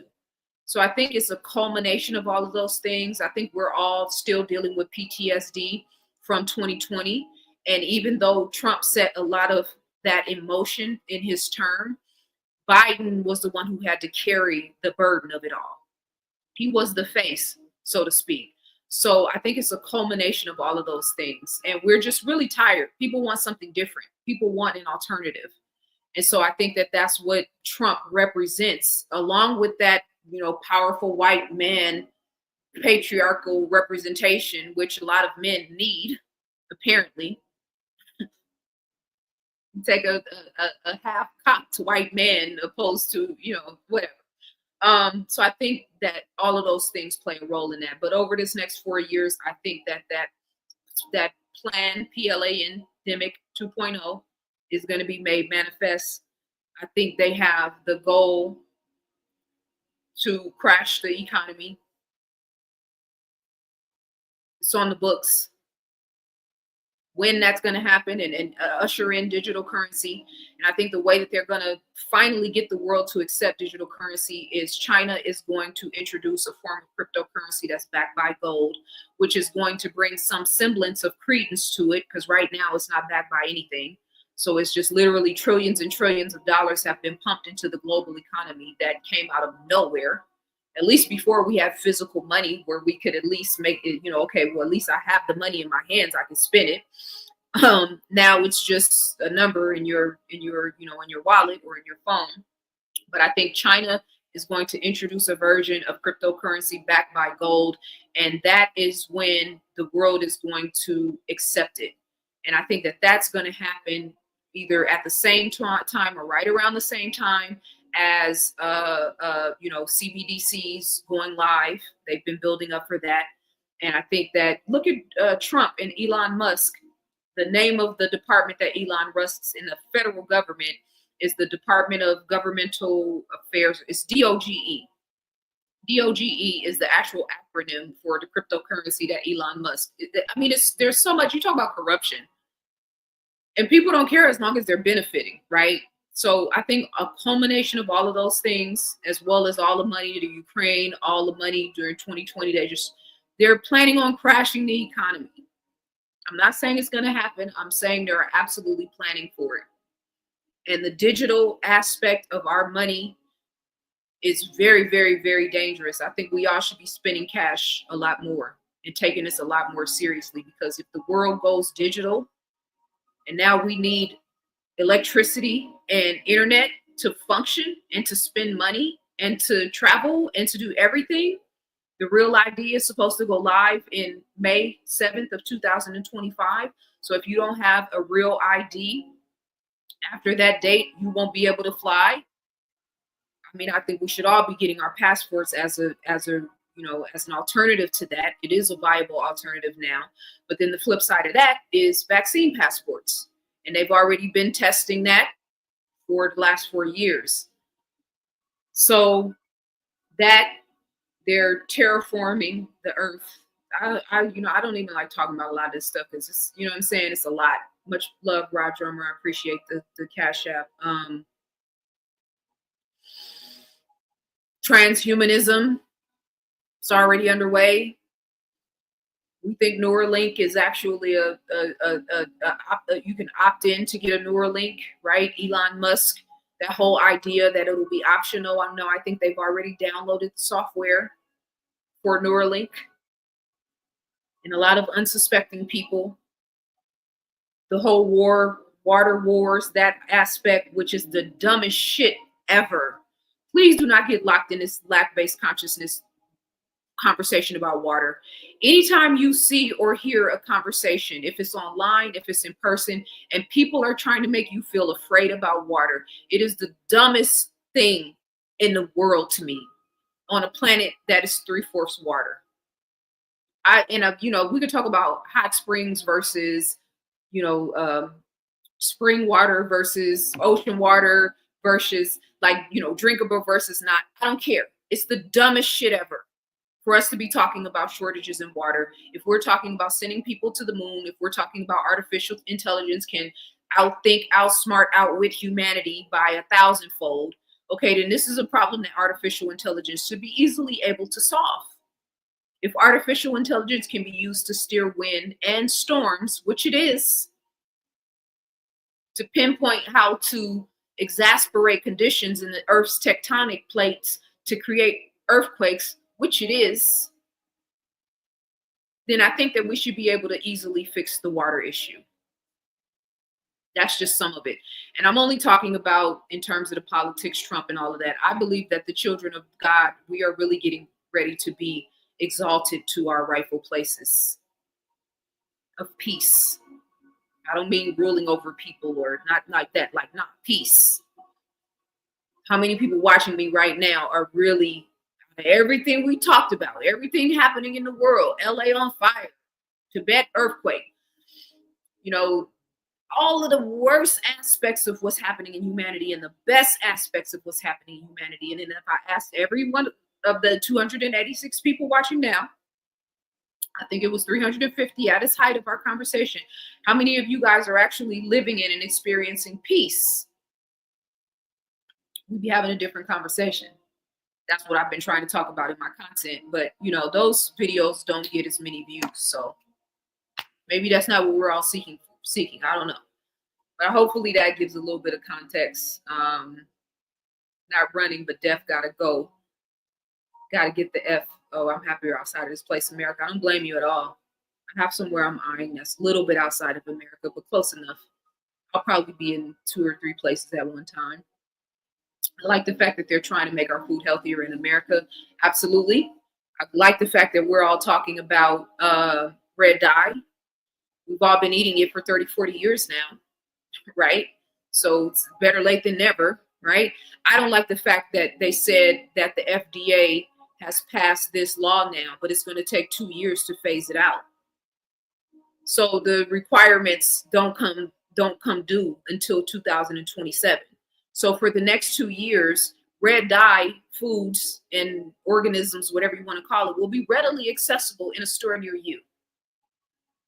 That's that bait and switch. That's that give you a little, take a little, right? Because what's going to happen in the next 2 years? To where that even, how will we regulate it to see if it even happens? So for 2 more years, this is still a reality in America, you know? The one thing that evil really does not have is wisdom. That's a fact. Wisdom and the ability to create. That's a fact. That's a beautiful point. And the ability to create. That's why they have to keep us in the lack-based, low vibrational frequency so that we create the reality. That's why when I say Hollywood is Satan's vision board, it is.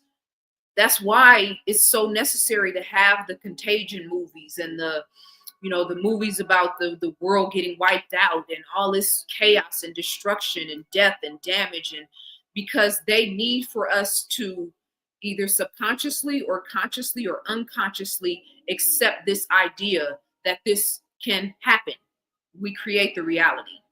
When I told you guys I was running up the hill to Sunset because I thought the fire was like right on the other side and I was freaked out, there was a point when I got to the top of the hill and I did like a 360. I looked all around me. Once I saw the fire wasn't there, and then my cortisone levels started to drop, and I came back into my calmness.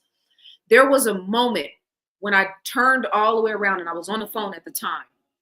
So I'm catching my breath because I had to walk up a hill. Where I turned around and I'm looking in the faces of the people around me. I'm looking in the faces in the parks. It's nonstop, back-to-back traffic on Sunset.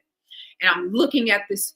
And I swear there was like 3 or 4 different movie scenes. Maybe one of them was the recent one that came out with Julia Roberts. Oh, and don't think that you saw the footage of all of the cars that were gridlocked on. All the people got out their cars and started running in LA, right? They showed that everywhere.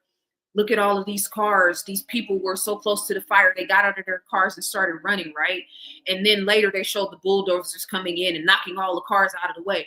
Well, where are those people at? Did anybody ever come forward and be like, yeah, that was my car. It was 100 of us and everybody got out of our cars and started running at the same time?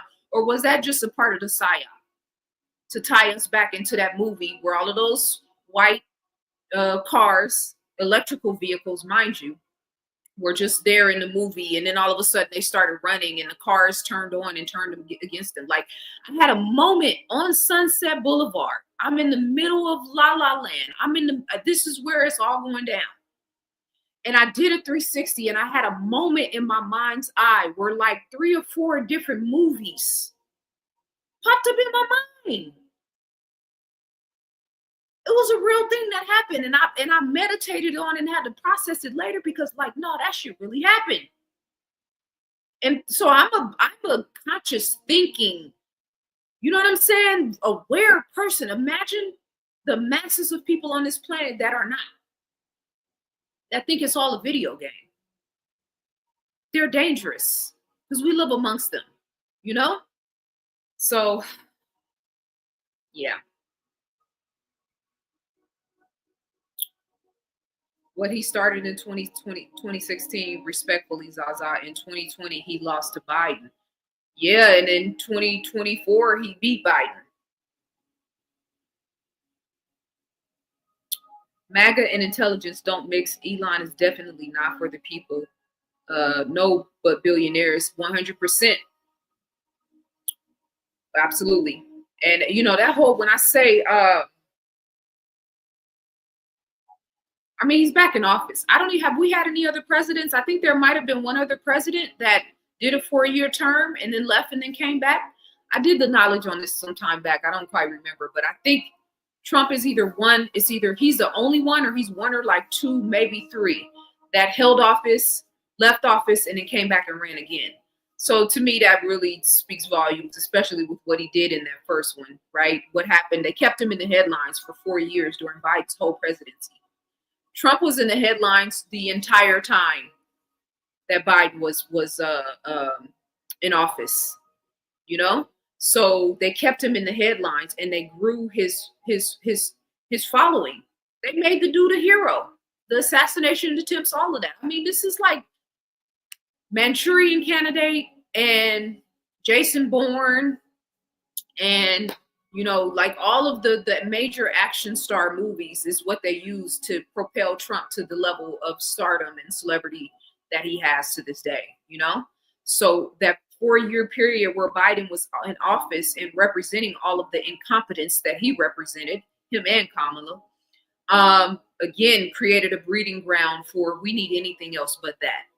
I think, you know, Joe the plumber. Remember Joe the plumber? Joe the plumber could have ran next to Joe Biden and won. All of that was by, this is why they ran Kamala. You know what I'm saying? Because she wasn't beating Trump. They're going to take their chance on a half-cocked, silly white man over a half-cocked, very silly black woman any day. And I'm only emphasizing very silly for her because, you know, because the writing is on the wall. MAGA and intelligence don't miss. Elon is definitely not for the people, but for billionaires. That's a fact.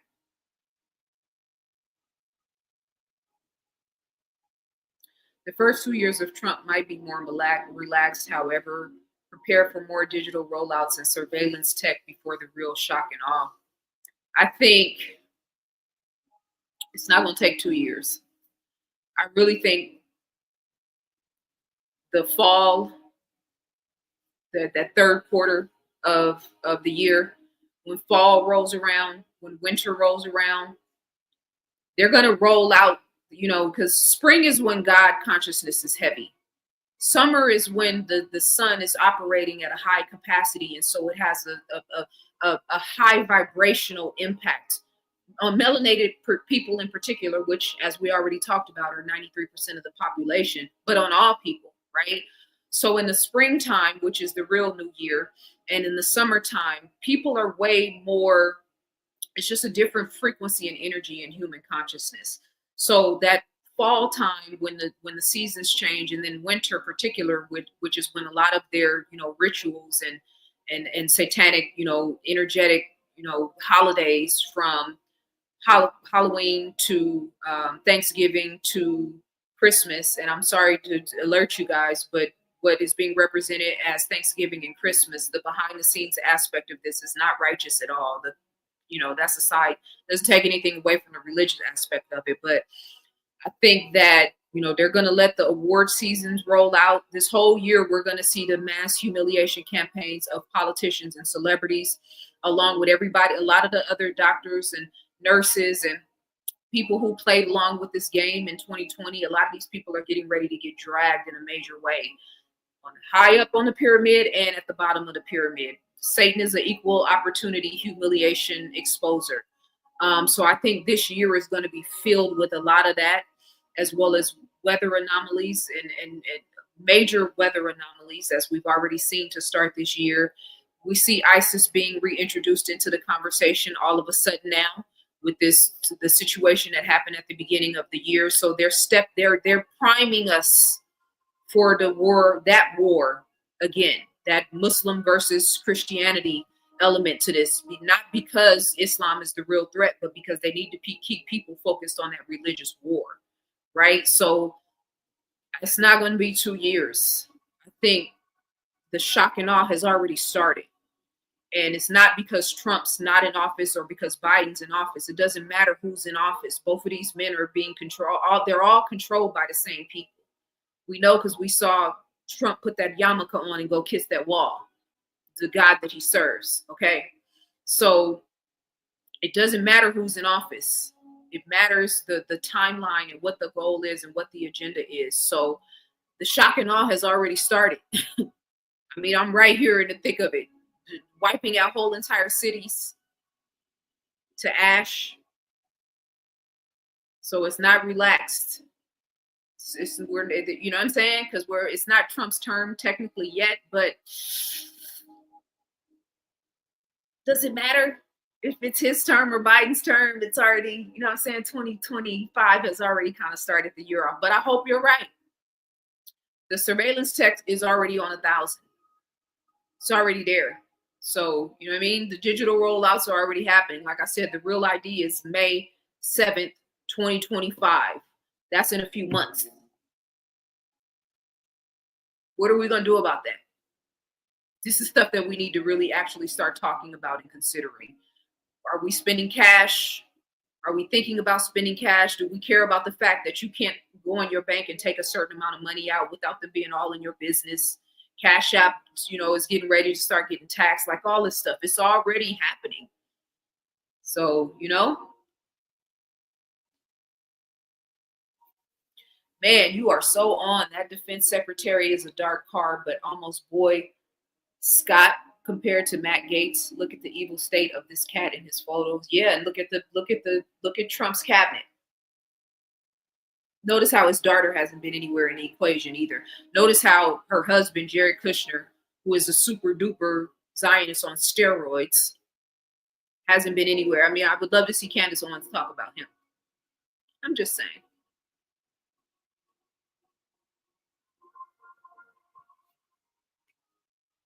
Peace, beloved, in a divine union. Who's the head of the household?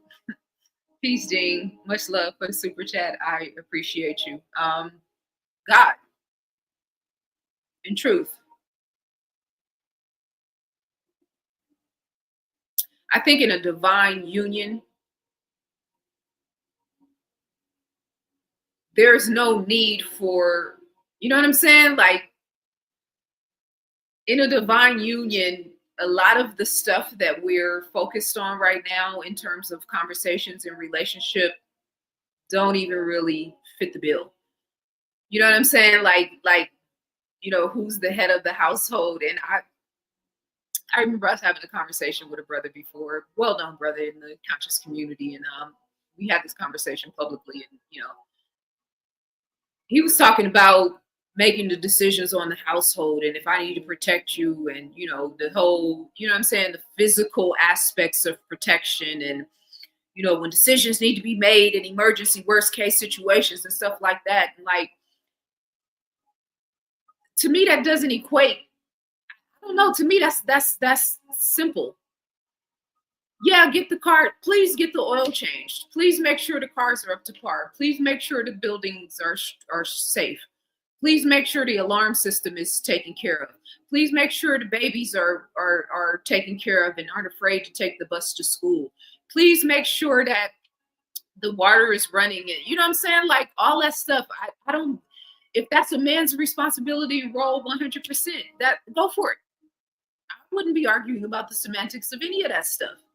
Head of the household, if that's what that, you know, boils down to, 100%, please, my kings, my brothers, handle up. But you can't be the head of me. And you shouldn't want to be the head of me. So that concept of head of household, I think somewhere along the line, men have and women have, and the collective consciousness has taken that to mean that, you know, that men are supposed to rule or control women. And that's not in the details that God has given us. God is in the details. That's not one of the details that the Most High has given us. So that's where, if I have any sort of, you know what I mean, any issue with that sentiment of head of the household, that's the only issue I have. But in terms of like the logistics of running a house, and mind you, the logistics of running a house are equal, because you're going to take this part and I'm going to take that part. I'm going to make sure when you run in the house that the house is clean and has a high vibration, and there's love in here, and there's light and culture and color and beauty, and you know, the pantry is going to be laced with, you know, non-genetically modified foods, and you know, organic alkaline food in the refrigerator, and we're going to have the spices and the herbs, all of that.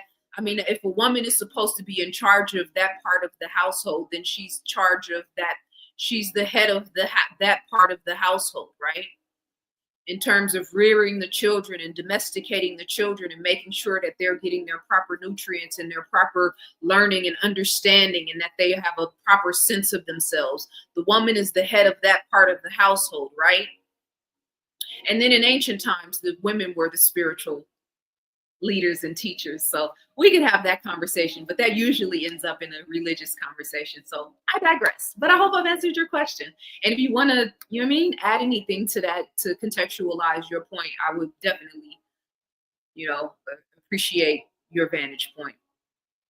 Most Chinese are running to Australia now and don't look back. That chip is in there anyways. Okay, so let's see. The traffic in the Dominican Republic was awful, due to the rich thinking they can move to these different nations and hide out from what they've participated in. Yeah, and then also the Dominican Republic, just like Haiti, just like Cuba, just like Jamaica, just like a lot of our, you know, majority indigenous populations in the Caribbean in particular, have a lot of internal things that they need to clean up themselves. You know what I'm saying? There's a very low sexual energy in a lot of the Caribbean areas, and I'm not saying that as a place of judgment. I'm just saying I think that's one of the reasons why a lot of those places haven't been able to really, you know, take advantage of the fact that, you know, that they run their own household, so to speak. Back to the head of household. Like in the DR, right? The government looks like the people. In Jamaica, the government looks like the people. In Haiti, the government looks like the people. But so do the gangs that are ravaging and pillaging the communities.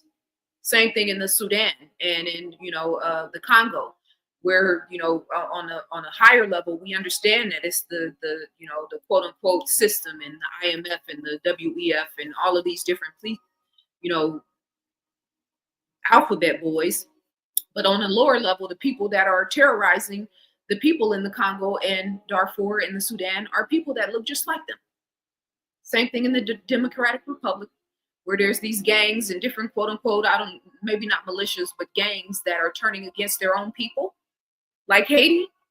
So the same way that Chicago is going to have to stand up and get her shit together and all of the people there, same thing in Oakland, same thing in Jamaica, same thing in Haiti. Nobody's coming to save any of us, you know? And that's empowering to me though. Because I know that we have everything that we need to kind of turn the tide on this, you know? So I hope I'm making sense. Hello, beautiful Black Queen, my friend, sister for life. I love you always and forever. Wishing your family love, peace, and happiness. Much, Greg. I appreciate you to the moon and back. Keep telling it as it is, and as you always did, tell it as it is, which is one of the many reasons your social media platforms are the most censored. Keep it up. I appreciate you, Amsan, the real. Much love, businessmen, and that's what gets people confused. I think you're talking about Elon and Trump, because they represent business and the economic perspective, and that's how most people are focused on the financial aspect.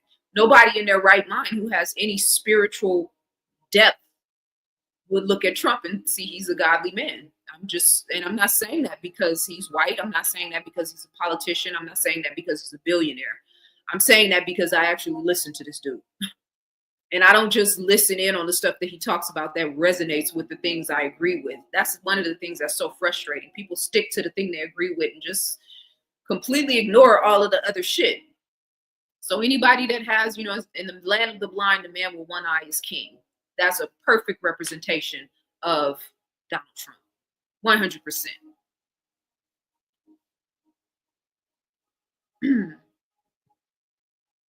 Without God, it's just the blind leading the blind. Facts. Pimps, preachers are toxic, feminine. Pimps, preachers are feminine. Yes. Facts. And they prefer to be around men. Well, I won't say preachers. I can't say that. But isn't it ironic that a lot of the pimps, right, they usually be around more men? Just like a lot of the men today in the podcast manosphere, where like they like to be around intelligent, charismatic men. They don't really have a lot of like powerful, intelligent, charismatic women around them. I think it's very telling. I have to be an Avenger every day in this mamma jamma. Yeah, you and me both. Obama belittles black men. Yeah, Obama is MIA since his presidency. Let me see. I think his spiritual 400 years is up in 2019. I know all hell will break loose in the upcoming years. Yes. RFK's tongue-in-cheek support for Israel, I'm not here for it. I do appreciate his books and website, though. That's a balanced perspective. I respect that. As long as you can see both sides of the equation, that's like the bare minimum at this point. Trump wouldn't let those poor white MAGA hicks in Mar-a-Lago even carry his golf bags. Yeah, that's a fact. Vidal said today Elon is going to be all over social media eventually. I'm not sure who that is, but Elon is, the Starlink, this is a perfect example of how they, how it's two-edged agenda. So Starlink is one of the reasons why a lot of people in areas where there is, whether it's the wildfires, whether it's the weather anomalies, places that don't have access to internet, Starlink gives you access because satellite, right? So you can access it from anywhere if you have the right equipment, the right, sign up, whatever. So that's a good thing, right? Especially for people who are in, places that they need to get the message out, right? So 100%, that's a good thing.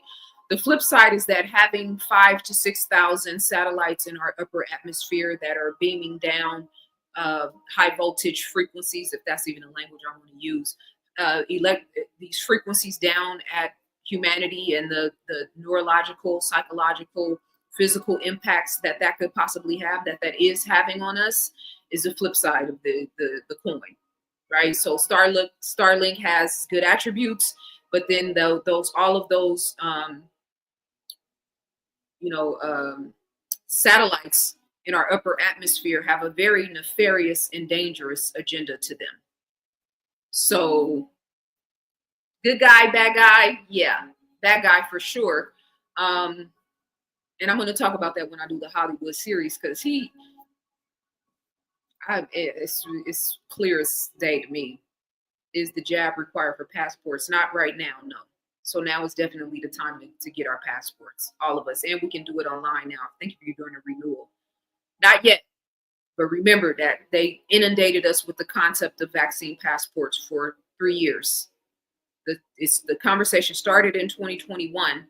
It fizzled out in 2024.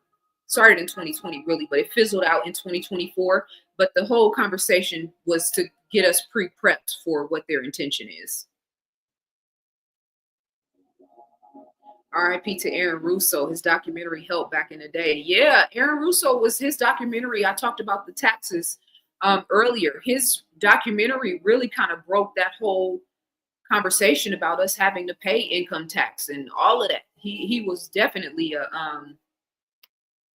legendary in that regard. Rest in peace to Ricky Henderson too. I know that's totally not relative, but he was an Oakland legend for sure, and passed recently. They're banning the use of cash. The pandemic was the start. Yes, 100%. Most places refuse cash in 2020, 21. And a lot of places in California don't even take cash anymore at all. Natural water filtration, activated charcoal, get a rain barrel plus water straw filters. Yes. And pack leader, if you've done this, you should do a video and post it. Send it to me and I'll post it, right? Because seeing this stuff in real time so people can actually see these different means and methodologies that we can use, you know, if we need to push come to shove type situation. Stuff we should know anyway.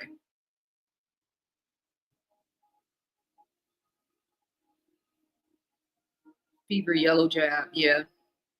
I'm not taking no shots to go nowhere. I can tell you that right now. If it's required, I won't be going. Or I'll just find another, you know what I mean? Another means. Somebody said Absol, peace. I don't know if that means Absol is in the chat room or if you're just shouting out Absol.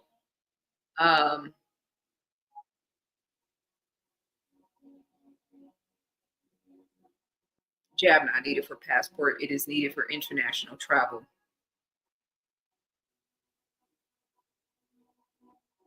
Our job as high priest is to promote solutions globally. Yah's government is here. The Luciferian agenda can see the illumination in the chosen. Satan knows his time is short. Facts, 100%. Quantum mechanics, that's where we at. And that's where I'm at with it. And thank you for using that language. I'm going to just tell y'all, I think it's dope as F-U-C-K. Trying to watch my language. I think it's dope that I can sit and have a conversation with you guys and hold court. That's not the right language. Yeah, hold court or whatever, or hold space. And have 300 people to actually listen to this conversation and find value in it. We haven't really talked about celebrities. We haven't talked about no silly, you know what I'm saying? We're not talking, everything we're talking about is on the up and up, you know? And I value and appreciate that. Because these are the type of conversations that we need to be having. So yeah, box your arms too short to box with God, 100%. And I want to inspire the swag and the confidence and the F you pay me, that frequency, not like operating in a world like that, but just in terms of dealing with the NPCs, the devils, the demonic aspect, all of that. Like, yeah, move around. That negative energy, that evil energy, that wickedness cannot survive in my space. No, there's like that lack of compassion, that you know what I'm saying? All that anti-California, that so what about California? What about Palestine? Well, what if I said so what about Palestine? So what about Palestine? What about Chicago? That doesn't feel right, right? That feels disrespectful, right? It's very disrespectful when people do that. When you shortchange the conditions that people in America, nobody wants to pay attention to what's happening here, but everybody expects us to be the ones that come rallying for everybody else around the world because it's our government that did ... But it's our government that's doing ... to us all the time. Not just when they conveniently choose to start wars in different places. We're always here having to deal with and live with these people. You bragging about the fact that all of American foods are banned in your country, that's a flex, right? Okay, so imagine what it's like for the poor people in America that don't have the options to choose. Are you flexing on them? The same people who are living into similar conditions in terms of poverty rates as a lot of these third world countries that you want us to focus on. You understand the conditions of the reality that the average person in this country is actually dealing with. Maybe you should go to South Central, where there's bars on everybody's windows, where there's liquor stores on every corner, where you can buy legalized drugs, aka 40s and Schlitz malt liquor, and I don't even know if they sell that stuff anymore. Mad Dog 2020, I'm sure they sell a version, or a vape that's flavored like a cherry. So you're a 10-year-old or you're 15-year-old, you can go in a store and buy a vape that's gonna destroy their internal body. But you expect Americans to come in and fix everything and do everything, right? So I take issue with that. And I'm tired of the anti-California sentiment, the anti-Black sentiment, the anti-Black American sentiment, and the anti-American sentiment. We are not our government. We don't represent these people the same way you in a country somewhere around the world, maybe in Africa, you've got despots running your country, running your city, running your nation because that these people above are controlling them. And so now they're controlling you. Yeah, we're dealing with the same thing in America. Have a little respect, have a little empathy, have a little compassion, especially if you expect for us to come to the aid of the rest of the world respectfully. And I'm really more so talking about spiritually. You better put some respect on Black America. The trials and tribulations, the things we've dealt with, the ability to maintain ourselves and maintain our sanity and our culture, the fact that the whole entire world is paying attention to us, whether in our savage aspect or in our higher states of consciousness. Yeah, you guys better put a lot more respect on the way you talk about what's happening here. Because there's a certain people here in a certain bandwidth of consciousness here that's keeping this whole shit from exploding on another level. When I talk about grid stabilizers, yeah, there's levels to it. So I'm just saying, I'm really getting, you know what I'm saying? I'm getting tired of this sentiment.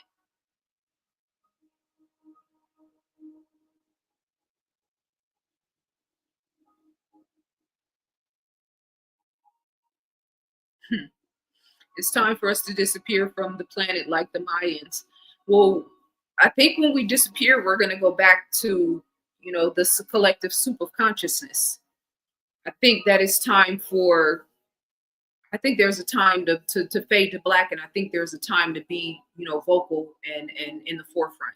I think right now is the time for the children of the sun, you know, the collective God consciousness to be in the forefront in whatever way capacity. You don't have to be online like me. You know, maybe it's just radiating a certain vibration in your environment, you know, killing off that ignorance frequency in your environment, especially for the children, you know. But to your point, I definitely foresee in these next couple of years, you know, all of us, like I said, getting out of the cities is going to be critical. Not for everybody, because some of us are meant to maintain the grids in those areas, but for a lot of us, especially if you're in a spiritually focused place, yeah, the getting out of the urban city areas is going to be critical in spaces that exude nature. You know what I mean? So I'm with you on that. The timeline for that is going to be different for all of us. That's why that spiritual discernment right now is critical. Bottom line, this nation is going to hell with gasoline draws on. That's a fact. So we have to be the water bearers. That's a bar. If we are the water bearers, then, you know, nothing douses fire like water. You know what I mean? Thank you for hanging out tonight with us, Queen. It's all good. It's all love. The movie is Leave the World Behind. Yes, exactly. It's not about Trump, 100%. Biden could have beat Trump like he did before, but not Kamala. They knew she wouldn't beat Trump. I think Biden is, I think Biden is, I have to be careful what I say because I don't want you guys to think I'm too out there, but I think dude's been cloned.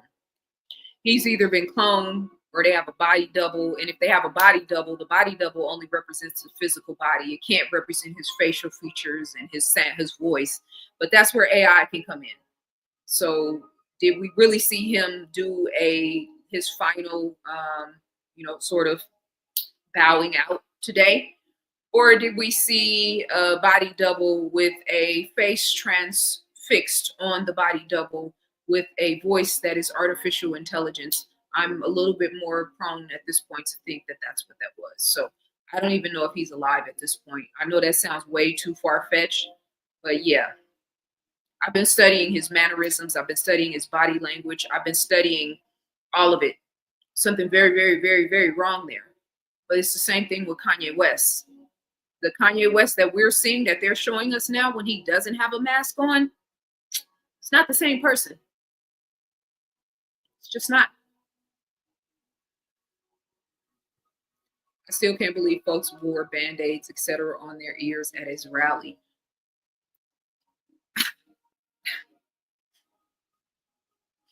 That's like one of like 1,000 things. Like even yeah, it's there's that. That type of stuff scares me. Because not only did you not see that this whole thing was fake, but now you're trying to emulate the fake assassination attempt to show that you're down for the cause. What does that prove? It's fascinating. Kamala is Black, Latin, Indian, and Jamaican this week. She'll switch again. After Biden gets out of office, she's going to fade to Black. She's not really going to be prominent in any way. So it doesn't even really matter.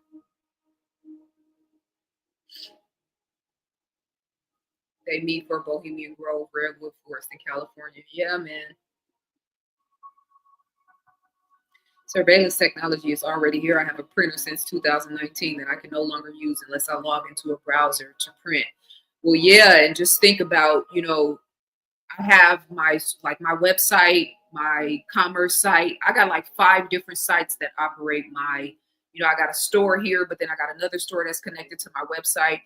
You know how sometimes they text you. They'll text you a code, right, to make sure it's you. All of this is allegedly for your, protect you, privacy rights, right? So they send you a text message with a numerical code that you enter into the system. But the funny thing is, if your phone's not working, and I thought about this today because I had to navigate some things to get into, because it was past 30 days. If the phone's not working and I need to log into my website and I put it and they text me a code, how am I going to get into my website? Okay, well, the alternative is to send you an email. Okay, cool, but I don't have electricity.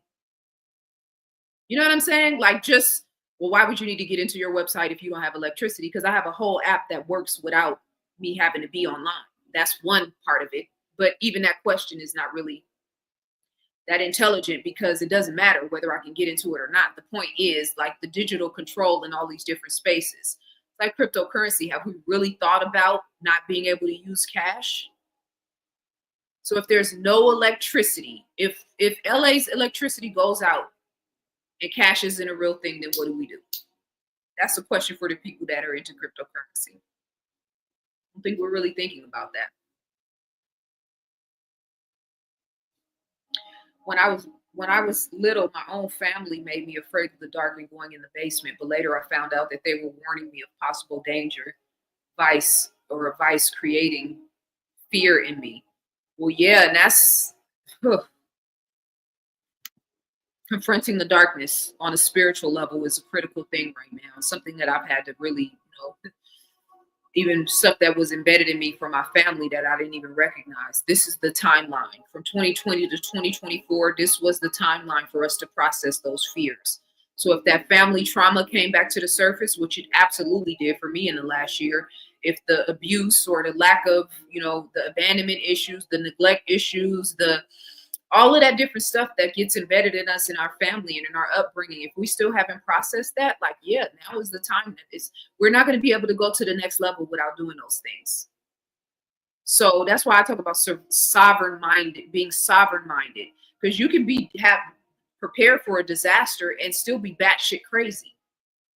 You know what I'm saying? You can have, a pantry stacked with, perishable goods and whatnot, or, all of those things, and like not be able to maintain your sanity when chaos happens around you. So we say God is in the details. What does God want us to do right now? To confront our lower nature, to deal with our fear, to deal with the lack-based and the victim-based consciousness,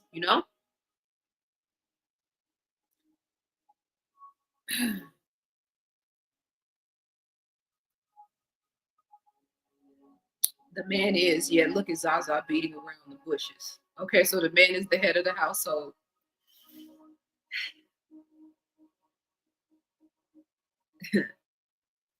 I'm telling the truth. If he's in his divine masculine and she's in her divine feminine, she'll naturally submit to his authority. Why do you need to be an authority over a woman? Can you be an authority over the government? Your local government in the city that you're in right now. Are you an authority over anybody in that government, anybody in those positions of leadership? The president, you pay his salary through your taxes. The people that work at your school, your children's school, anything in your vicinity that requires authority to operate the court system, for instance? Are you an authority in any of those places? If you walk into the Department of Motor Vehicles, is anybody going to treat you with respect as a position of authority? Would you expect anybody to receive you in a position of authority? Why do you need for a woman to submit to your authority? This is the spiritual aspect. This is beautiful. I'm here for this. If for nothing else, the fact that I've spent all of this time talking, the fact that I can engage you publicly is critical for this moment in time. So thank you for having the courage to step up to the plate. If it was earlier, I would tell you to send me an email, invite you to come have a conversation with me face to face. It's different talking to a screen name than it is talking to an actual physical person. We want to talk about manhood and womanhood. We want to talk about power and authority. Well, you can see me. You know who I am. I'm standing on my square. I can back everything I'm saying up. You're just a screen name in the chat right now. Talking about a woman submitting to your authority. Why do you need anyone to submit to your authority? That is actually the white man's path of rulership and reasoning. It's a fact. So how we got in the position that he's in now. So now you want to galvanize and utilize the same means and resources that he's used, not to take over and control society or to take back control of society, right? To right the wrongs and make them, to steer the ship in the right direction, right? So that our planet can be ruled in love and in positivity, and everybody feels safe and valued and appreciated, right? No, that's not the flag you're flying. The flag that you're flying is that a woman should naturally submit to a man in his authority. And that I'm beating around the bush. I'm actually addressing everything you're saying head on. Is it too complicated? How about a woman submit to God, a man submit to God, we both submit to God, we both submit to truth, all is well. Why do you need me to submit to your authority? And what are you in authority over? Are you an authority in love? Are you teaching and governing and running your household through love? Because that don't sound like love to me. That sounds like a job that nobody wants. Are you an authority in wisdom? My brother, I'm assuming you're a brother, the man for sure, I'm assuming. Even though females do like to play those type of games. Some people just want my attention. I don't know, but I'm going to assume that you're a man. Are you an authority in wisdom? Are you an authority in the scriptures? Can you help me to tap into my God self, to tap into my personal power, to love myself? Are you an authority on that? I'd love to have a face-to-face conversation with somebody like you. I would love to bring you on my platform and let you be able to say these things directly to me so we can have an actual conversation and I'm not just talking to myself because I'm looking at a screen. If she's in her divine feminine and he's in his divine masculine, then both are in submission to the Most High.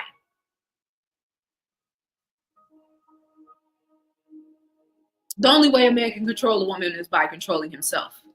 The only thing a man should want to control is himself. If you need to control me, we've already gotten off on the wrong path. Control yourself. The sun doesn't need to tell the flowers to submit. Neither does the moon. Sun masculine, moon feminine. Sun shines and holds the fort down in the daytime. Moon does the same thing at night. See how that works? God is in the details.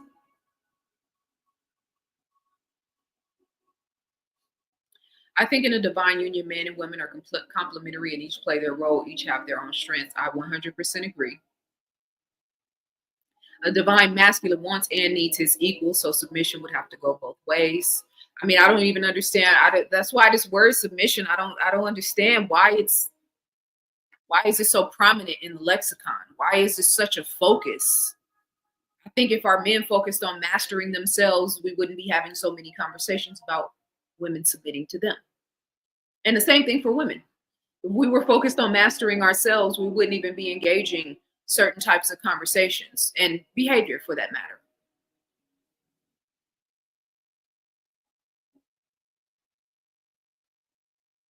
No. Yeah, I'm, like I said, I love to have these conversations face to face with people. It's different being on this end of the spectrum. Being in the comments is one thing. It's real deal Holyfield when a person can look you in your face and read your aura. You can read my energetic aura. You know what I'm saying? And know that I'm serious about what it is that I say. And balanced in my perspective. Biblical labor pains. In a divine union is you, your partner, and Yah who's going to give the revelation, knowledge, patience, and wisdom about each other. Dominion is equal. However, Yah will delegate the roles of honor. And I think that, I'm good at a lot of things, right? Everybody watching is good at hopefully a lot of things, some things, right? You have your good qualities and then you have areas where you fall short. I have areas where I fall short. I'm hoping that my partner will compliment me. You know what I mean? Be in a position of authority in those areas.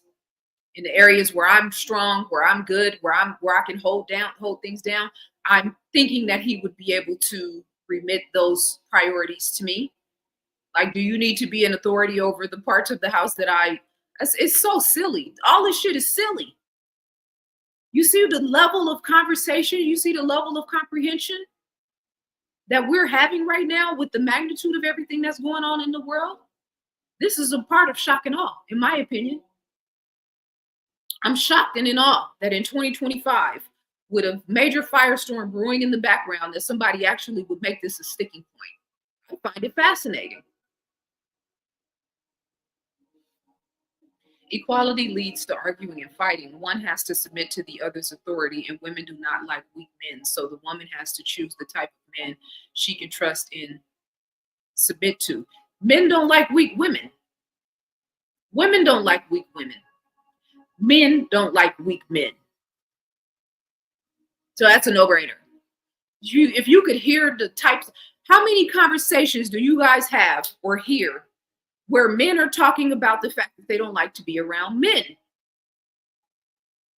Because men are sabotaged, because men are, backbiting, because men, dirty Mac and all that type of shit. Like, they don't trust men. There's a very big aspect of the culture where men don't trust men. So men don't like weak men. Nobody likes weak men. Women don't like weak women.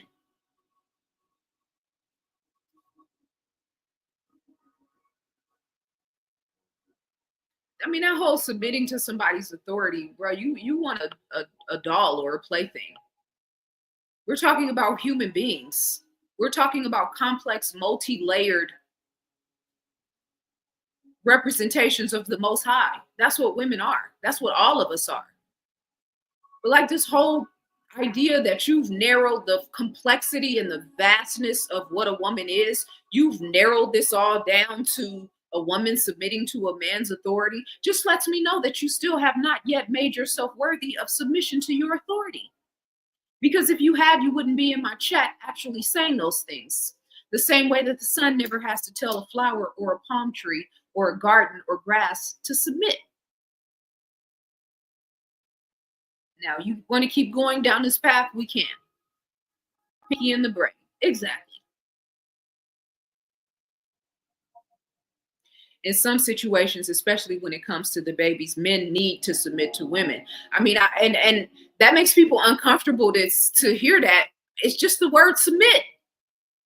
If we said a man needs to revert to his woman's guidance in terms of spirituality, if we said a man needs to revert to his woman's guidance in terms of like emotionally learning how to handle the children, or he needs to revert to a woman's wisdom in terms of the things in the kitchen or certain things in terms of his health and well-being, nobody would have an issue with that, right? Not an intelligent man. No intelligent person. Submit is where all the problems come in at. So I just say we ban the word. Just stop using it. And you focus on being an authority of yourself instead of an authority over a woman. A fool don't require submission from someone he'll die for and spend the rest of his life providing for. Yeah, I'm going to address this later because I have a whole quote from Akon. Maybe he's one of your heroes. I keep saying all the fuck boys need to elect a king. I'm not calling you that, of course. But Akon is definitely in the running. So he has a comment where he's saying basically the same thing as you, and he's from Africa. I think he's taken on one wife too many now, and now he's forgotten his place. Not in terms of the male-female dichotomy, in terms of God.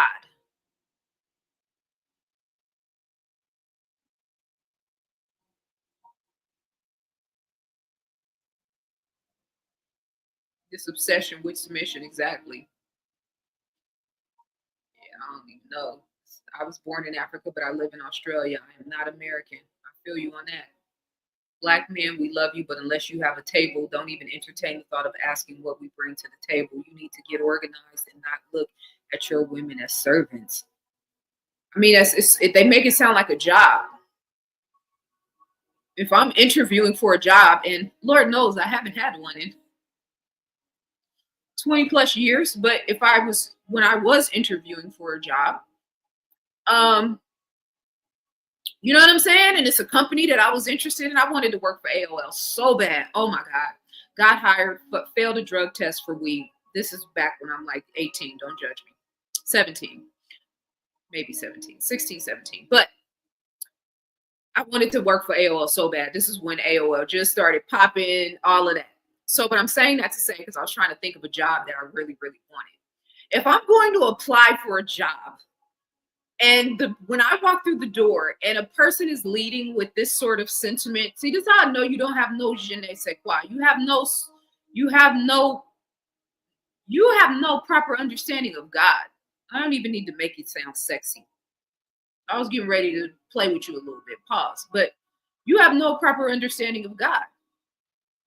Because if you did, then you wouldn't even be along this line of thinking, along this line of reasoning. But it's important to have these conversations again, because sometimes we just need to hear these things said. Submission is powerful. Clark Kent is submissive until it's time for Superman. Black belts are submissive based on potentially deadly knowledge. Nat Turner wore his suit of submission. Yeah, and then Nat Turner turned up too. That was a mask Nat Turner was wearing. So that's an extenuating circumstance. But every day we wake up and get out of bed, we're all in submission. That's why I don't really understand the continuity of this conversation. We're all in submission. Jump up and see if you can stay in the air. I'll wait. Just wherever you are right now, just stand up and just jump in the air and stay in the air. You can't, right? Because gravity, or you guys calling it something else now because of flat earth. Yes, yeah, I know. Whatever word you prefer. We're all in submission. You can only go for food without food for a certain amount of time. If you're fasting, it's different. If you're just hungry and need food and need sustenance for your body, if you're in a desert and you need water, we're all in submission. All of us. When you were in your mother's womb as a little baby, as an infant, not a man, but still an infant, and her body had to actually process and push you out and bring and let you pass through her whole physical body to come into the world, you were 1000% in submission. When you were a sperm leaving your father's testicles and you made your way through that woman's body and got through her fallopian tubes and finally made your way to the egg, guess what? You were in submission. Y'all better try to run that shit on somebody who's, you know what I'm saying? Like,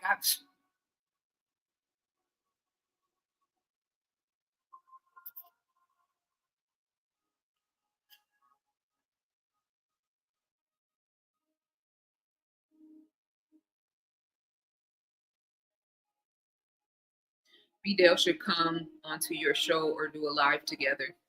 I've watched, I think 1 or 2 of his videos pertaining to the drones I watched a video where he talked about the drones. Um, I definitely appreciate anybody that can go into these different spaces of all this technology and what I'm saying, stuff that's going on, and bring a well-researched, data specific, informative perspective to it. So I appreciate his content in that regard for sure.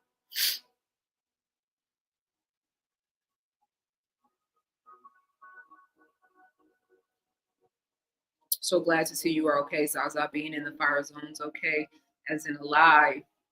No, it impacted you, so it's not okay, but rightfully so. Yeah, it's all good, sis. We are. This is all a part of the fortification process right now. We're being fortified. That's why I'm sitting here talking to you guys. I keep lighting this Palo Santo, and I know I should have ended this live a long time ago, but it's therapeutic for me. But it's also, this is a space where, a week from now, a year from now, 5 years from now, if my content is still up and viable, as we talk about fire, you guys can come back and find value in these conversations and see it all unfold in real time. I love the Abdullah story you shared, Zaza, when you talked about quantum physics. And that's really where I want to be focused. That's really what my content, the level of content I've been putting out as of late. Yeah, I don't want to talk about this weird shit y'all on. I don't want to have an hour conversation about submission in any regard. Submit to your higher nature, submit to your higher self. That's a rule of thumb for me. If a man and a woman come together and both of them are in submission to their higher self, there's no need to have conversations about submission, because they're both going to cater to and nurture and submit and surrender and be accountable to and a partner for each other in the best way possible.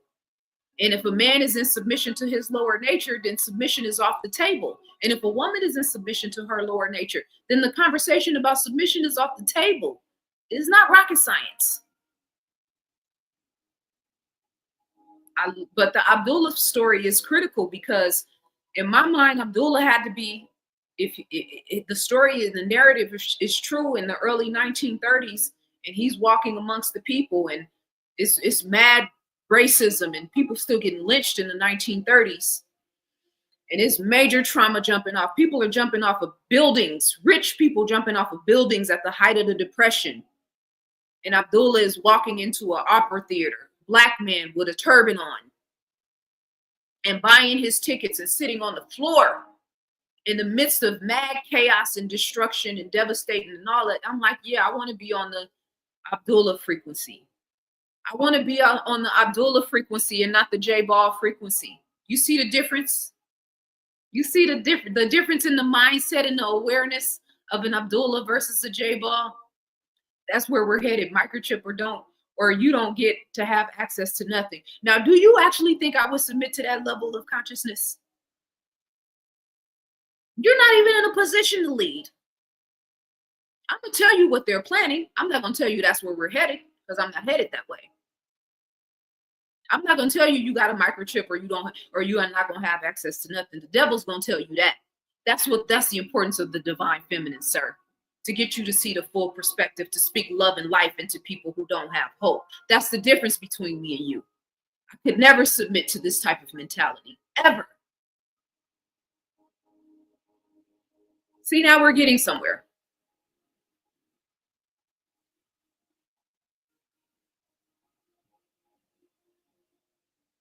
Meredith Bill and Wendy Handy, and to all of the people that's out here in LA holding it down, that's doing major things to try to help us to navigate this situation. I don't know at what point you guys turned in, but I'm going to be opening my event up in LA to the public. I'm going to do a separate video about it, because there's no way I can expect you guys to go back and find that in this video. But, my job is to speak life into people. And so I'm going to open the event up and have it publicly so I can do just that. That's South Africa for you. Every corner has a liquor store. Every house has burglar bars, and everyone is carrying a piece. That's not really something that a lot of people talk about in terms of the motherland. It's part of the story that needs to be told.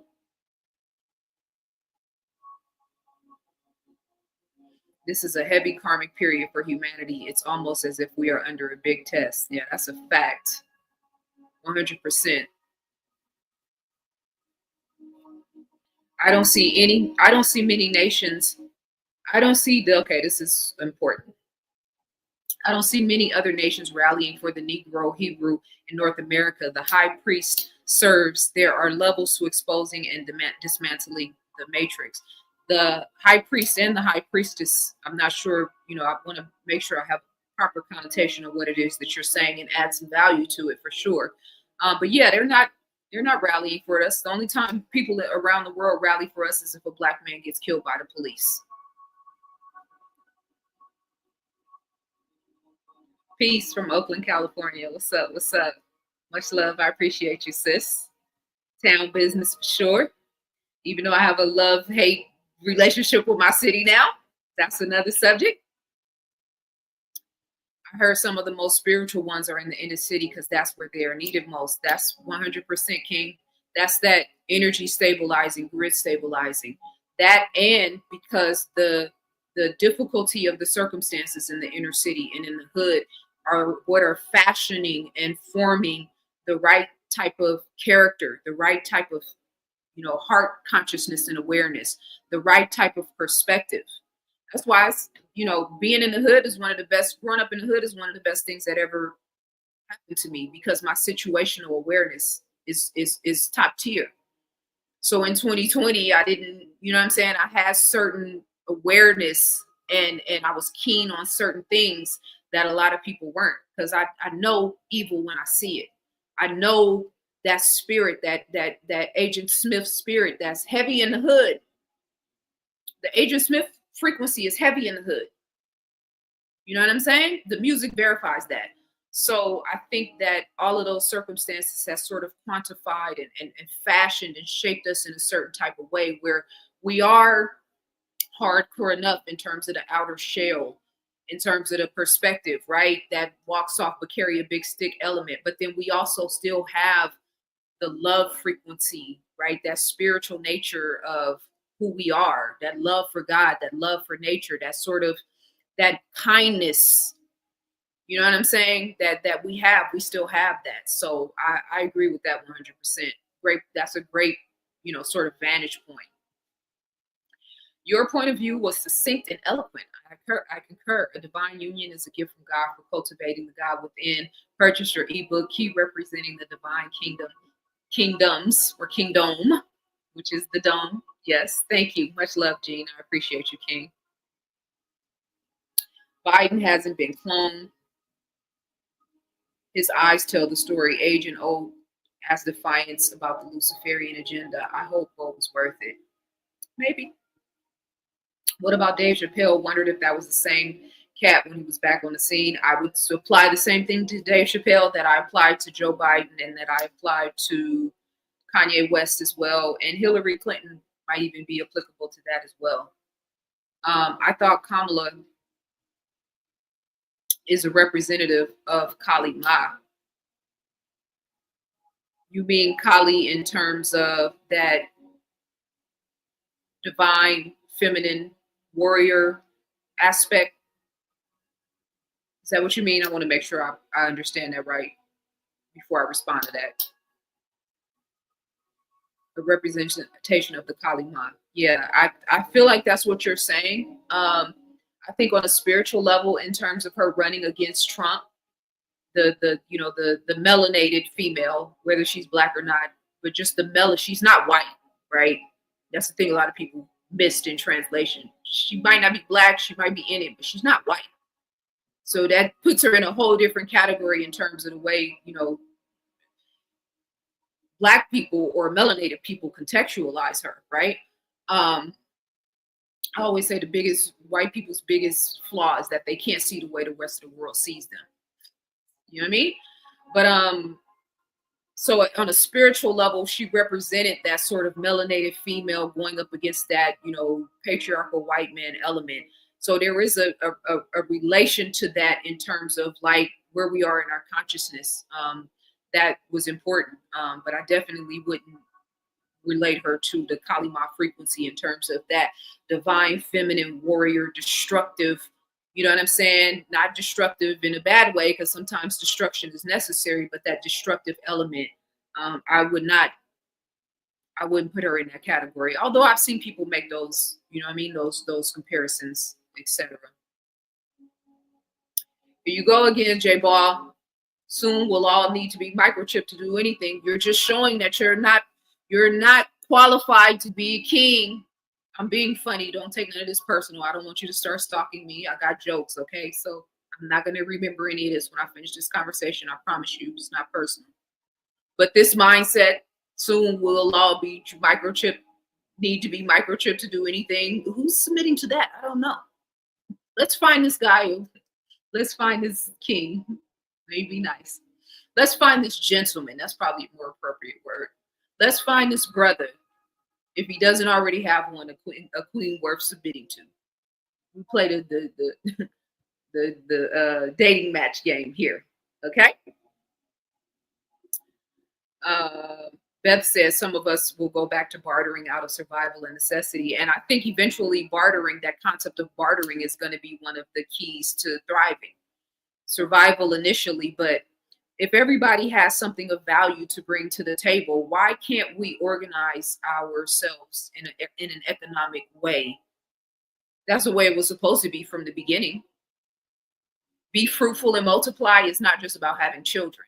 Be fruitful and multiply is also, you have ideas, you came here to create, you have passions, you have desires, not desires like sexually, desires like things you want to manifest or experience, or, you know, or places you want to go, right? Things you want to create.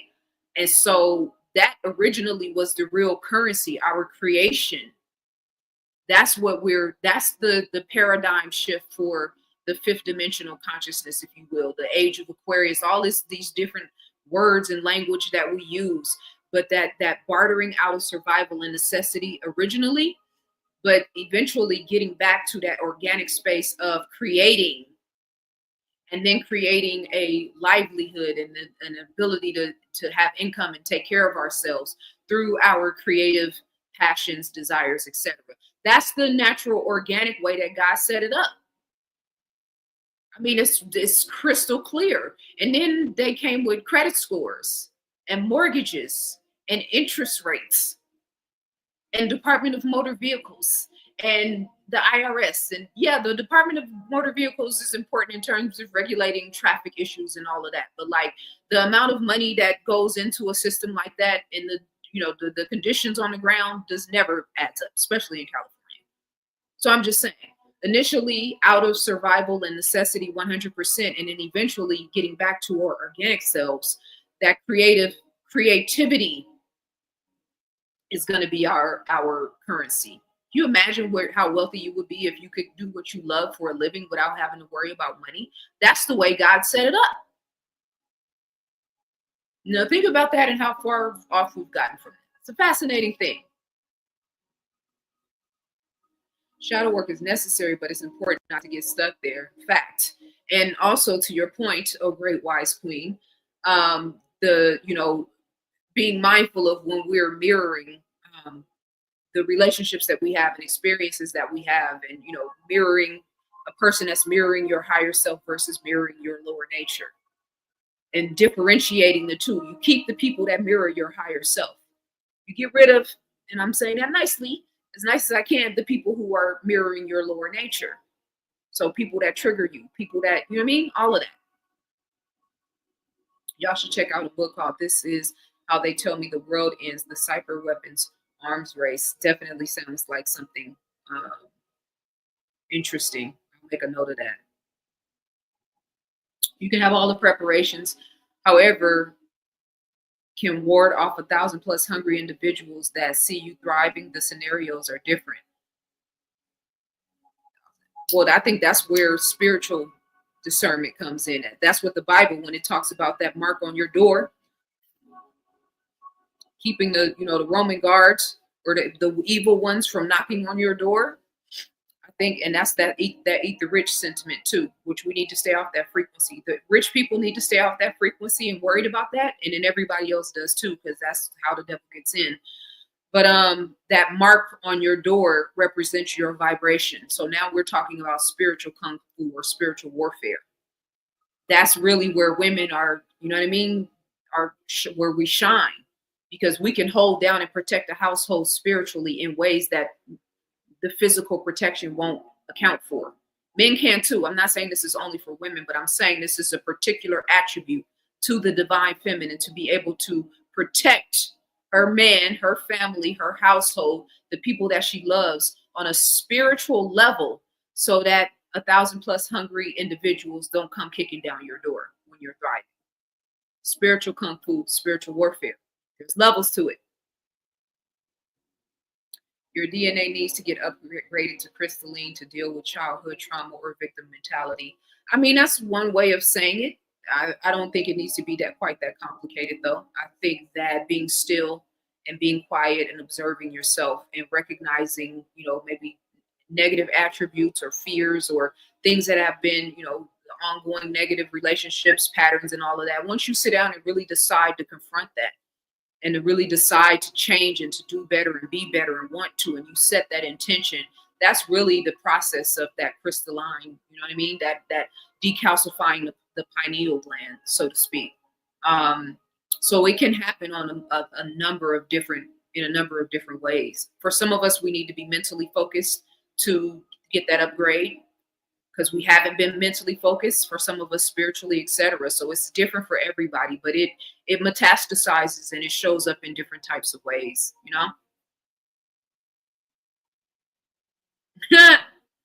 We already been on J Ball's case about this nonsense. Yeah, you can, you know what I mean? I gotta try with me, believe that. So you don't even have authority over the basics as a whole. You want us to submit. I just think that conversation is just, they just keeping us they lowballing the conversation. They lowballing the conversation. Divine masculine men need the divine feminine empowered facts. And I'm weary of any man that wants to try to suffocate or to diminish the value and the power of a woman. The government that you've paid for wants you to submit to them. They actually require that you submit to them. I wonder where J Ball was in 2020 when they were telling everybody to stand 6 feet apart and wear masks and go and get tested once or twice a week. Did you submit to that process?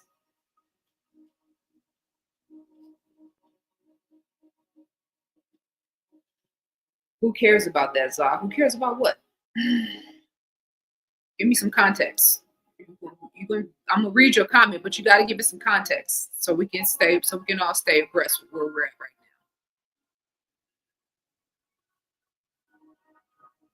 Submit to unconditional love, and a brother said that. Well, if I should stand up and give you a standing ovation, try that. Submit to unconditional love, not just to unconditionally loving a woman, but unconditionally loving yourself.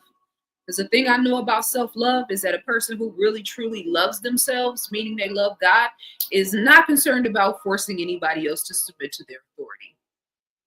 It's just a fact. So how about we start with submitting to unconditional love for self? I would love to buy you a great dinner and sitting face to face. Well, maybe, you know what I mean? If your mind is powerful, you might be able to pull it, powerful enough, you might be able to pull that off.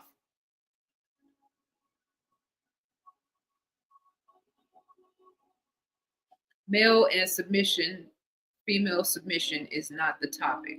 Okay, so who cares about that, ZaZa? Male and female submission is not the topic. There's no topic, actually. It's an update live from ZaZa Ali. So we're talking about whatever you guys want to talk about.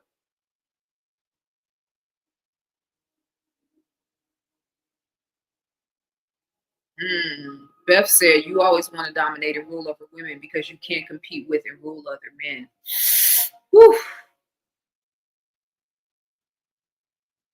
So this is the thing, guys. I need you guys to understand this about me. I'm a warrior by nature. This is not triggering to me. This is another day at the office. I came here to battle ignorance. I came here to confront the evils that are happening on the highest levels and on the low levels too. So this is not triggering for me. This is sparring for me, actually. Sometimes I enjoy it until it gets disrespectful. I'm not triggered at all. I'm actually cool as a fan. I got my Palo Santo. I got 270 people still listening to me after talking all this time. It's a good day for me. But this is another day in the office for me. So you guys got to listen to me when I'm telling you. I can handle this. I have the bandwidth for this. I have thick skin. So it's okay for me to be dealing with and engaging people that don't necessarily agree with me. But you just got to have your arguments solidified, because my arguments are going to be solidified in research and in, you know what I mean, seeking understanding. I don't think I know it all, but I'm always seeking understanding. I'm always seeking balance. So in that regard, when it comes to somebody like J Ball, I have the upper hand. I think it's safe for me to say that now. So I'm being funny, J Ball. Don't want to become your start stalking me and creating fake pages to destroy me. Many have tried. I'm not trying to make this about you, but I'm just saying. Sometimes we got to deal with the ignorance on the spot. So it's all good.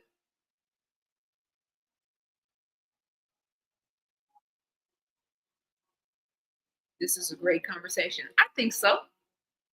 We ain't talking about nothing silly. You know what I mean? I feel good about this. And you guys are, you know what I'm saying? I've been in a space.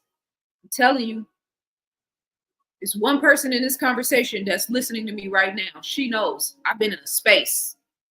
So this is therapeutic for me, you know, to have these conversations with you guys. ZaZa, because I'm going to be doing the providing and protecting. You want a man that will die for you if need be, enslaved to provide you, but in return you have a problem submitting. But I would die for my man too. I've actually been sacrificing myself for the past 4 years for strangers. I put my livelihood on the line for people that don't even know me, that probably don't even care about half the things I was talking about. So I put my livelihood and my life on the line for strangers. What do you think I would do for my king? You're not talking to an average woman. So protecting, I can protect my household spiritually. I can protect my man spiritually. I can help him fight battles before they even get to his door. Mentally, I can help protect my man. You see my mind in operation just in this conversation alone. You think I wouldn't keep my man abreast and adept to all the things that he needs to know about in his business, with his friends, the people that he has around him? You think I wouldn't see things that he doesn't see? You think I wouldn't support him if he needed my assistance in any regard, mentally, spiritually, emotionally, physically, financially, et cetera, et cetera? You think I wouldn't do all of those things and some? So what are we really saying here? I don't even like the fact that you use the word slave. What is this? Are you black?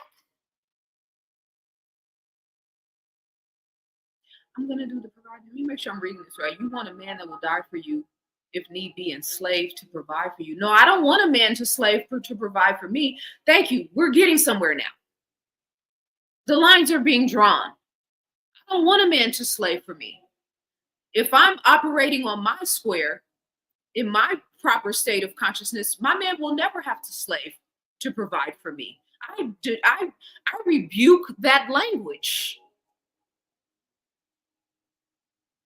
You see what I'm saying? I don't want my man to be a slave to provide for me, because by the time he connects with me, if he's able to grab my attention and hold my attention, if he's the potential to be my man, my mate, then he's not going to even have the mentality to be a slave to provide for me. We're operating in two different, very different bands of consciousness, J Ball. Do you understand that? Are we getting somewhere? I've got time for you tonight. Let's talk about it. I gotta go. It's hella comments I haven't even read. Oh my God. I'm late on the comments. Y'all got upset. I went back and like just trying to get to the nitty gritty here. You know what I mean? You were protected like Umar, Prof. I don't know who that is, and all the other great ones. I am him. Love y'all. Much love, King. I appreciate you.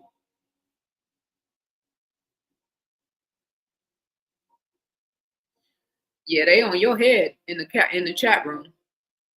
Why is this a thing? Okay, so I'm late on your comments. Who's left entertainment?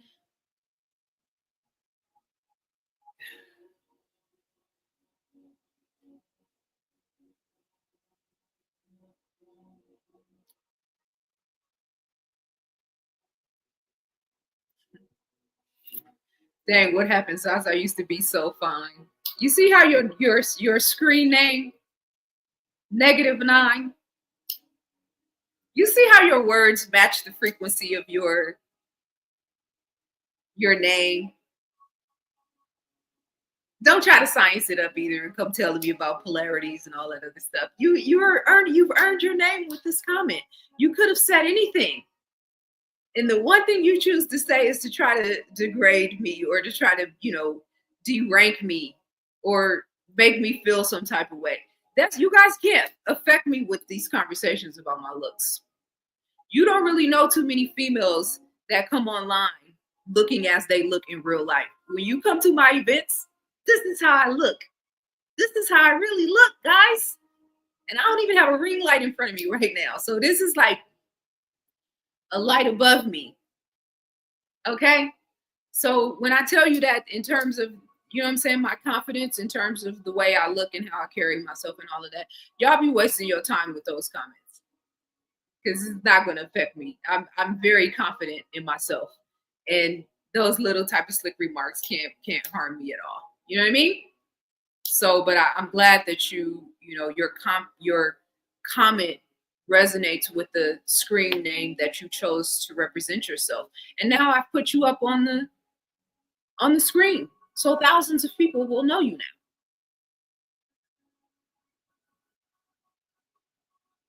One of my mentors, Abiola Abrams, has a book called Imagination to Reality, talks about the teachings of Abdullah and his influence on the so-called New Age teachers. Okay, so I'm not familiar with that. I know Joseph Campbell was a student of Abdullah, as well as Neville Goddard also, and there's two other people.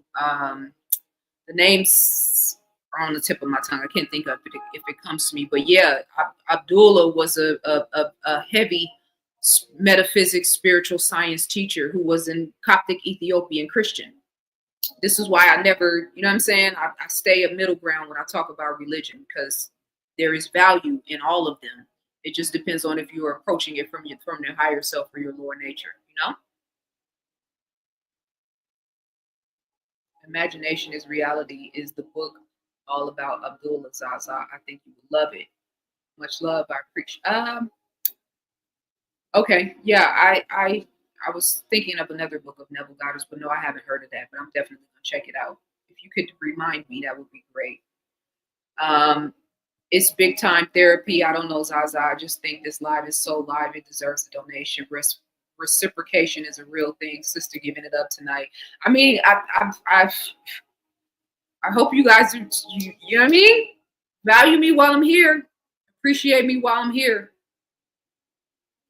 Because the spiritual ones among us understand that in these coming years, it's going to be,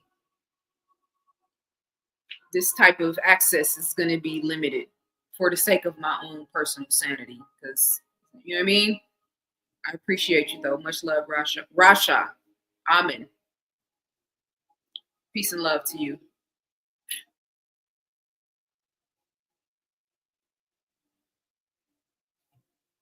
From Huntsville, Alabama, how have you been doing? How have you been feeling? Are you in a different part of California? Nah, George, we talked about all that in the conversation. You can go back and watch this replay, but I'm in LA. I'm right here in the thick of it. I've been in a purgatory for the past 8 years, and yesterday is the first day that I actually came up for water. And so today, naturally, instead of me just focusing on myself and getting myself all the way together, I have to come to these spaces and do what I can to add some value and hopefully some balanced perspective to help us to see and feel our way through this. But much love, King. I appreciate you. In Huntsville, Alabama.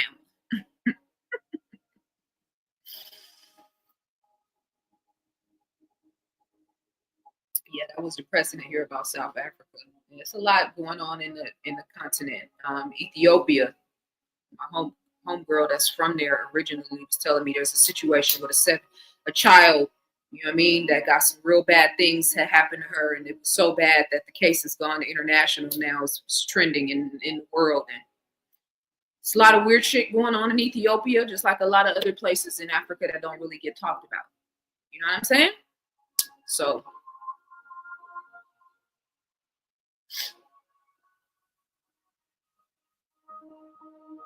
yeah, Malik, for real, love is our common superpower. Use it everywhere you see people. And that's the heavy energy from the divine feminine, is that love frequency, that love energy. Thank you, Paul, for pointing out my forehead. That's another thing. I know you're just playing with me, but people be trying to say stuff in the comments about my forehead, like please. Guys, I know I'm a stunner. You know what I'm saying? I know I am a physically attractive woman. So the fact that you guys try to get my attention with that, it just doesn't work. I'm saying that with no makeup, no nothing. Like, I put my hair back in a, you know what I'm saying? This is not, I didn't put in any effort, and I'm very comfortable with how I look. So stop playing with me. And you should ask yourself why you feel the need to try to devalue me or rank me according to my looks anyway. And then tomorrow you'll be talking about how all the women come on, you know, with weaves and you know what I'm saying, makeup, and you can't recognize them. So it's kind of difficult for you guys, I know, to sometimes sit down and just see a woman just come sit and talk to you the way I look. You should appreciate that. Not try to make me feel some type of way because of the way I look. So, Paul, I have a big forehead because I have a big brain. So if I can talk for 4+ hours and make sense and be cohesive and be clear in my assessment, that's why I have a big head, because I have a big brain. It's Yakub in reverse, though. See, Yakub came to manifest a people that were going to bring about death and destruction, so that the original people could see their lower nature come into the physical, manifested in real-time action, right? So he went through all of these scientific and, you know, technological and psychological endeavors to create a new people to come onto this planet and create death and destruction, right? Okay, so I'm Yakub in reverse. Okay, so God made me the big head scientist and gave me a big head because I needed a big brain so that I could help humanity understand the timeline that we're in and do my part in destroying the old world paradigm, so I could do my part in bringing in the new world paradigm. It's mathematics. You know what I'm saying? The size and the circumference of my head matches the size and the circumference of my role and responsibility on a spiritual level, on the spiritual plane. You see what I'm saying? I keep telling y'all I'm a scientist. You guys stop playing with me. Not you, Paul. It's all love, Paul, for you. But I'm just saying, you guys want to try to test me or, you know, devalue me or make me feel some type of way. It's just never going to go good for you. Because you can get DDT mentally and spiritually by a woman online in front of the world, even if your name is -9. And that might have some representation of something that has to do with atoms or chemistry or biology. We could go there too, but we don't need to, because you already showed yourself. You see what I'm saying? Y'all want to play with me? I got time for you today. Okay? You see how much time I've given you guys? Now let's see how many people reciprocate and actually support me.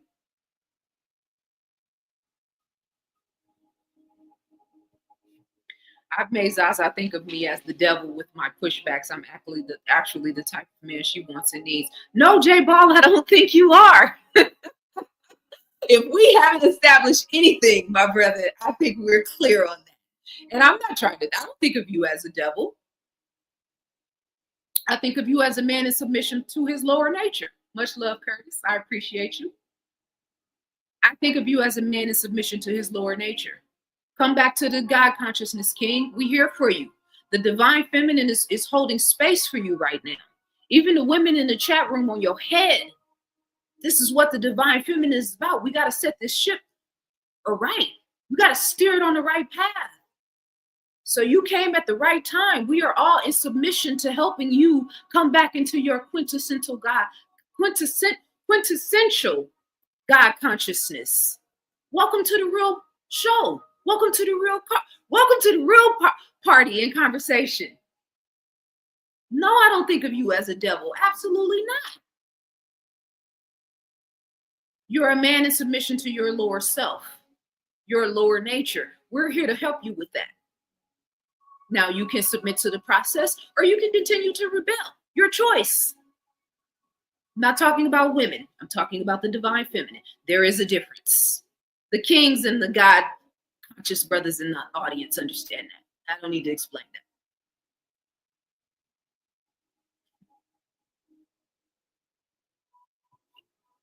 Thank you, Spirit, for waking me up at 2:51 a.m. for this quick message from Queen ZaZa. Ashe, Ashe. Peace to the gods for waking this brother or this sister up. Probably a brother. You got the New York Knicks. You got the New York Knicks as your logo. Really?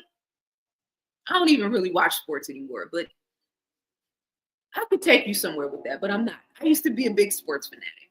I'm not anymore. But I used to be able to run the numbers down, everything. I was sick with it. I'm glad he's being honest. Malik?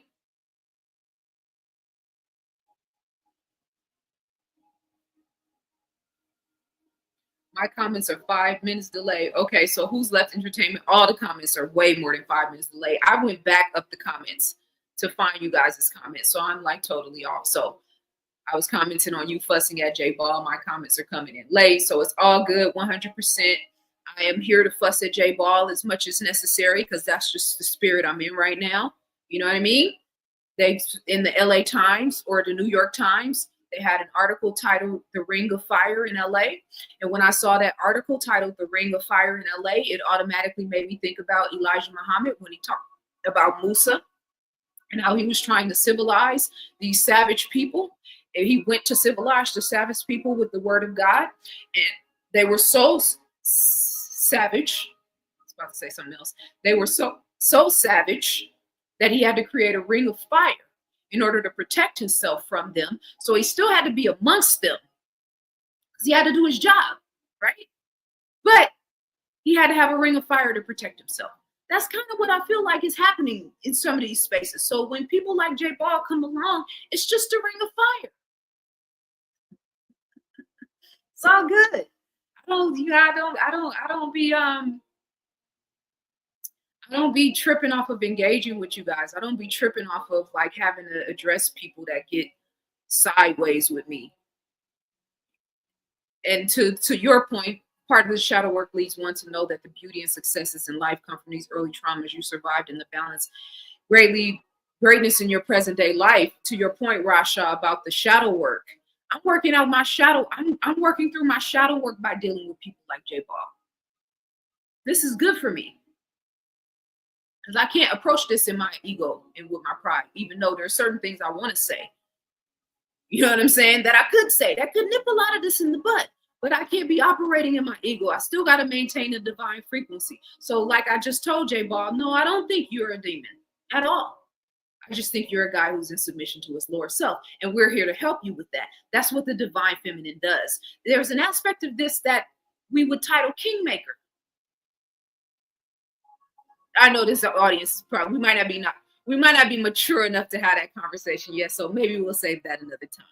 But there's a thing called a kingmaker, kingmakers. I don't mean that as a person. I think that's a state of consciousness and capability. I'm just saying.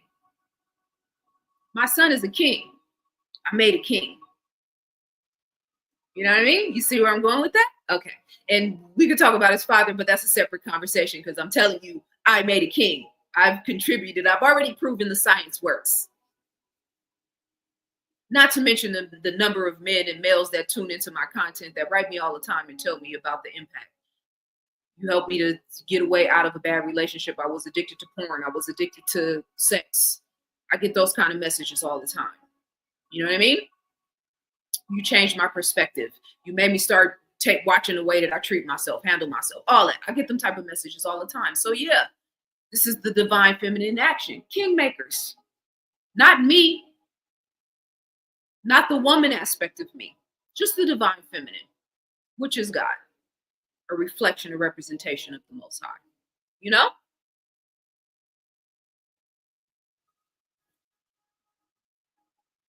Zaza's been in the spiritual game for more than 20 years, even Black Magic 363. Well, I did a lot of content on Black Magic 363's page for a good year. And the last time I checked, which was a lot of years ago, I haven't really checked in a long time, but the videos that I was a part of had a couple million views. You know what I mean? So I appreciate you telling me that and saying that, because I was on his platform and contributed a lot to his platform and was grateful to have access to be on his platform to contribute for a good amount of time. And it had a very profound impact, I would say.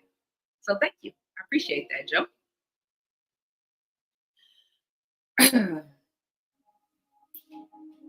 Nah, he's shooting his shot, huh? It always boils down to that.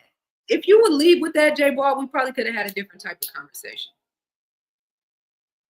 This is that female, the dance between the masculine and the feminine. We're both in submission, whether you see it or not. I hope you can see that by now. J Ball, Malik, Rasha, Paul, all of the females, all the queens listening, everybody, we all in submission right now. It's a fact.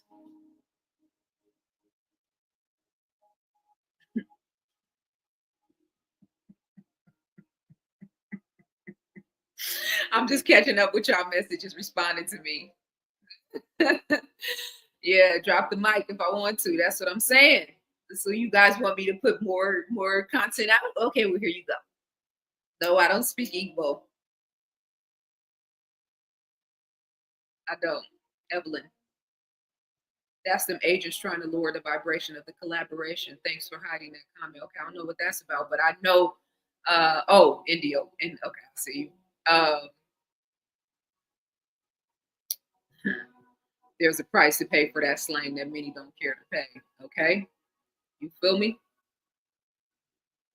Yeah, you can't lower the frequency and the vibration of, you know what I mean? We surrounded by a proverbial ring of fire. We protect it.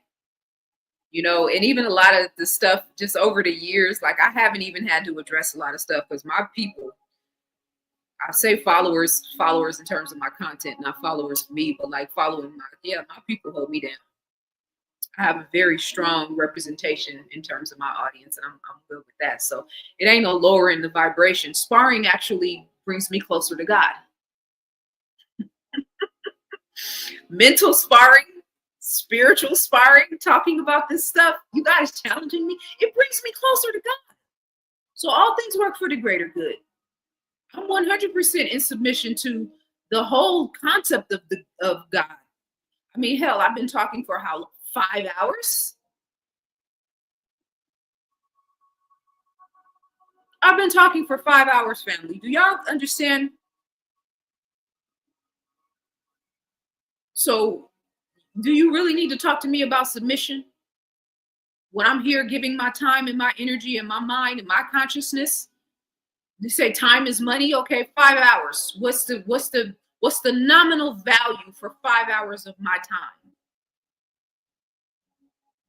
So I'm in submission right now, giving of myself, listening to you, observing the way that you think, talking about what's happening in the world, addressing your silly state of mind if it's silly, and addressing your higher state of mind. I'm in submission right now. What more do you want from me, J-Ball, and those like you? And the ironic thing is, and I'm being funny, so y'all don't get serious, but I'm just saying, how do we as women end up talking to men, strangers and men online about submission, men that we'll never submit to? If submission between man and a woman is a viable thing, isn't that a conversation I should be having with my men? Why am I having that conversation with you?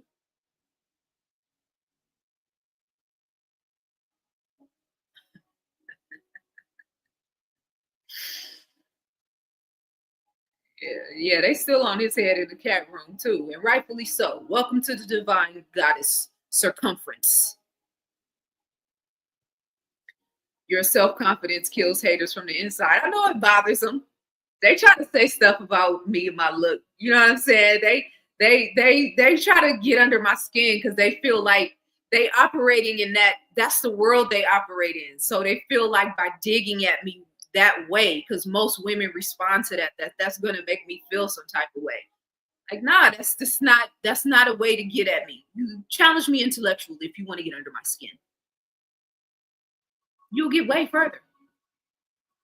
So thank you, Hakeem. You know what I mean? I appreciate y'all. It's all good. We you got pics to prove it, huh? Yeah, I show up how I am. I ain't saying I don't get dressed up and all that stuff, but I'm just saying, stop playing with me. Weirdos. That's why I say these dudes are psychologically gay. Do you think that person sits up and listens to whoever your favorite pro male conscious collaborator creator? You think he would ever say something like that in a man's comments? Dang, bro, you used to be handsome. You fell off. No. But you say that to the opposite sex, trying to devalue the opposite sex because you don't really like women. And I'm here to help you with that. You're going to have to fix that or things are going to get difficult for you in the days moving ahead.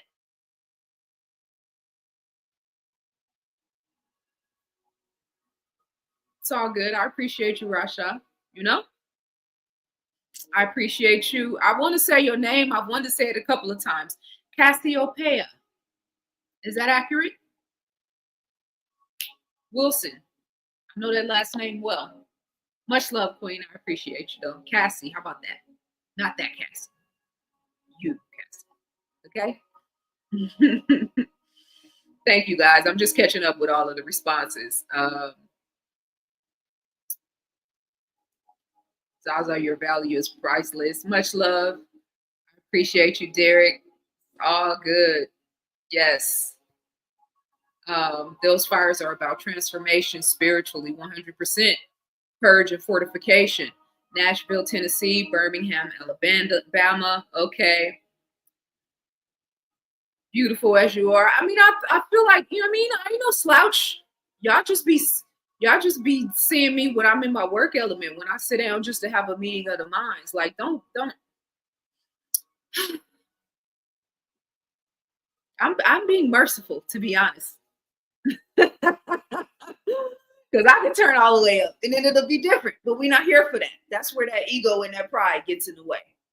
You know what I'm saying? And we're not here for that. I'm much more prone to people hearing me and feeling what I'm saying than actually focusing on my looks. You know what I mean? But stop playing with me.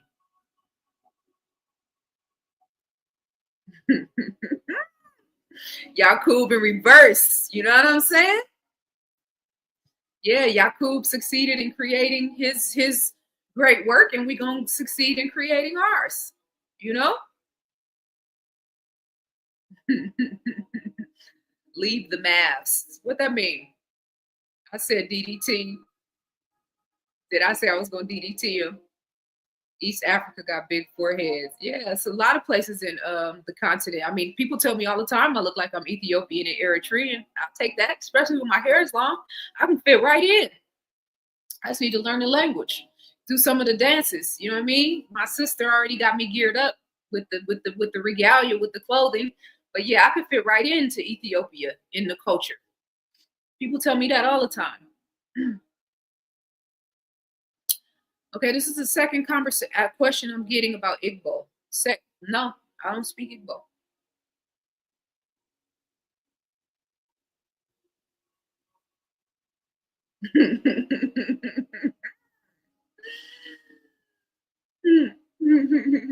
The Lulu.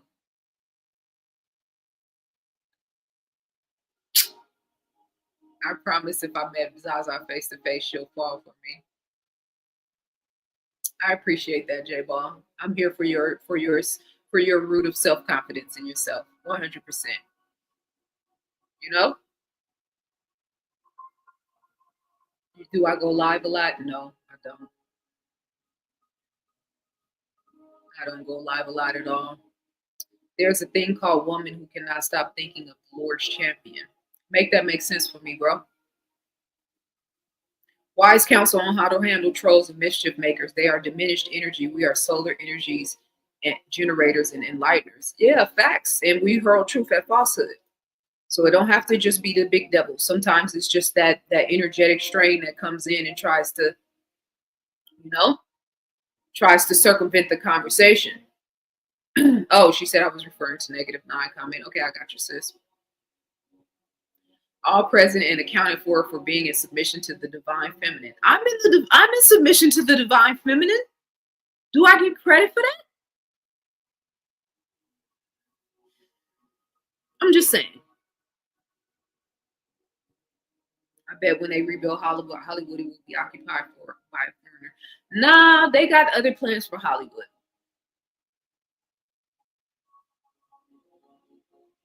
They have other plans.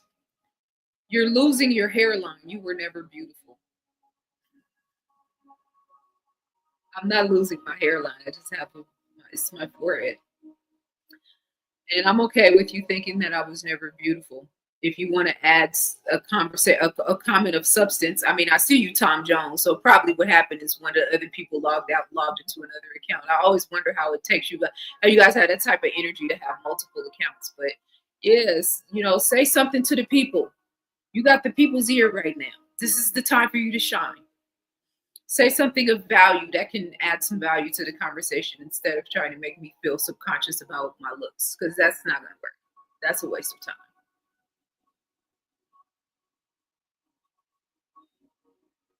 I got notifications 5 hours ago. Welcome to the conversation. Yeah, they crazy. They're really crazy. You need a podcast at the end of the fires, the ZaZa Ali podcast weekly with guests. The fussy men in the chat probably are anti-woman. Yeah, and I would love for them to come and have a conversation with me. It's different to talk in the comments versus actually like being, face to face with me or live with me or like the back and forth. Yes, it's a lot of that's just not going to work. It's not going to work. Yeah, you see how J Ball already changing his tone. I mean, the frequency is already doing what it's supposed to do. You see, J Ball, you are being civilized.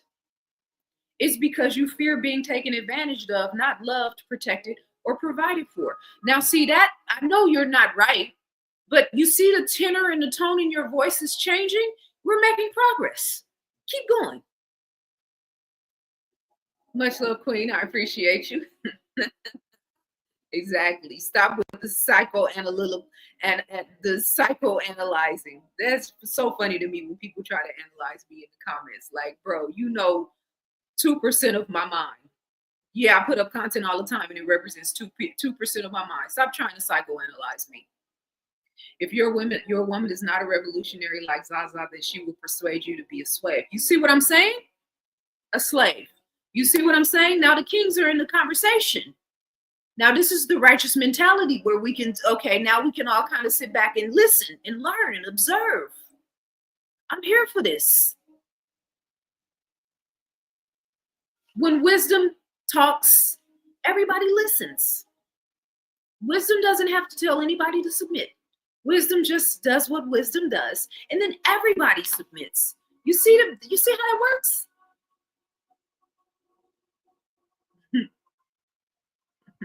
Big foreheads is super cozy.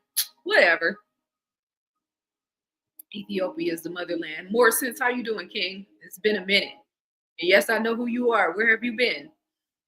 Yes, the planet is the motherland. This is our planet. All of it. It's all ours. It's all beautiful. It's all expansive. It's all the motherland. It's all of it. All of it. Every 196,940,000 square miles. It's all ours.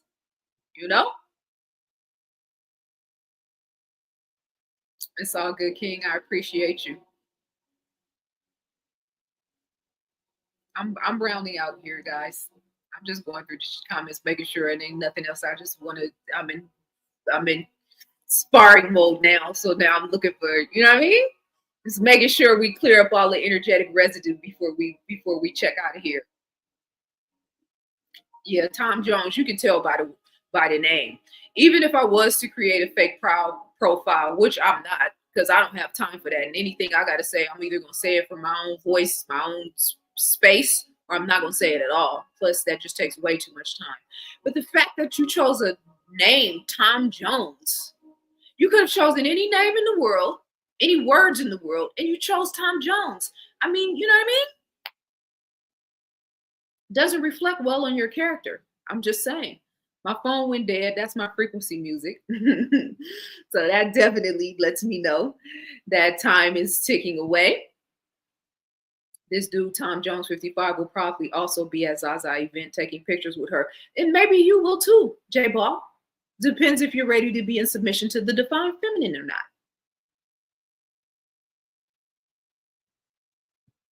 Don't respond to the negative comments, Queen. I'm responding to whatever spirit tells me to respond to. And I keep telling you guys, it's like sparring for me. It's, you know what I'm saying? I don't do this often, but when I do it, I get a little chuckle inside. I'm not going to lie. Especially when it comes to these guys that, like, you know what I'm saying, try to handle me the way they handle the rest of these, you know, the social media world and these females online. It's just not going to happen. I know how to I know how to articulate myself in a way. You're not gonna, you know, use emotion and get me, you know, in a space where I can't express myself, or like I'm mad because you're attacking me personally. Like, nah, ladies, this is how it's done.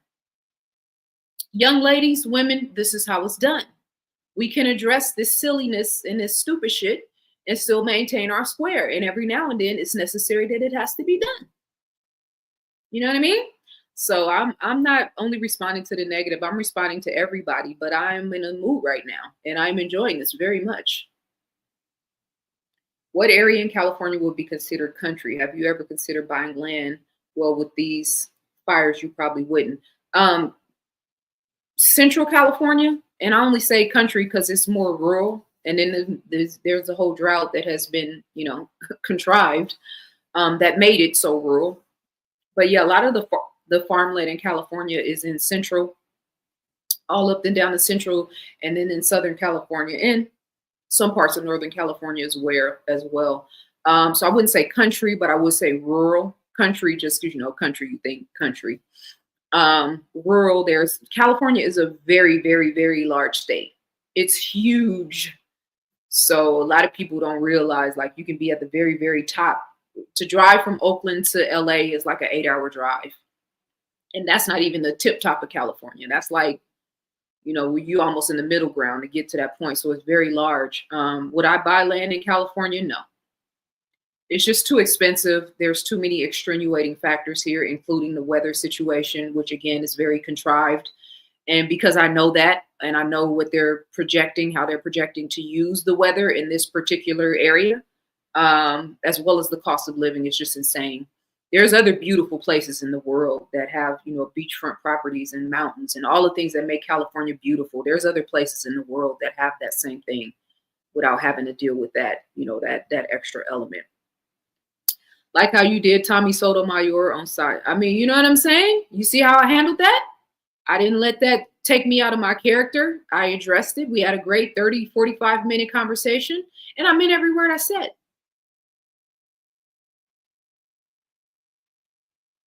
She was never beautiful. She's a lioness. She's golden goddess. Catch you out the chat, probably in his auntie in the garage. Yeah, that's where he at. In his garage or in his car. I'm talking about Tom, not you, J-Ball. J-Ball, I think you know what I mean? I'm giving you a little bit more credit because I'm seeing you're starting to submit to the divine feminine, so we're making progress here. But Tom Jones, yeah, he's probably at work, actually, in between, you know, well, I'm not going to say that. All work is honorable. I'll leave that there. Ethiopia is not the motherland. Africans are extremely unrelated to each other because of colonialism. Over 20,000 or 2,000 languages have dialects, and dialects have died in the past year. Okay, 20,000. Thank you, ZaZa. And this is my actual birth name. Oh, much love, King. That's powerful. Your parents had it. You know what I mean? That's what you call writing history in advance. Let me come back to that. That's what you call writing history in advance. Your parents gave you a name to live up to, and everybody doesn't live up to the name, right? So this is what I talk about when I talk about bloodline and like settling on bloodline or settling on, you know, the legacy aspect, the legacy and the lineage aspect of it. Like, yeah, you got the name, right? You got the blood line, perhaps, or the lineage, but you got to step into, you got to earn it. You know what I'm saying? That's the quietest kept in terms of just the historical aspect. A lot of the problems that Africa and a lot of the monarchies had is because they chose, leadership was already implemented based on bloodline. And so there was a lot of periods in history where you would have a powerful, prominent king or queen, and then the son or the person, you know, son usually, coming up behind them, who was naturally ordained to gain a position of leadership, was a weakling. Didn't have the same power, didn't have the same magnetism as the queen or the king that came before them. But because of the bloodline aspect, this is what happened in Ethiopia. When Makeda, Queen of Sheba, when she transitioned, and then Menelik the First came in behind her, right? After, and not a lot of is written about Menelik except for the Ark of the Covenant. See, this is why I tell y'all stop playing with me, because I know my shit. So, and I ain't just talking about history, I'm just talking about in terms of this conversation. So Menelik the First is most well known for the whole Ark of the Covenant aspect, right? And his father going and getting that, bringing it back to Ethiopia. But after Menelik the First, there was a 300-year rule of 300-year span of complete chaos in Ethiopia. Nobody was ruling. Nobody was governing. It was chaos. Okay? So that bloodline aspect, Menelik has sons. Apparently none of his sons were, you know, either lived to reign in terms of the kingdom, or weren't just savvy enough, or didn't have the governmental essence, whatever it requires. But there's plenty of periods in history where the rulership, the kingdom, the queendom, the monarchy was passed on just based on bloodline. And some inept, unqualified, spoiled, you know, whatever resonates to that time period, came in and blew the whole shit up. So bloodline is only an aspect of this. We can see plenty of in the Kemetic history line where that bloodline, there was periods of rulership where it was chaos, because the bloodline wasn't following through with the vibration. You see what I'm saying? I appreciate your content. We all have work to do for our progeny. The children need a higher frequency, 100%. I'm with you on that. Compared to the fires in the Bay, how is the smoke in Southern Cal? So it's funny that you mentioned that, because I talked about that earlier. The fires in Oakland were totally different than these fires. The properties still, they weren't burnt to a crisp. They weren't burnt to ash. There was some houses that burned all the way down, but still left residuals. There were some houses that were half burned, right? There were some houses that were a little burned. Normal fires. That's how normal fires operate. Normal fires do not wipe out entire neighborhoods and entire cities. Nobody can tell me other. I don't need a fire department head to tell me that, right? So the smoke is way better now, but like the first 3 days, it was really, really, really bad. And there was ash. So it was the smoke, but then it was also the ash aspect too. You're talking about the 2018 fires. I think I'm talking about the fires before that, when I was younger. They had a really big fire in the Oakland Hills. But that was a long time ago. Maybe 2000-ish or something like that. It was somewhere, maybe the late 90s. That was the big fire in Oakland. And yeah, it was totally not different now, but the smoke situation has cleared up a lot. Now I'm your spiritual auntie. All right. The world is the motherland. I just feel like I really want to tap in there. Uncle Tom needs to relax. Uncle Tom, perfect. That's what I was reaching for. And you summed it up. And you know, if Ethiopia is the motherland for you, then go to Ethiopia. I think you would fit in well there, actually. You know, because I know you. You know what I'm saying? I think that would be a good culture and a good climate for you. Tom Jones initially said he's tired of us Black people blaming Caucasians for everything. Yeah, we don't even do that over here. So I don't know what you're talking about. We're vibrating the love frequency, the energy over here. There's no such thing as white supremacy in this neck of the woods. You know, and leave the world behind. Cali and Texas had succeeded. I wonder if the fires are the real went on the offensive and attacked Cali in advance. Well, if that's the case, they did it to Lahaina as well, right? And if that's the case, they've been doing it to Cali for the last 10 years. They've been clearing out mass land masses in California with this particular technology for some time now. So I don't think it's a thing of attacking Cali in advance. I think it's a thing of destabilizing environments. I think it's land grabs. I think it's thumbing their nose up at the Most High and sort of challenging God in the most obnoxious, disrespectful way. I think it is declaring war on specific energetic hubs around the world, like California, like Hawaii, right? Those sort of really beautiful landscapes that we all can sort of tap into and harness that beautiful natural energy. I think it's that. I think they're also testing their toys and proving that they work. And I think they did the same thing in the mountains in Georgia and Tennessee, just in a different way. Right? So we have to factor that in. We have to factor in what happened with Florida with those recent hurricanes and you know what I mean? Because it's not just the weather anomaly, it's also the panic and the fear from the weather anomalies. They said it was this Category 5 storm that was coming through, and eventually it came through and it was like a regular Category 3 storm. But look at all of the pandemonium and the chaos that they caused. So they're studying human behavior at the same time that they're doing these things. So, I think that's an important, part about the secession, because, that's sort of lingering the area, especially when it comes to Texas, the whole conversation about Mexico and whatnot. But I think they're at war with nature and God. Language models observing behavior, trying to be the algorithm by studying the source. It won't work, but they do their job. Yeah, I definitely think some of this is AI. I think J-Ball is real. I think -9 is real. People like Tom, the people that just say those little one-off things are like people that probably watch my content that don't really like me, but you know what I'm saying? But still watch anyway, but they're looking for a reason to knock me.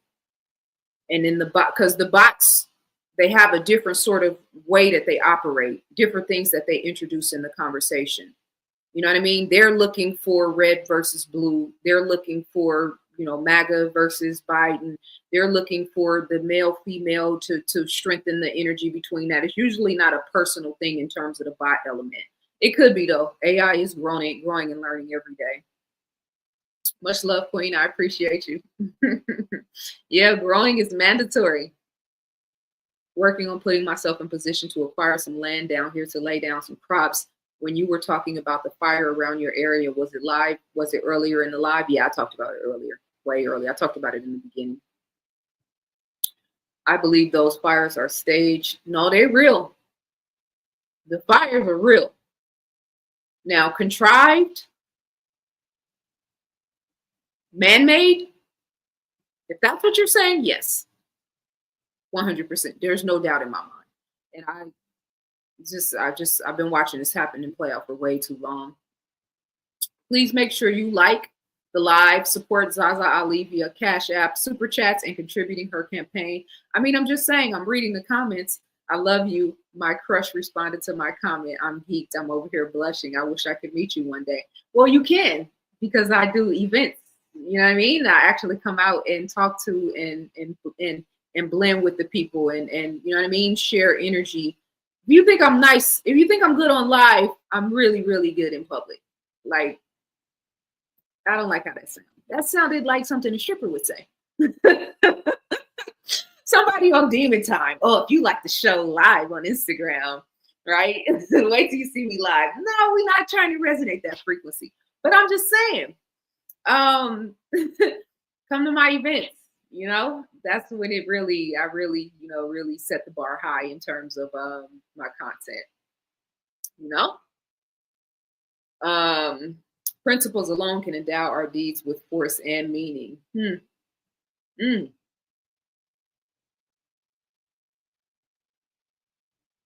DEI today. Yeah, I talked about that earlier. The whole DEI. What's the 3-letter moniker that represents white mediocrity then? If DEI represents how it's being used now, diversity, inclusion, diversity, equity, inclusion. So they're using that now to sort of showcase,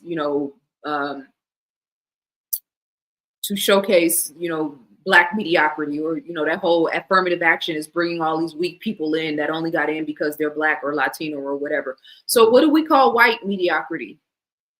And you only getting the job because you're white, or you're only being the president because you're white, or you're only getting the CEO position because you're white.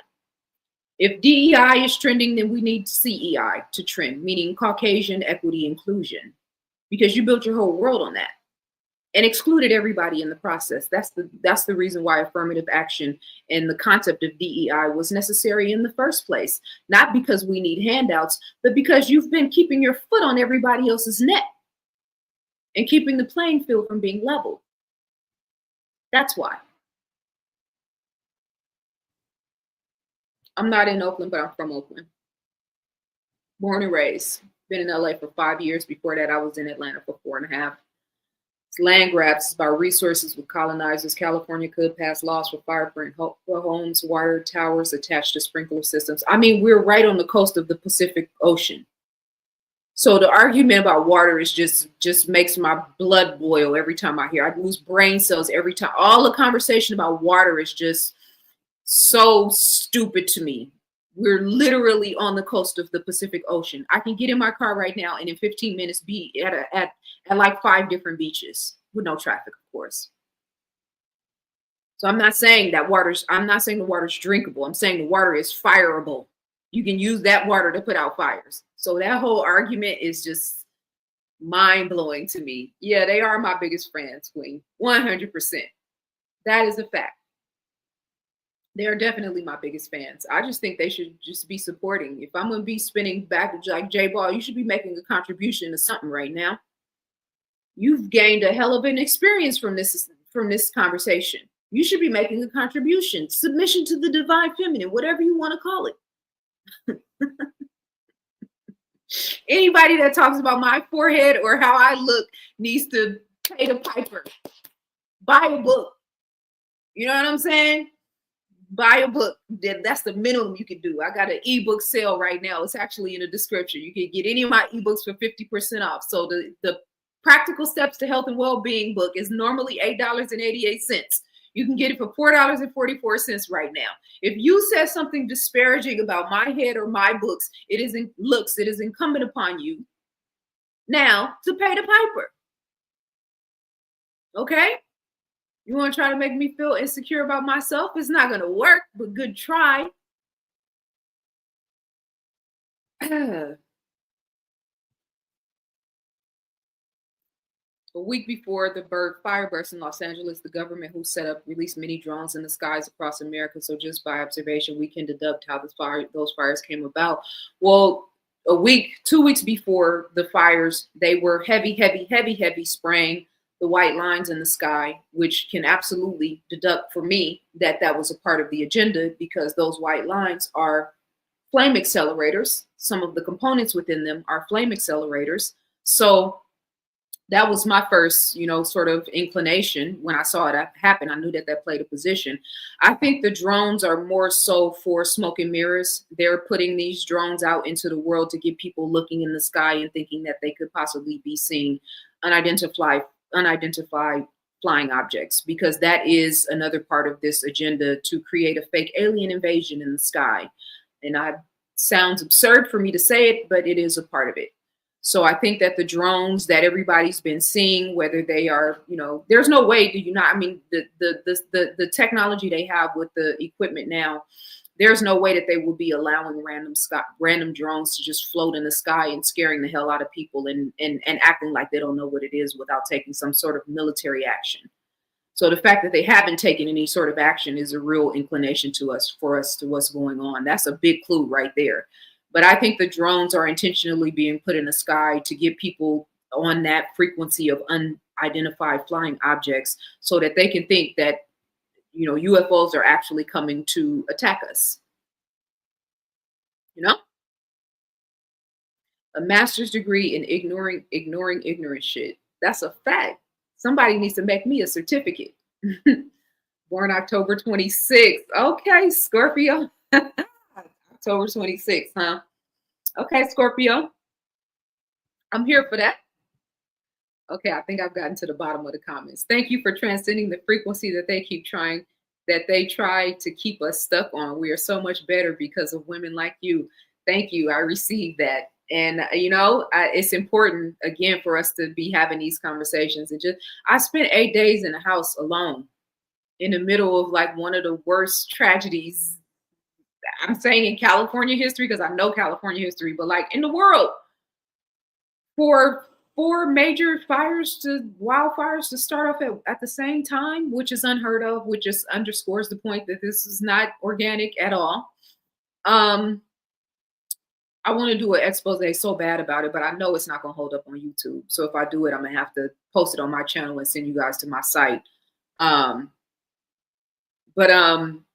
Yeah, I went through this whole experience like physically by myself. And so for me to sit here and talk to you guys has been really therapeutic because I know I'm not alone. You know what I'm saying? Maybe not in the physical, but just like talking to you guys and kind of bouncing back and forth these ideas and these concepts and whatnot is important for me. It's good for me. So this is a reciprocal thing right now. You guys listening to me and sticking it out with me. We still got 226 people listening. Like, you can't tell me I'm not a G. If I can hold the consciousness of 225 people for this long, I know everybody hasn't been here since the beginning, but some of you guys have.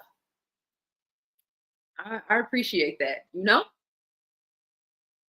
This will be the longest this will be the longest live ZaZa has done in a long time. No, this is the longest live I have ever done.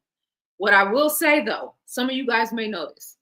In the end of 2022, I did the Kingdom Within web series. It's actually available for free online because I've made sure everybody could see this. Where I want to say it was like 80 slides in a presentation, right? So I can gauge how long I'm going to be speaking based on the number of slides that I have. So this day, I wasn't doing that. I was just like, I need to say all of this. I need to get all this out. So all the research from the shot to the masks to the tests, I'm talking about everything from top to bottom. I have my whole thing mapped out. I had all my information. I was ready. I had all my books, straight mad scientist mode, right? So I'm sitting down, I'm like, okay, this is going to be like a 3-hour, maybe 4-hour video. If it's 4 hours, I'm just going to cut it into 2. It's all good. I knew I was going to be, I had everything ready, right?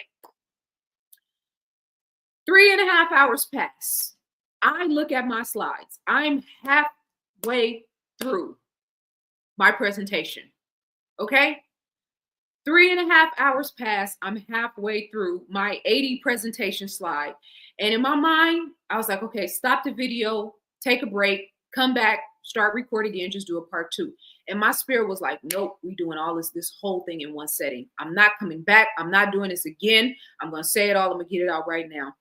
That video was 7 hours, I think, and 15 minutes when I finished it. Nothing was repetitive. I wasn't saying, I got a slide. So I'm not, we all talking off the top of the head right now. So, this is not, I'm flying by the seat of my pants with this conversation. That one, I was every single slide, all the information, all the data. That's why when people talk to me about these shots, try to get slick in the comments and whatnot and say certain things or like prove it, all of that. Like, bro, I did a 7-hour, 15-minute presentation. What more can I do? So I'm just saying, like, and at the end of the video, if you guys saw it, when I saw the time stamp, and I was like, wait a minute, I just talked for 7 hours and 15 minutes. I'm a mother G. I ended the video like that because it was like major. I've seen Delbert Blair, Phil Valentine, Dr. Delbert Blair, excuse me. Who else? I mean, I've watched 3-hour, 4-hour lectures. I'm in my zone. Long as I'm learning, long as I'm mentally stimulated, I'm good. So I watch long form content, but it's not 7 hours plus. It's on my website right now for free. Anybody can watch it. So talking about well, you didn't say that, but I'm just what I've contributed to the collective consciousness is the major thing. Bobby Hemmett, exactly. That's the name I was reaching for. And so the whole conversation, though, was just about science, data, information, verification, proving this is what they're doing. This is how I know. This is what so-and-so said. This is what they said. This is what they're saying. This is what it really is. 7+ hours. At that point, I knew I was special. You know what I'm saying? Because that was a big deal. So yeah, this is definitely the longest live ever. Probably will never, ever do this again. But this is good for me, has been really good for me. You should do more of these lives and allow people to call in to build connect base. I agree. Soon come. Soon come. Much love, ZaZa. You got help in Houston, Texas. Much love, King. I appreciate you. It's all good. I used to spend a lot of time in Houston. Oh, you're not alone. We're here for you. I done went and cooked and came back to the live. Okay, what you cooking? Better not be no pork. You better be cooking something. It's late too. What time is it? I don't even want to look at my clock. My phone done went dead, y'all. It's 1 o'clock here. ZaZa, is there any other place you can go and start new? Please let us know and we will make it happen. Yeah, I was already planning on leaving here. I just got some business. I have some things I need to contribute to the LA community before I leave. And that's really, I've been wanting to go literally since last summer, but it's some work that I still need to do here. I need to tie off some things with my book, first of all, and get that handled the right way. But then there's some things I want to contribute to the LA culture before I leave. Much love, Aubrey. I appreciate you, King. Yeah, Yakub in reverse. I love when you smile. I love listening to you. Thank you. See, people be nice too. You know, I don't only highlight the negative comments. It's way more love than negativity. I just like to spar. You know what I'm saying? Every now and then I like the two-piece. This just comes with the territory. You say something slick, the Oakland in me is bound to come out at some point. That's why I was born in Oakland, because it was necessary, you know? Let me know from my brother King 68, who was on YouTube. Okay, much love. I appreciate you. In Miami. If I want to live in Miami. Okay. David Icke, yes. My sister's been pressing me to have David Icke come on. I'm working on it. We definitely aligned in many, many ways. And I have a lot of respect and love for David too. The community collective consciousness reigns supreme. No, pork girl, it's 1 a.m. Yeah, okay. I know you just tried. 4 a.m. in ATL, Shotty. Which country would you move to if you decide to leave the U.S.? Actually, I already know where I'm going to go. And it's outside of the U.S., but it's not far. And you can drive there from the U.S. I don't want to say it publicly, though, because I don't want to, I don't want to put it out there. And I don't want any of my stalkers following me, although it's a big country. And I also don't want, I don't want to put any bad juju on it, So, but I already kind of have an idea of where I want to go. You can drive there from the United States. Okay, so there's a clue. It is a different country. So there's another clue. It's not Mexico. So there's another clue. It has a large population of melanated people. So there's another clue. It is beachside and mountainside. So there's another clue. And I'm gonna leave it at that. But I still want to have, my bearings here in America as well, because this is our land. And this is where it's going down. That spiritual warfare, this is the epicenter of that shit right here, America. This is where it's going down. Like all the stuff we've been talking about in terms of the global stuff, what's happening in Palestine, what's happening in Africa, what's happening in South America.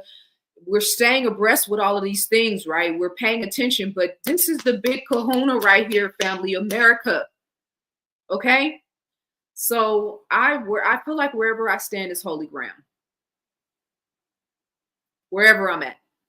You know what I mean? So yeah, being, bi-coastal, not bi-coastal, but bi-countryal. Is that a word? Like having a place here and then having a place there. My son is a young man now, so I have to respect.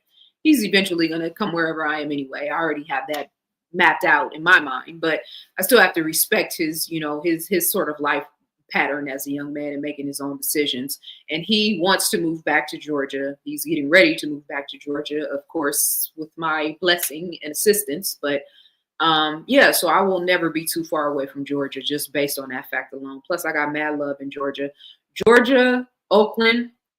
I say Oakland, but I say that tongue in cheek because my city. It's not the same city I grew up in, but LA, Georgia, Atlanta, um, Brooklyn for sure, um, North Carolina, South Carolina, Virginia, a couple of cities in Florida. Like I have large, even in the UK, I have a very large following in the UK. Not following me, following my work. So eventually I want to make my way over there too. You know, it's just, I'm working it out. I'm working it out. Where I'm going to land, where I'm going to stake my claim, where I'm working that out. As men, we need to put our women in their rightful place, which put us men in our rightful places where as well. Facts. Blues clues for your stalkers. My stalkers are, yeah, they're special. Do you believe the moon landing happened, or do you think it was a hoax? I think it was a hoax.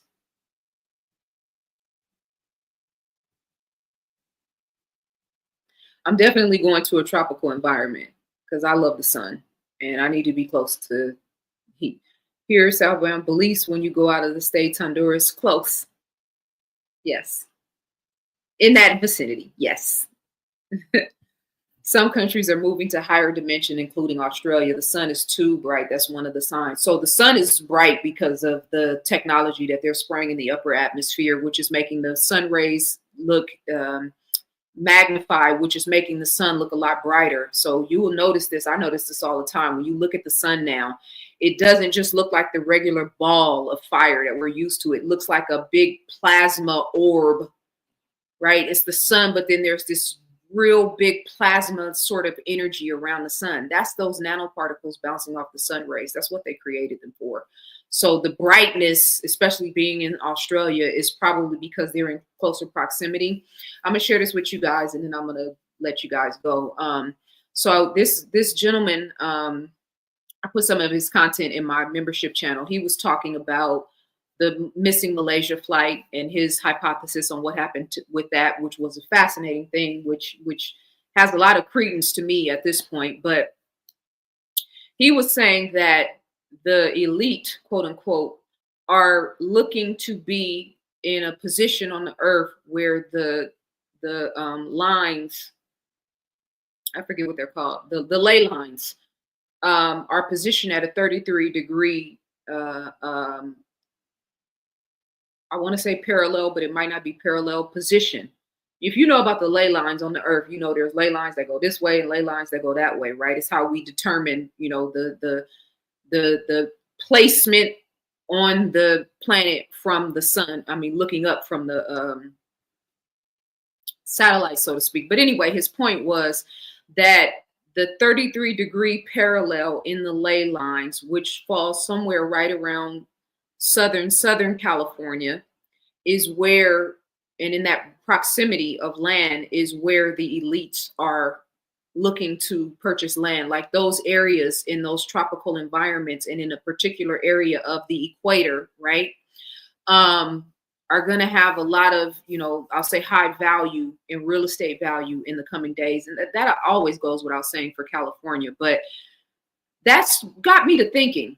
You know what I mean? Because we think about today, but like the long term, even in terms of producing fruit, I mean, producing food, I definitely want to live somewhere where the climate is acclimated towards being able to grow your own food. You know what I'm saying? Is that likely in Ohio? No. More likely in, you know, tropical environments? Yes. So that's a part of it as well. Nothing against Ohio. Probably not a lot of Black people there anyway, but we need to be in tropical environments that are safe havens from the towers and the meters and all this frequency war. They're playing with us a lot, you know. And I'm tired of being played with. I'm tired of pause. I'm tired of these people interfering in our lives, you know. So yeah, you're close, George. Somebody said Panama. You're close. What do I think about Jaguar Wright?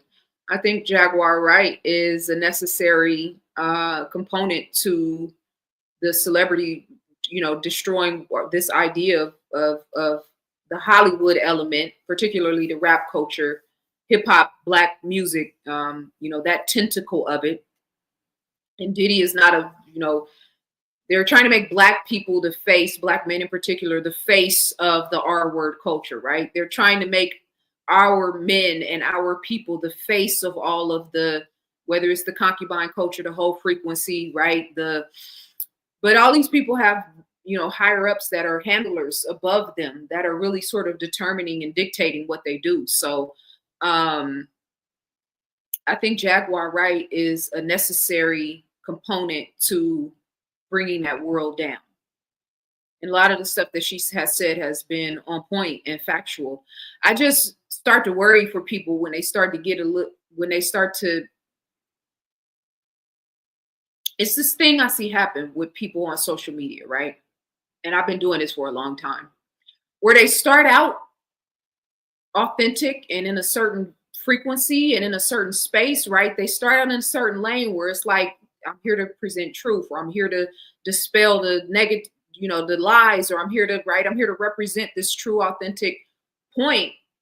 And then somewhere along the lines, the fanfare and the, you know, the hype of it all, and the likes and the attention and the sharing and the numbers starts to affect how they transmute their information, how they represent themselves. And when I start to see people start to bragging, you know, I heard her on Sean King, I think it was, not Sean King, Sean Atwood, because she was doing an interview with Big Homie CC, and I like Big Homie CC. And I do watch some of Jaguar's content, so I don't want to make it seem like it's just him, but she just started talking about how she was responsible for billions of views and nobody's watching your this and people are watching my this. And then when people start doing that, it starts making me, you know what I mean? I get confused, because that element is just not necessary, especially if you're representing truth and some sort of righteousness. That whole I'm the best, me, I'm the biggest, baddest, brightest, most anything. Anytime people start doing that, it starts, you know what I mean? It starts diluting their impact. And so I've heard her do that a couple of times, and it was just like, you don't need to do that, sis. Because now you're becoming a little bit like the frequency that you're trying to diminish, right? That's what that narcissist energy, that fanfare, that celebrity worship culture, that's what creates ditties, right? That's what the culture is created for, you to worship these people, right? And so the people that are coming in to expose that frequency can't become like that frequency. So I see a lot of people in the conscious community, males in particular, no disrespect, not only males, but they get to a point where it becomes all about them and my way and what I say and what I do. And I'm the biggest and I'm the smartest and I'm the this. And that's when I'm like, nah, but you're really not. Because there's brilliant people all over the world. And there's the most brilliant people on social media get the fewest likes, to be honest. So anybody can talk about celebrities and get high numbers.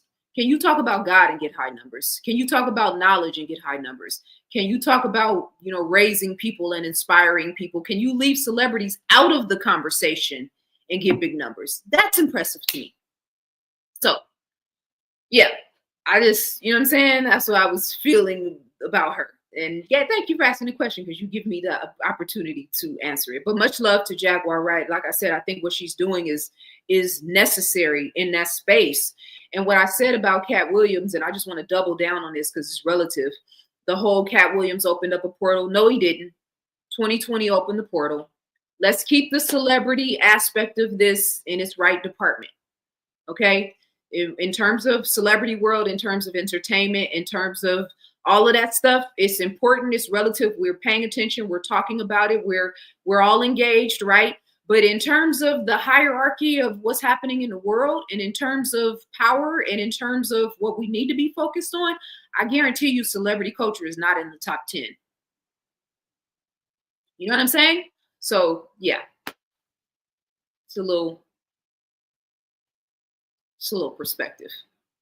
Valentine spoke on the second son and the third son on its way. What do you think about that? I think that all of the visuals that I've seen of the second and 2 sons, 3 sons, etc., have all been visual.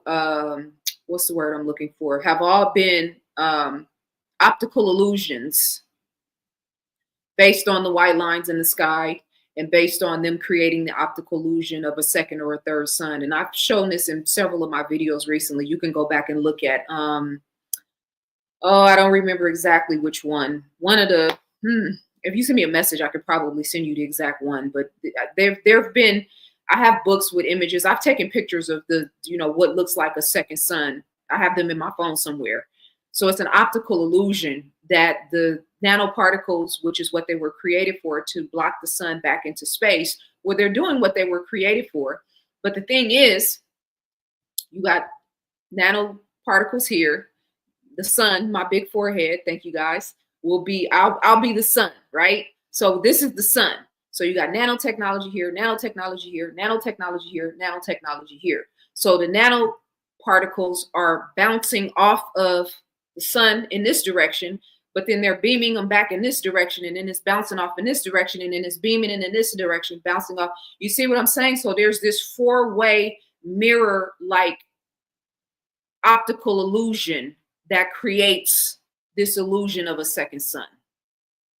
I don't know, I know there's a lot of, extra terminology and language around this in terms of Nibiru and all this other stuff. I only like to deal with the facts and things that I can prove. I know for a fact that the optical illusion that people have been seeing, the videos that they've shown, the videos that I've seen, the videos that I've taken, and even in Ilana Freeland's work where she shows images of this, that sun is not a second sun. It is an optical illusion. So that's what I think about that. And I'll reserve the rest for a later conversation,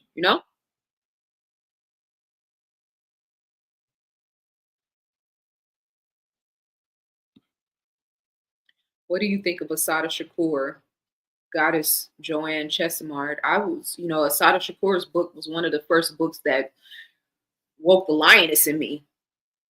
You know what I'm saying? So her being in Cuba right now and the role that Cuba has played in protecting her. She was obviously with smoke, right? The conditions around her imprisonment, and then her, later escape, and then, just everything that she's been through. I think she's definitely a warrior. I can't account for where she's at right now, what she's doing right now, but just in terms of her story and her legacy and her name, the word Assata Shakur, the name Assata Shakur, right? Notice the Sata Shakur. All of that A and how that A is pronounced, whether it's in African, dialect, or whether it's in Arabic, names, Allah, right? ZaZa, or right? We're talking about the letters and the language that match the frequency resonance of God, or the building blocks of what we know to be this reality, right? So her name is powerful, first of all, just like Tupac Amaru, right? How a lot of us don't even know the story of who Amaru was, right? Maybe I'll put that in volume 2.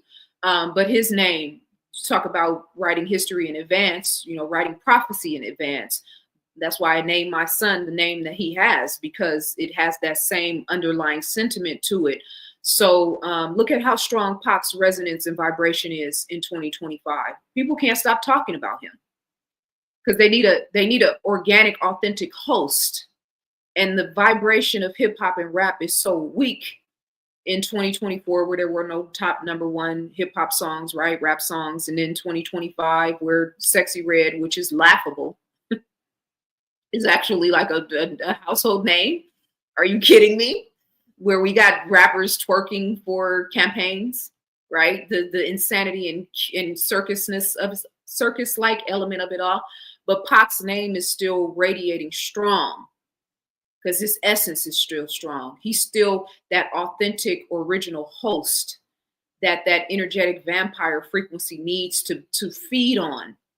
Tupac represents that. So Assata Shakur is in that same vein and legacy, so to speak, with the Black Panthers. And, another reason why America is under divine judgment, but another reason why this place is so special, and another reason why everybody from the global level from the universal level to the international level is looking at America, because those people were here, because we are still here, because of what we had to go through to maintain ourselves. This is why America is special. This is why we are special. Okay, so Asada played her position in, you know, the construction of that, and then the maintenance, just by still being alive and still finding a way to endure. So hopefully she'll see this message and she'll know that, like, her book and her story and her legacy had a very tremendous, profound effect on me. That's one of the books I always recommend to young people. They ask me, well, you know, I want to read something to get connected to my culture or learn my history. Assata Shakur, you know, Mumia Abu Jamal, right? Sort of the ones that paved the way for us, but that really had to do to be in the nitty gritty difficulty of it. You know what I'm saying? So yeah. Do you think the literal homeless virus from 2020 will stop spreading around 2030 in the US? The homeless virus, meaning people, large amounts of people being homeless? No. The only way that's going to stop is if we stop it. There is no government entity that is interested and that is actually building real, tangible laws, goals, you know, bills, infrastructure. There's nothing that is really interested in stopping homelessness in terms of government and, you know, the people in positions of authority. So if it stops, it will have to be us that stop it. Government is not going to do it. Government is at this point not operating in the best interests of their citizens. None of them, even the ones that they claim to be, you know, the LGBTQ community, for instance. You know, we all think that it's like they're super pro LGBTQ and anti everybody else. Like, they don't really care about those people. They're just using them to, you know, to further the cause of their agenda. And the transhuman and the transgender element is mutually tied in multiple ways, on a physical level, spiritual for sure. And then, you know, emotionally, mentally, those two things kind of are running parallel with just for different reasons and with different outcomes. But the transgender, transhuman, the language is similar for a very distinct reason, you know?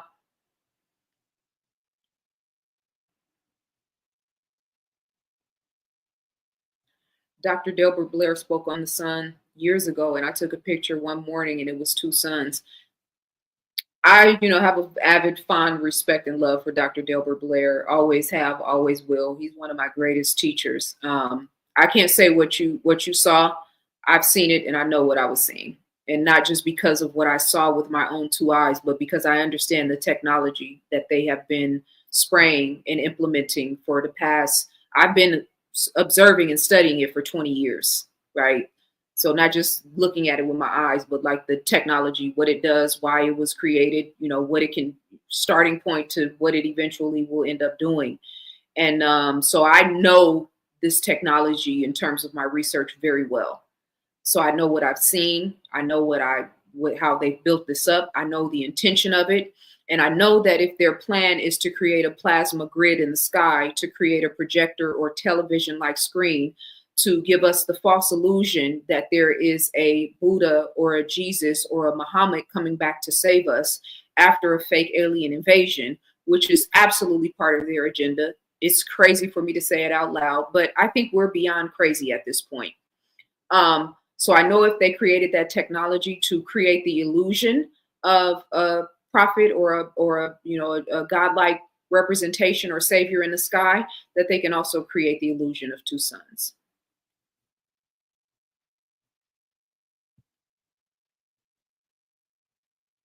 You got to be Neo in this clone world. I always looked at you as Ma'at. May the gods have favor you with mercy. I accept and receive that. Somebody said hologram. Speaking of the sun and the nanoparticles, if it's reflecting the sunlight back into outer space and we get our intel from the sun, do you think it's driving people insane around heavily geo? Yeah, for sure. I mean, so it's I think the lack of sun, right? Because global dimming, because they're intentionally blocking the sun. So we're not getting anywhere near as much sun as we're supposed to.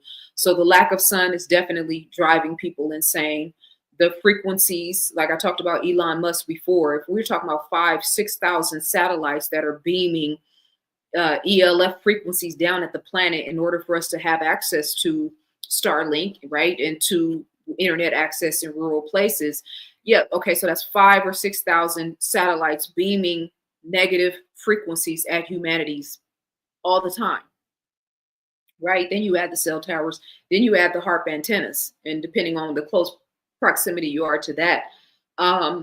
So yeah, I think it's all of that. I think the stuff that we're breathing in, smart dust, has the capability of going into the human. I have to be careful how much I say because I don't want to freak you guys out.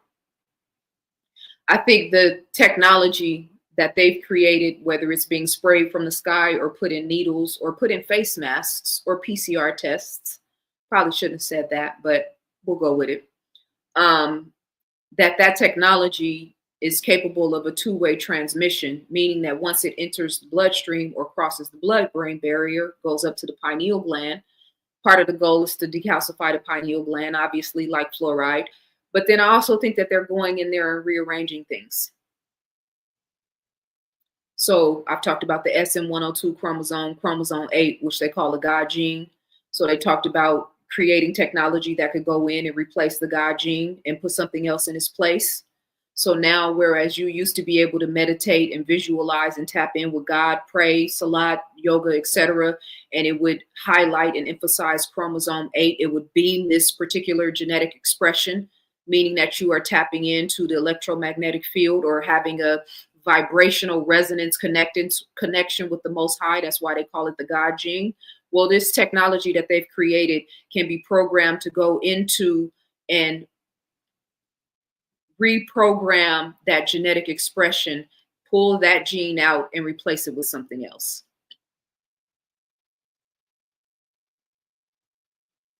That's the short answer. You know? So again, the spiritual aspect of this cannot be emphasized. The most influenced are the African Americans that are globally celebrated. Unfortunately, they are not giving any reciprocations due support for their unique talent. They're not given any reciprocity, right? I'm assuming that's what you're saying. Due support for their unique talents. That's a fact. And part of that is on us because we have been highlighting our lower nature, so to speak. That's intentional. That's how they've been using us to, keep the world in a trance, so to speak. But if we transmute and alchemize that agenda and that intention, we can be leading and assisting and adding value to the world based on our higher self and not our lower nature, But that's why they pay so much attention to us here. Like what you just said, and they understand what that means. That's why Harvey Weinstein didn't get as much attention as Diddy. We think it's just because they want to take the black man down. Yeah, that's a part of it. But Diddy put himself in that position, so he's gonna have to wear the cross that has been bestowed upon him. But a big part of that is because Diddy, his vibrational resonance, his impact, his imprint, the interest in him is a totally different level than a Harvey Weinstein or a Jeffrey Sandusky. Nobody's interested in these old shriveled up white dudes. Nobody's really, Johnny Depp, his case got a lot of attention and fanfare, but Black people wasn't really checking for that. You know what I'm saying? Some who were all immersed in that celebrity world were, but like Black people, we ain't really paying attention to that. And again, 93% of the world population is not white. So they have to have focal points and people, and we can say what we want about like a Diddy or a Jay-Z, but like they have a very high, strong, powerful vibrational resonance. You have to get to that level. Whether you submit to your lower nature or whether you're expressing your higher self. Once you get in that lane, you got billions, millions, or hundreds of millions or billions of people knowing your name and listening to your music, that's a different type of energetic transmutation. So they're harnessing our energy, whether it's Diddy, whether it's, Lotto, whether it's Red. I can't even call her sexy, Silly Red. That's appropriate. Whether it's Silly Red, whether, all of the representations of Black culture right now is very intentional. They scrape the bottom of the barrel. No disrespect to any of those people, But if you're talking about the same thing that everybody else is talking about and doing the same thing everybody else is doing, yeah, it kind of fits. They scrape the bottom of the barrel and find, certain ones among us that have certain charisma or attribute or star quality, and then they harness that energy and they control the masses through that. So that's why Black celebrities are getting ready to play a major role in these mass humiliation rituals that are getting ready to happen all throughout 2025. They're coming, including LeBron James and his son having a heart attack. I don't know if that happened or not, but that was definitely a part. I think that was LeBron James' payoff to get his son in the NBA. Whether it happened or not, I don't know. Whether it was acted or not, I don't know. Whether he really actually had a heart attack in practice or not, I don't know.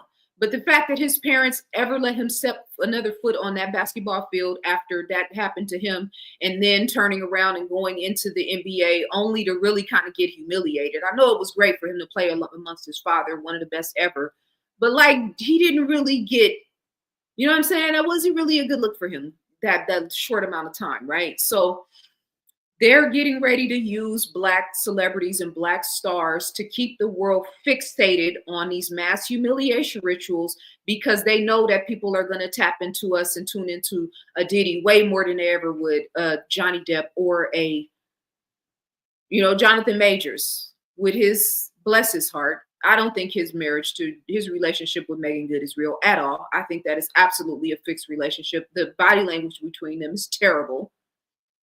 But he just went through a whole humiliation ritual, and they kept everybody focused on his case for a year. And then what happens? He gets slapped on the wrist, just like Trump.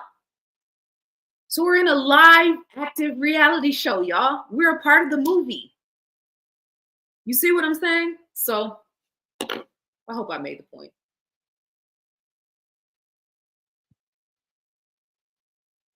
I could tell it was a glare, but I never thought about the nanoparticles, sis. That checks out. And if anybody that wants to really look into that, Ilana Freeland has wrote 2 very powerful books specifically talking about this, and she backs everything up with pictures and data and extensive research. Her and others too, but I'm just saying she's a great reference to me, because it's like, yeah, you can get that book and be armed. You can get her 2 books and like be armed, or you can get 10 other books. You know what I'm saying? Or you can watch 100 other videos. You're going to have to watch 100 to 150 videos of collective information to get the type of information that's cohesive in that one book. Now, the book's like 600-700 pages. You know what I mean? It's not a reader book. It's a study book. But her work she's definitely at the forefront of, in terms of that research. And you see how I turn you guys on to the references. I'm not sitting here trying to make it seem like I know everything. I'm just a great student. I noticed the blue sky cloudless, and soon after the white lines, you start hearing sirens, cops, and arguments breaking out of the neighborhood. Yeah, it's definitely having an impact. That, along with the trails. The towers. So the frequency is activates the particles. So that's another component of it, right? So sometimes when things are more chaotic, when it seems like people are more on edge, I have some content saved that talks about, and it's the data part, but then it's also just the conversation about it, that they're turning the signals on the towers up at night when we are most sensitive, right? During that sleep process, when the serotonin and melatonin is doing what it does. So they're turning the frequencies up at night, and and removing the harmony of the sleep process, which would make sense to me in several regards. But I'm just saying, to your point, the fumes, the lines, and the frequencies, from the phones, from the towers, from the meters, it's all connected. It's all connected. Tupac Amaru was a prince or king in South America, one of the main last standoffs against the Spanish. Okay, George, come with the jewels then. That's what I'm saying. We got king energy in the business. We got king energy in the building. She says she wears her scars like jewelry because she paid for them with blood. Deep. Who said that? That sounds like, I'm curious to know who said that.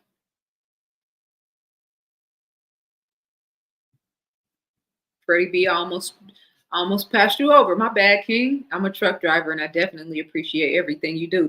Okay, so the truck drivers will appreciate the 6-hour conversation. I got 3 truck drivers in my membership channel and they always like, nah, Zah, keep the long, we want the long videos. Keep doing those 2-3 hour episodes of headline news. I'm like, yeah, but everybody else want me to talk for like 60 seconds. I don't know how to do a 60-second drop. You know, I can cut 60 seconds out, but like, nah. So much love, King. I appreciate you, Freddie V, and all the truck drivers that appreciate the fact that I can talk for 6 hours and hold my own. You know what I'm saying? And actually talk about something of value. It matters, right? When it's cloudy, everyone is insane. When it's sky blue, clear skies, then everyone is calm. I think it's a little bit more complex than that, especially in a city like LA, the city that one of the cities that never sleep. Like it goes down 24 hours, 7 days a week in a place like this. And New York. New York is a wild animal. That could explain why the creativity as far as music and movies have gone down and basically dim here in America. Yeah, for sure.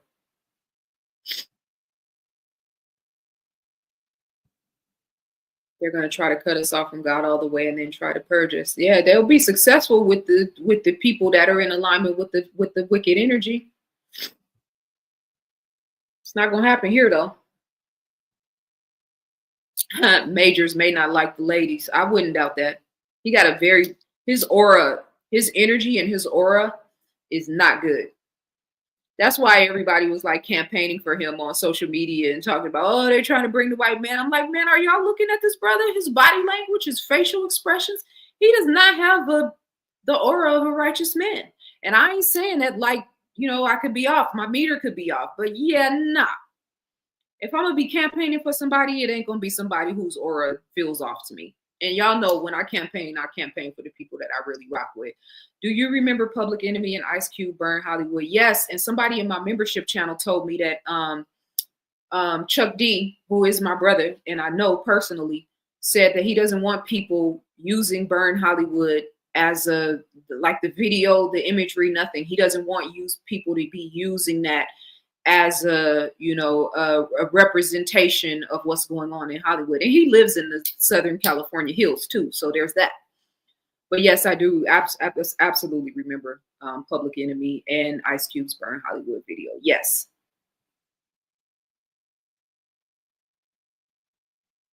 Yeah, that's it, Ilana Freeland, exactly. I didn't want to say her. I didn't mention the titles because just the titles, you know what I'm saying, can get, the algorithm watching me. But yeah, Joe put it right in the chat room. That's the name of the book.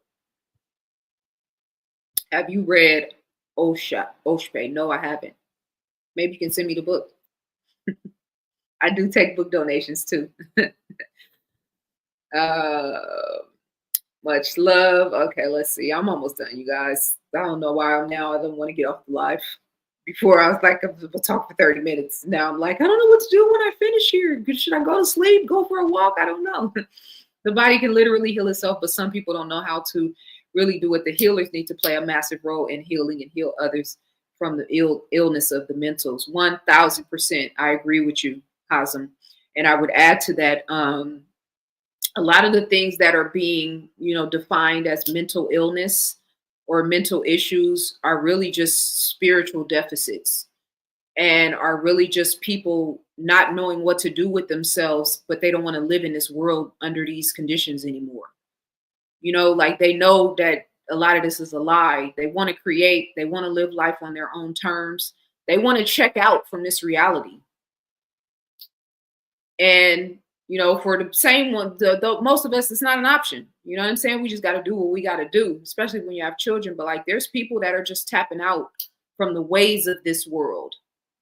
And so I would bet that a lot of those people, I'm not saying, like serious mental, schizophrenia or anything like that, split consciousness or whatever, but just a lot of the people that have been sort of marginalized as having mental illnesses, I would be willing to bet that if those people had a safe place to stay and had access to the resources to do the things that really make them feel alive, their passions, their creativity, that these concepts of mental illness and mental ill issues would disappear overnight. You know what I'm saying? Like I've had that talk with myself in these last 8 days where I was like, man, my mind, my mental, you know what I'm saying? Like just trying to get my grounding and like, where am I? Like checking in and tapping in with myself and being concerned because I know I'm in shock. I'm in trauma, but like I still got to move forward. I still have things to do. And so I'm tapping in with myself and I'm like, yeah, this is how people check out. And I'm the byproduct. I'm experiencing the trauma from a second, third party, right? So imagine the people who experienced it like head on, not to mention the day-to-day trauma. Growing up in the hood is traumatic as hell, man. Can't nobody tell me different. It is trauma to hear gunshots outside your window. It's trauma to grow up with people that you knew and loved that get murdered by violence. That's why when people are like in the comments about California talking about free Palestine and you talking about California, why are you not talking about Palestine? Why are you not talking about the gangs in LA? Why are you not talking about the black men being gunned down? I don't care if black men are killing them. Why is that not important? So we grew up in war zones. Now we have to campaign for the other people that grew up in war zones. And yeah, that's what righteous, God, oriented people do, be of service to everybody else. But when is the world going to stand up for us? Stop harnessing our energy and harnessing our culture and loving rap music and hating the people. How is that possible? Talking about black people don't have no culture. You better stop playing with me. I am black culture. And that's just a little old me. I can run off 100 names off the top of my head and not even mention a celebrity or athlete. Or entertainer. I hope I said I hope I answered the question. Let me go back to it. Did I say what I was supposed to say? Okay, healers, yes. Okay, shout out to the truckers, yes. All right, Derek I'm driving right now through Texas to Florida, started in Pasadena, California. Okay, so we sending love to Freddie and we sending love to Derek, our kings out on the road, making sure that commerce meets its location, that all of the goods that we all purchase our hard-earned money through Amazon and through all of these different places and the food and all the shipment process that takes place, we want to make sure that you guys get to and from wherever you're going safely, as well as the other brothers that's in my membership channel that probably aren't watching, or maybe they're driving, but they are truckers as well. It's 3:30 a.m. and I just randomly hit your video, like what I'm hearing thus far. I don't mind long conversations like this either. The city of Los Angeles, yeah. LA is critical on the map. LA is critical. LA is critical. California is critical. That's why I was born here. That's why I love it here. I'm leaving too, but I'm always going to be a Californian. I'm always going to be from Oakland is always going to have my heart. LA is always going to have my heart. And all the anti-California hate and all of that. Like, yeah, I don't care where I'm at in the world. I'm always going to be able to stand up for, it's just a lot of the same type of people that's everywhere else in the world are here. Besides the Hollywood and the glitz and the glamour and all of that element, like the same beautiful black culture. LA has a beautiful black culture. You're going to see it if you come to my event on January 25th, which is going to be free and open to the public, by the way. I just announced that today. If you want to eat dinner with me and have the private experience, then you can pay. I've reduced the tickets by $10. You can come and have that experience, but it's going to be free and open to the public in terms of my lecture. So I love it here. I love the black energy, the black culture here. Soul Folks, where we have an event, is a great representation of black culture and black ingenuity and creativity. And Brother Akil, who I have so much respect for. So definitely, if you're in the LA area, or if you can get to this area for January 25th, it's going to be a beautiful occasion. Like I said, I have contributions that I still need to make to the LA vibration before I leave. And I'm not going to leave until I do it. And God's not letting me leave until I do it. That's become clear to me. What have you learned from LA, and what types of values have you gained from living there based on health, wealth, and good relationships? I've learned that the extreme polarities of human consciousness can absolutely coexist in one place, and that it finds a way to work. like from the homeless element to the hood element, you know, Bloods and Crips, to the Hollywood element, to the business, international business element, right?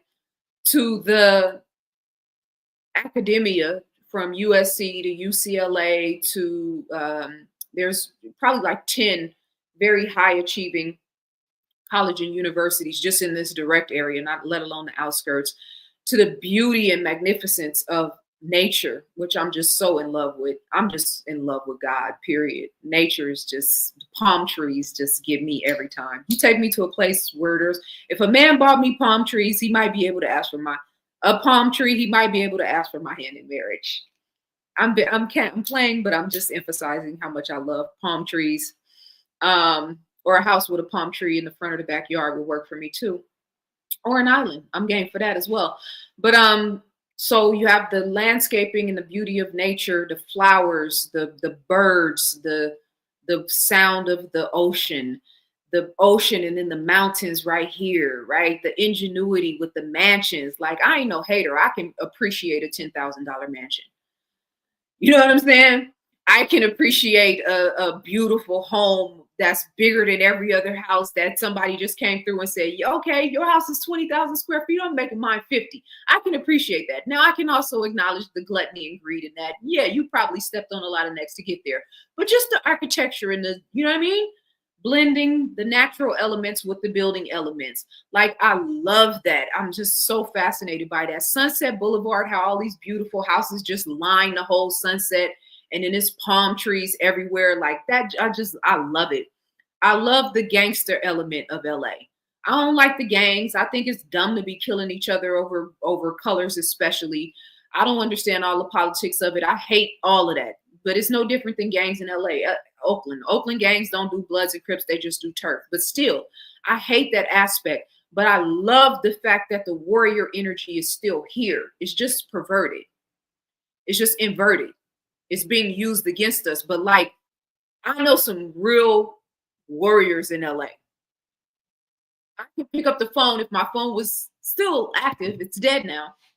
But I can pick up the phone and make a phone call and know for a fact that if I'm in some sort of physical harm, yeah, that's going to be nullified quickly. When I'm in Oakland, Atlanta, LA, and Brooklyn, I don't need security. I go to those places. This is why I always go to those cities, not Oakland, because that's a sidebar. Literally almost have a heart attack every time I go back home seeing the conditions. But certain cities I can go to where I don't need security, LA is one of them. Okay? Where I know that it's going to be a strong warrior energy in the building. So that energy is strong here. You know, that Nipsey Hussle frequency is still active in the culture and in the community. I've known other Nipsey Hussles in my life.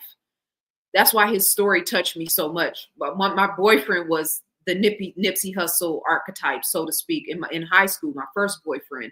So I've known that archetype of Nipsey Hussle. This is not a blunt, y'all. It's Palo Santo, just so y'all know. It's keeping me woke. Keeping my mind on track. But I've seen Nipsey Hussle in a lot of Black men. That ingenuity, that intelligence, that creativity, that I'm gonna find a way. If there is no way, if there's no door, I'm gonna build a door. I've known a lot of Black men like that in Oakland. Men that could have been superheroes, CEOs, etc., but that energy gets maligned and sent in the wrong direction. I see that in LA, and I know some highly intelligent brothers here as well. So, and sisters. I have a lot of people here that have a lot of love for me, and I love that. You know, and the city welcomed me, and everywhere I go here, I get welcome. I get love. Right. That's why when I be tripping in the comments and talking to people like, this social media shit don't really faze me, because out in the world, don't nobody talk to me like that. Don't nobody treat me like that. People show me love. I get welcome everywhere I go. So don't take this social media stuff too serious in how I engage with people in these comments. I need to spar sometimes. But so those are all of the, you know, and then again, out here in the hood, you gotta, you know what element to watch out for. Out here, you got, you know, white criminals and white gangsters and Asian gangsters and Italians, you know what I'm saying? Like it's that scary criminal element is beyond race out here. So that's something you got to be conscientious of. You know, it's just a culmination of a lot of cultures. And one thing I don't like about the city is the smell. And that's all major cities have a smell to them that it just rocks me the wrong way. I don't like the trash. I don't like the homelessness. I don't like the bars on the windows. I hate bars on windows. I grew up in a house that had bars on windows. And I always said to myself, I will never live in a house that has bars on windows. And then when I got in the real estate business in Section 8, if you buy a house on FHA, and the house has bars on the window, you have to legally make sure that the bars can be released from the inside of the house for a fire hazard, right?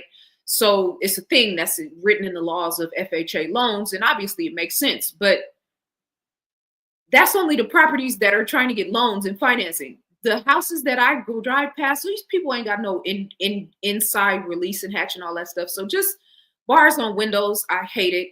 The homelessness, I hate it. I don't like dirt. I'm a very neat freak.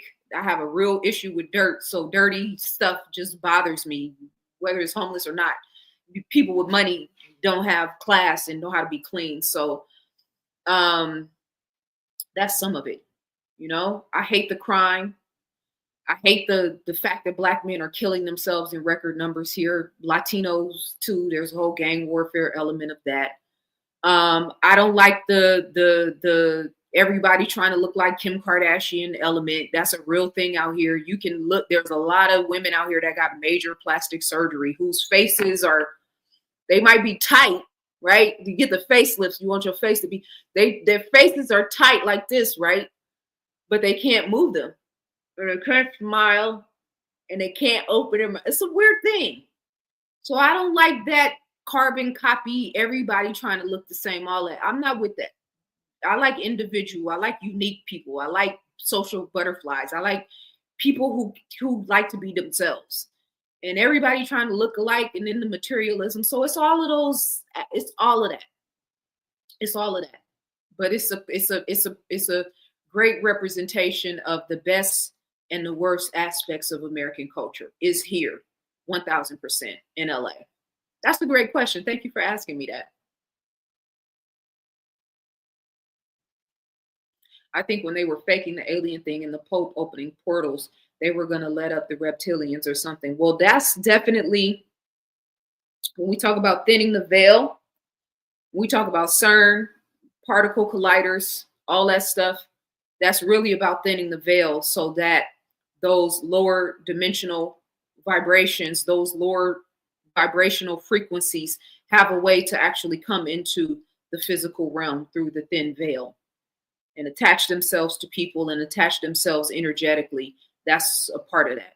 The Pope has, it's in my videos, it's all over my membership channel, but in my videos, the Pope, and when he does his sermons on Sundays, he has this big reptilian figure in the back of him. You can Google this and look it up. And this BS story of why this sculptor created it, but it's a lie. But the sculpture is of a half man and a half reptilian. And it's like the man is being consumed by the reptilian. And then the rest of the sculpture has like, remember in The Devil's Advocate when they had the scene where all of the bodies were burning in hell. It was like that hell figure. And all of the bodies were like in hell, just like, you know what I mean? Moving, and that whole, it has that same imagery behind it in the Pope. That's why when Candace Owens started waving that Catholic flag, I was like, oh, you suspect now, sis. Because we in a spiritual war. And those where people represent Satan. So now I need to look at you a little bit different because you might be the opposite. Spiritually. And I stand by that. And anybody who feels some type of way about it, I really don't care. Spiritually, again, I'm talking about the Pope. These people just paid out an $880 million settlement in only Los Angeles County for the LA Catholic Diocese right here. For what? For taking advantage of children. And it's just in LA County. So yeah, you start talking that Catholicism, we're going to have a different type of conversation. But that's what I'm here for. You know what I'm saying? So the faking the alien thing is the bigger point of that is that they're planning to do a fake alien invasion. I would have never even said this out loud if I hadn't seen all of this stuff that we're talking about. I would have just held this close to the chest, like a lot of us who've been reading about this stuff for a long time now. Like, yeah, this is not the fake alien invasion has been in the collective consciousness, knowing that they may try to plan this or may try to do this for like 20 years. I've known about it for 20 years now. Okay. So if I've known about it for 20 years, that means it's been in the collective consciousness for way longer than that. The fact that they were planning this. So we'll see. We'll see what happens. If you live a lifetime commanding your white blood cells, you can self-heal or heal others. Yeah, that's I self-lord and master. That's how it works with the white blood cells. That's how it works with the immune system. That's how it works with the mind. That's how it works with the infrastructure of the cellular system. That's what the placebo effect is. That's exactly what the placebo effect is. You can believe your way into health.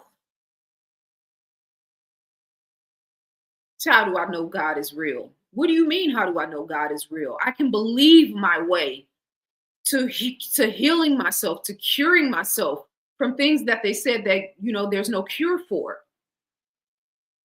When I look at the beaches in LA, when I look at the magnitude of the fact that this whole entire state is aligned by beautiful beaches. You know how many grains of salt the grains of sand there are in the world? Can you even conceive?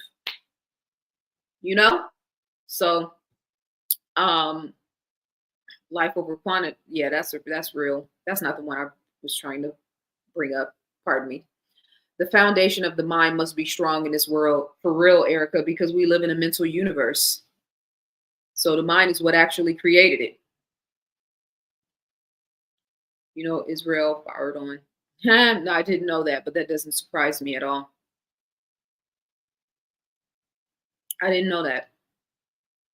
Very telling, though. Very telling. Most big cities were so clean during lockdown. Humanity is a disgrace. No, the people that are in power and that are controlling humanity are a disgrace. Humanity is of God. The authentic, original self is the highest representation of the Most High in physical form on planet Earth. We, human beings. Satan is a disgrace. The devil is a disgrace. The people who created the lockdowns are the disgrace. The people who have created the conditions for poverty to exist and to thrive, for homelessness to exist and thrive, are a disgrace. The people who are miseducating our children in the schools are a disgrace. The people in the medical and scientific industries and technology industries that have created technology that is limiting the capacity of humanity are a disgrace. Humanity is not a disgrace. No, sir. I appreciate you, brother, but we got to make sure we fine tune that language. The devil is a disgrace. Satan is a disgrace. And they know their time is up. That's why they are upping the ante on everything that they're doing. Southeastern part of real Middle East. Chief Powhatan, or Pocahontas' father, that name was given to her by the European real name Mataga, was from the G clan, who was part of it. And so just to add another interesting element to that, the Gia, XIA, who I talked about in Ancient People, I should have the book with me, but it's in the other room. But the Gia people were the original, creators and founders of what we know to be today the Chinese population. So these were the people who created the Chinese divination system. When I say people, the Gia people, but then if I said Nui and Nuwa and Fushi, who were the male and female archetype, just like Asar and Aset, just like well, I won't go there, but but the Gia people in China, right, representing those original indigenous people, and then the Xi people, XI here, representing those original and indigenous people. That's why I don't argue with people about like where we're from. We're from this is our planet. Yes, Africa, but yes, America, yes, South America, yes, North America, yes to all of it, even Europe. The places where, you know, this is why they at war with nature and Mother Nature, because they feel like they got handed the short end of the stick, because they're in this cold, harsh climate that is making their lives hell. And then they go out and venture out into the rest of the world. And we in, you know, teepees and sunshine and, you know what I'm saying, beaches. And they felt like they were being punished. That's why the story of Black people being accursed people in the Bible and us accepting that narrative, which I don't accept at all. Much love to my beautiful Bible professionals and scholars. All of that language is symbolic and should be interpreted and processed accordingly. But if anybody were a cursed people in terms of the reality and the situation on the ground, I think we could make an argument for Europe. And then you add generations, you add the Caucasus Mountains, you add the frigid and rigid temperatures there and having to find a way to build a civilization in the midst of that. Then you add the biological aspect of that, me being the product of a Black man and a white woman. You know what I'm saying? Some Black people tell me I'm not Black, but nobody's saying I'm white. So there is the dominant versus recessive gene playing out. Much love and rest in peace to the beautiful Dr. Frances Cress Welsing. Dominant and recessive gene battling it out. Who won? Look at me, the dominant. You know what I'm saying? Doesn't mean that I don't still have attributes of the white aspect of my bloodline, but nobody's going to look at me and think I'm white. And really only issue I have in terms of Blackness is with certain Black people, which that doesn't bother me either. I just laugh at it. So if anybody was cursed, and I think Black people should stop repeating that idea that we are a cursed people and that whole representation in the Bible, I think we need to go back and relook at that and reconsider that, because you're keeping the prophecy alive. You're speaking it into the ethers every time you say it. But if anybody is feeling cursed in terms of the natural elements, in terms of the situation on the ground here on the planet Earth, I don't think it's us. Now, have we been through a difficult sojourn to get to this point? Absolutely. But when you understand the universal laws and how the pendulum swings, then you understand that, yeah, that difficulty and trauma and those extenuating circumstances were to fashion us into formidable representations of the Most High. It's really it runs parallel with the conversation about Yaqub and, you know, him grafting a certain man and pulling the weaker germ or the weaker bloodline out of our original bloodline, right? And making it real in third dimensional reality so we could see our lower nature in full throttle.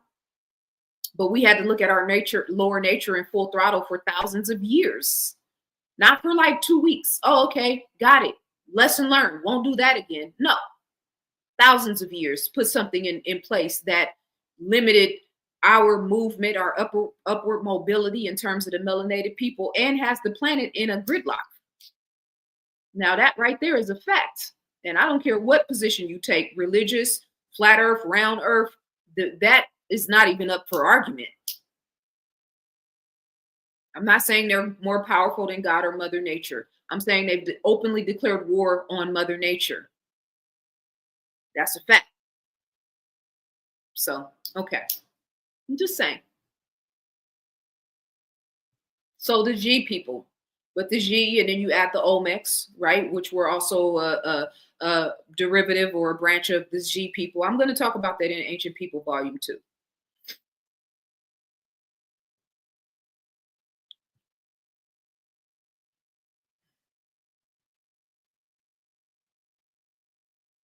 Okay, yeah, Israel, saw that. I think Mecca is flooded. Really? I'll check in on that. I didn't know that. Won the world not by the superiority of its ideas or values, but rather by its superiority in applying organized violence. 100%. That's a fact. Outdid everybody. There's just certain things we're not going to do. You know what I'm saying? Have we changed and evolved into some deranged? Absolutely. Like 100% all over the world. There's some stuff happening in Africa right now that that's embarrassing. That's a fact that needs to be talked about. We just need to stop romanticizing what's happening in Africa. If we're going to talk about the good, we need to talk about all of it, right? But in terms of the propensity for applying violence, yeah, they got it hands down and taught the rest of us. You create a loveless society. You teach people they have no value, no worth. You disconnect them from source. You keep them from reading. You keep them from upward mobility. What else do you have but to turn to your lower nature? I can't tap into my higher self. My ego has to be good for something. My pride has to be good for something. I can kill a man with my bare hands. That has to mean something, right? I can rape, rob, and pillage. It might not, embellish me as a good person, but at least I'll be able to eat tonight before I go to bed. So that's why I say that, in terms of like talking about humanity being a disgrace, no, the conditions that certain people amongst us have created has forced humanity to live in these conditions. And it's time for that that time is up. That's why I've been talking to you guys for 6 hours and 40 minutes. That's why I hope that you guys actually are listening and paying attention and valuing what I'm saying in my time and my energy and my attention. What I pour into you, please reciprocate and pour that back into me. I don't think that's too much to ask. Came forward and told you guys I need you to help me support my campaign. 23 people. Thank you guys so much. Anybody else going, you know what I'm saying? Reciprocity, mutual giving and receiving. Yeah. Why aren't they showing actual live footage of the Cali fires anymore? They just keep looping old footage. You know what? See, this is what I'm talking about. This is the type of mentality I need around me at all times. Sometimes the question is more important than the answer. Black Boy Wonder Uncut, thank you so much. How many times have you guys heard me say that? Sometimes the question is more important than the answer. They keep telling us that the Palisades fire is only contained at 13%. You look it up right now, it's going to tell you something similar to that. It's only contained 13%. None of the fires are 100% contained at this point. I think one of them might be, maybe Altadena, the Eaton fire. But there's other fires too. How is it possible that the Pacific Palisades fire could only be 13% contained we're on day 8? How is that even possible? And why are you not showing us the footage for us to be able to verify that information ourselves? We know you have helicopters and drones flying over all. That's what I'm saying. That's that question right there. Mwah. Exactly. Spiritual discernment. Why did they show us a loop of fires nonstop for 24 hours and not a firefighter in sight? And then at the same time, everybody's online talking about support the firefighters. I mean, yes, 100% support the firefighters. I greatly value and appreciate what they do, but are they on the scene? Oh, they don't have water. Okay, so then what are we saying here? They don't have water and the tools necessary that they need to combat these fires, but there's a very large momentum of conversation talking about support the firefighters. What's really happening here? And I know there were some firefighters on the scene actually fighting the fires, but not really many. We see firefighters taking bags and trash bags and purses and putting out fires with the same things that you and I could take water and put out fires with.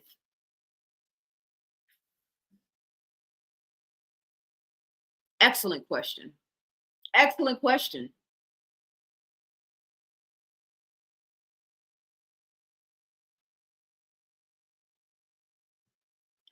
No, we're not a disgrace. We just have to clean ourselves up and not submit to the demonic frequency. Facts. 100%.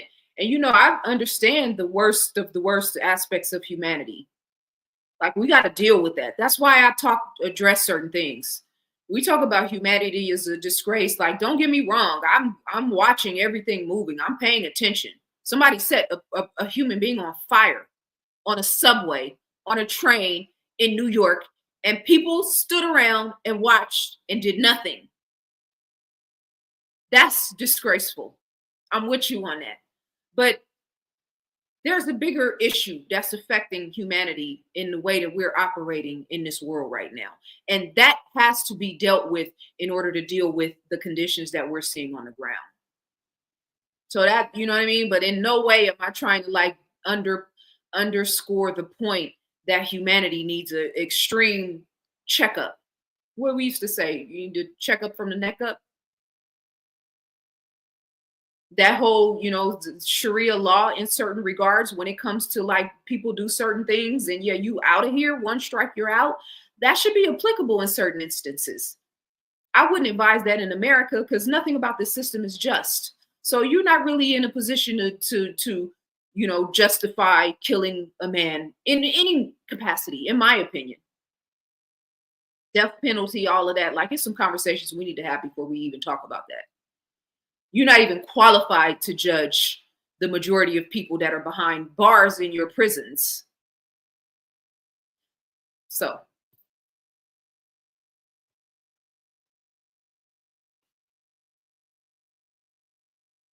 you can shoot on 4K, 6K, 8K motion picture feature film with an iPhone, but not one clear image, video, photo of a UFO. Won't believe in aliens until a little green man shakes my hand. Thank you.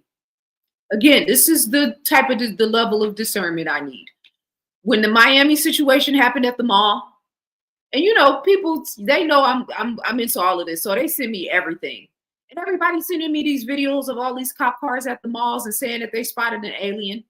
And you can see the cop cars clear as day, but then the alien is like blurred out in the middle of the cop cars. You can see clear as day. Why are you wasting my time with this?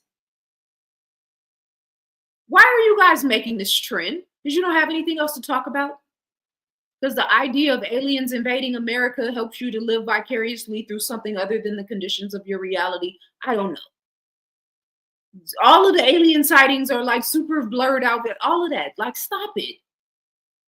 Some of the stuff that be trending should never even make its way in any part of our collective consciousness. It's a disgrace because we need to clean up our acts and not blame the elites or devil or evil spirit. Not taking showers, not an evil spirit. It's an individual thing, loving ourselves. I'm with you, Joe. It's not humanity. I know some good people.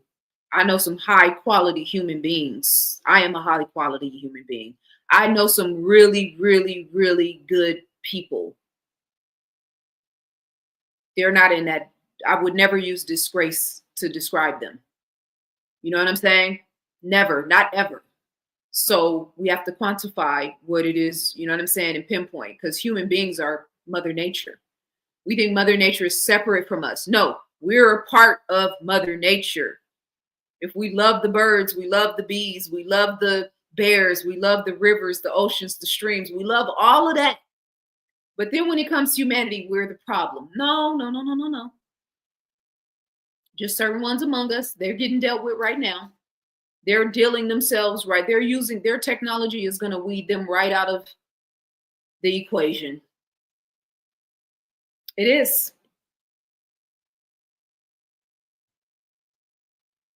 First time I heard and saw you, thought you were from the tropical parts of the Americas, somewhere where you'll be going out of the states near the equator. Yes, exactly. My Cash App should be in the description, I think. Oh, there you go. See, she on it. And I would thank you guys that my phone's dead. So if you sent a Cash App, I can't even acknowledge you. I appreciate you. Thank you. They're talking about a fire tornado on the way. I mean, it's just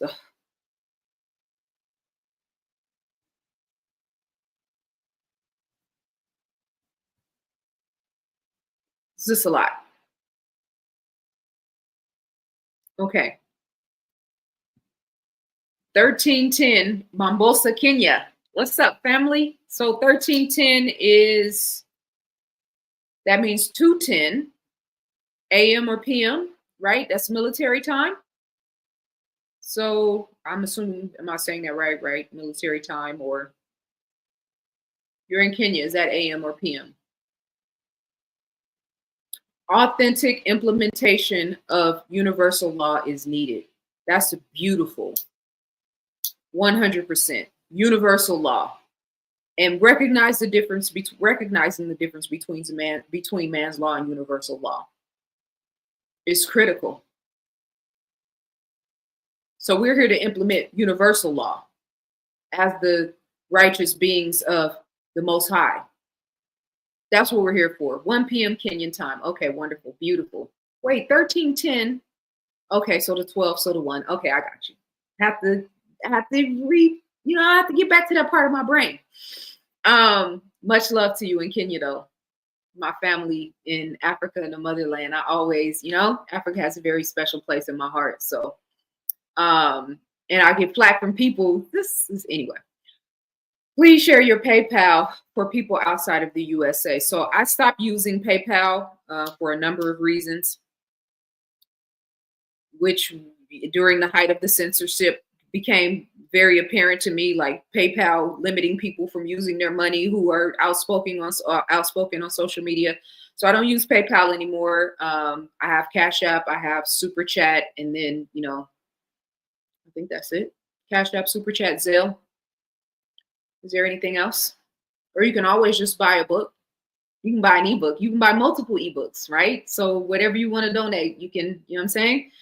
Go about it that way. But yeah, Cash App, Zelle, Super Chat, and contribute to the campaign too. Exactly. Because ancient people is my #1 priority right now. It really is. And we're talking about fortifying ourselves, solidifying ourselves.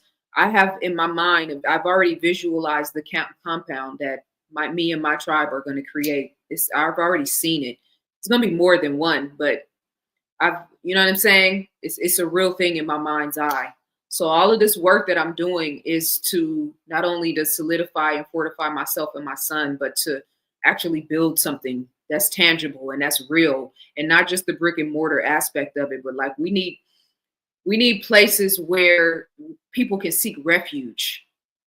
They might need healing from something physical. They might need healing for something spiritual. We got a lot of places where people can go if they need healing for something physical, right? We don't really have a lot of places where people can go if they are mentally exhausted, if they are spiritually depleted. I have been mentally, spiritually, and emotionally depleted in the last year and a half in a way that I can't even really properly explain. And I've still been pouring into, you know what I'm saying, doing my work, but like to have a place of refuge where people can be like, you know what? I want to go somewhere where I can work on my writing. I want to go somewhere where I can work on my art. I want to go somewhere where I can focus on my creativity, my yoga, my martial arts, my Tai Chi, my Qigong, my Reiki. I want to develop my tools as a master teacher in herbs, or I want to have, and we should have places that we can go and fortify ourselves in that way. And, or if it's too much, I need to tap out. We don't have places like that. You have places like yoga, monasteries, or, spiritual places. There's one not too far from here, not far from the Yogananda, has a beautiful space here right outside of LA. And here there's a couple of other ones in America as well. But like, we don't have places of refuge where, beings of light, you know what I'm saying? People that are striving to get it right, striving to find clarity and calm, where we can just go and be like, you know what? I want to focus on myself right now. I want to get off the hamster wheel. I want to get off this program. I want to get out of this, and I want to tap back into my authentic self.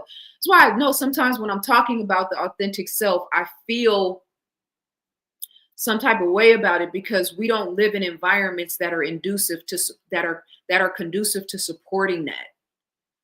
That's our families, but that's also in Black culture. We could talk about it there. American culture, we could talk about it there. We don't live in a reality that's like, wait a minute, stop. What do you really want to do? You know what I'm saying? Like, it's probably a lot of us on this conversation right now that have never actually had somebody tap in with us like that. Like, not what you have to do. Okay, I got that. Not what you need to do. What do you really want to do? It's a question that rarely gets asked of women as well. And we'd be surprised if we actually asked women Stop talking about traditional values or the way it was or the way it should be or the way the scriptures say or like all this other stuff, and just actually start asking women what is it they really truly want to do. Half the women in the corporate world would want to come and be housewives and domesticated and have a husband and children and leave that world behind. And a percentage, I'm not going to say half, but a nice large percentage of women that are focused only on domesticated household. This is my primary focus, and taking nothing away from that. A large number of those women, I guarantee you, will tell you, I wish I had something that I could do outside for myself. Whether it's a business or a hobby or something that I could create or something I could invent for the world to benefit from, to grow from. We don't have those conversations. And women are pretty important. I hope we're seeing that. I hope Jay Ball has realized that from this conversation. It's not easy to move around when the divine feminine is on your head. Eventually, you have to submit, my brother. So I'm just saying, I want to create a world where we start asking girls and women what they actually want. And we don't have to do it where we're diminishing the value and importance of family and having a husband and having a child. No, 1000%. We're campaigning that the whole way. Yes, family. Yes, husband. Yes, cook. Yes, domestication. Yes, clean house. Yes, all of those things. Those things go without saying. We still won't say it. But now that we got that out the way, what is it that you really, truly want to do? It's a divine new world order. That scared some of the brothers in the chat room. What do you mean? What does she really want to do? Why are we talking about what she really want to do? We need to be talking about what she need to do.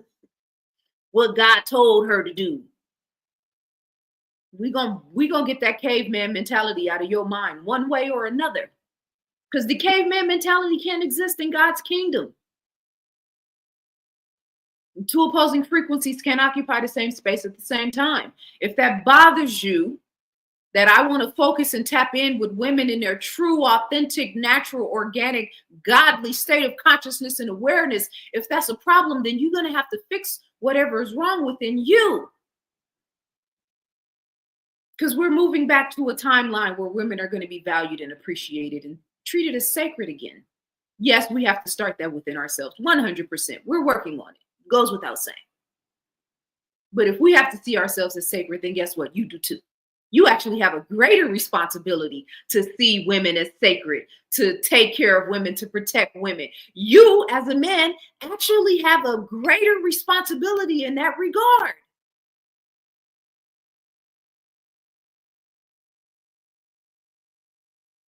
It's just the facts. So you can't blame us for all of the problems and then turn around and be like, I have such a heavy responsibility and accountability. You either gonna wear the crown in a powerful way, or you're gonna carry it around in your hands. You can do either. You can carry it around in your hands and show people so people know you're the king. Or you can wear it on I tell my son all the time, heavy is the head that wears the crown, but would you ever take it off? I'm not.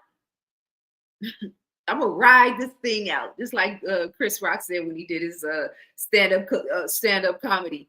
He said, "Ain't a white man in this room that would trade places with me, and I'm rich."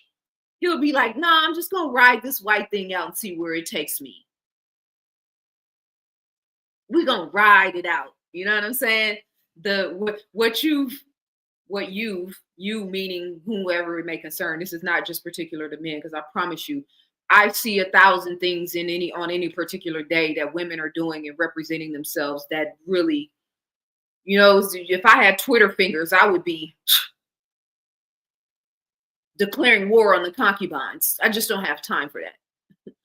You know what I'm saying? But like, trust me, there's women on this planet are out of alignment. Black women in America, in particular, certain ones among us are out of alignment in the most atrocious ways. And like I said, everything out of alignment with the divine feminine is getting taken off the set.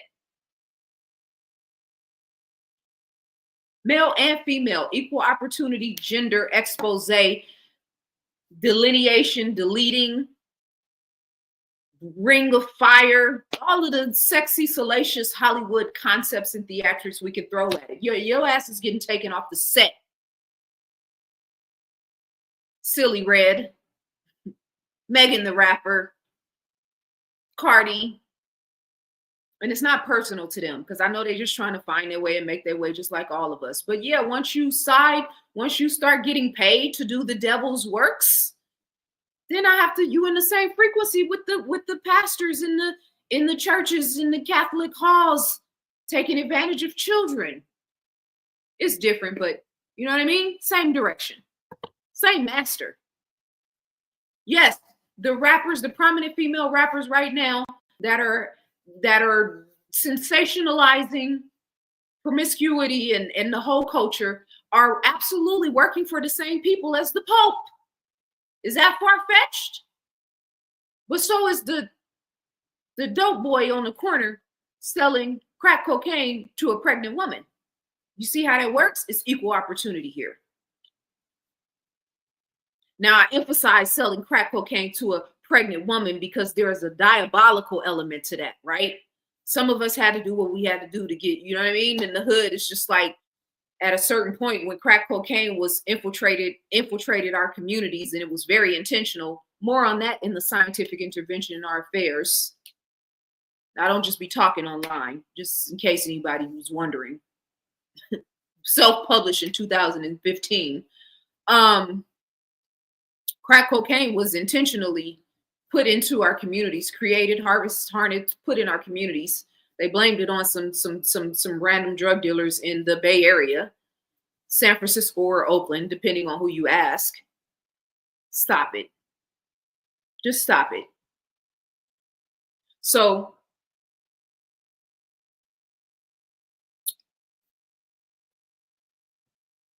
I wish my wife had those types of inspirations and motivational thoughts you speak of. You know what's a beautiful thing, and this is something that I have, helped different clients with over the years. I think that there is a spiritual level that we can go to and engage with our significant others, be it your wife, husband, girlfriend, boyfriend, mate, children, right? Those who we have very strong interpersonal relationships with. I think that there is a place that we can go to in the spiritual realm where we can help them in that regard. And so, for instance, if we were having a consultation, and this is something that I've actually said before in plenty of conversations, I would develop a practice of a breathing regimen and a visualization and meditation that you do continuously, where you hold and uplift your wife in a very strong light and love energy, and you envision her representing the highest and best qualities that she has to offer, right? And so the inspirational, motivational aspects obviously is not going to translate like I would translate it. It's going to be unique and particular to her. But I would fine tune my language, not just how you talk to her, because I know I've had so many conversations with men where it's like, I'm trying to get my wife to change how she's eating, how she's raising the children. Like I've had these conversations before, so I'm not trying to minimize, right, the on the ground circumstances. But I'm saying that as a spiritual man and as a king, there is a place where you can go to in the spiritual realm where you can project and speak life and speak inspiration and speak motivation into your wife, visualize and project that onto her. And all of the conversations and the idiosyncrasies that are not in alignment with that, cut them out of the equation. It's difficult, right? Especially when somebody is actively around you doing things that don't represent that. But there's a learning curve, and it takes time, and obviously depending on the circumstances, how much long, et cetera. But I would take it into the spiritual realm, and I would monitor the language, how I talk to her, how I talk about her. I would see her in her highest and best representation, in my mind's eye, in my visualizations, in my meditations, happy, vibrant, soaring in her own unique individual way. And I would hold on to that. And I would feed that. And I would water that. we're talking about in the mind, right? So we're talking about the unseen aspects of the power that we have. But I would take that in that direction and give it some time, and you would be surprised how you see people change that live in the same household. You didn't say anything to them. You didn't force them to do anything. You didn't, try to make them change, because that don't work, right? It never works. But you change the projection, and you change the way you talk about them. You look at them, you think about them, you envision them in your mind's eye, and it changes them. So when I talk about the dominant vibration in relationships, and you guys have heard me say that, there's usually a dominant vibration in the relationship. So that's why the concept of equally yoked is a thing. That's why when we talk about, yes, Black love, yes, family, yes, marriage, but like high vibration relationships, high vibration marriages. You know what I'm saying? High quality, well-rounded, spiritually focused woman, high quality, well-rounded, spiritually focused man, create union, bam, magic. God is present. You know what I'm saying? So that's why I'm talking about it from that vantage point, because a lot of people are stuck in miserable relationships, circumstances, relationships. Not saying that's you at all. But I just think we need to emphasize a little bit more that self-awareness, that self-analysis, right? That individual aspect, speaking life into the individual. And then as a byproduct, right? Some of this stuff will happen without us having to work so hard for it. You know what I'm saying? So, yes, I am still live. Peace, King. How you doing? Is that a bad thing? Don't need no crack cocaine. No, sir. Not at all. Talk your shit. Yeah. I will. I can talk shit with the best of them now. Excuse my language. But, it's time to, sometimes it's necessary to slay dragons. You know what I mean? Sometimes you got to slay dragons. And that's mentally, spiritually, emotionally, physically, but like wherever that energy appears, no, you cannot exist in this space. You know what I'm saying? So we're going to try with love first. J-Ball, you know what I mean? We hit you from like multiple different, you know what I mean? You got body shots. You got maybe a couple of jabs, right? You had a couple of blows there, right? But then afterwards, what happened? All the women, we kind of gathered around you. You okay? You need somebody to get him a towel. How's your face feel? Is your eye good or is it puffy? Somebody get a bag of peas. You need alcohol. You got a little blood, a little scrape there. Somebody get this brother some water.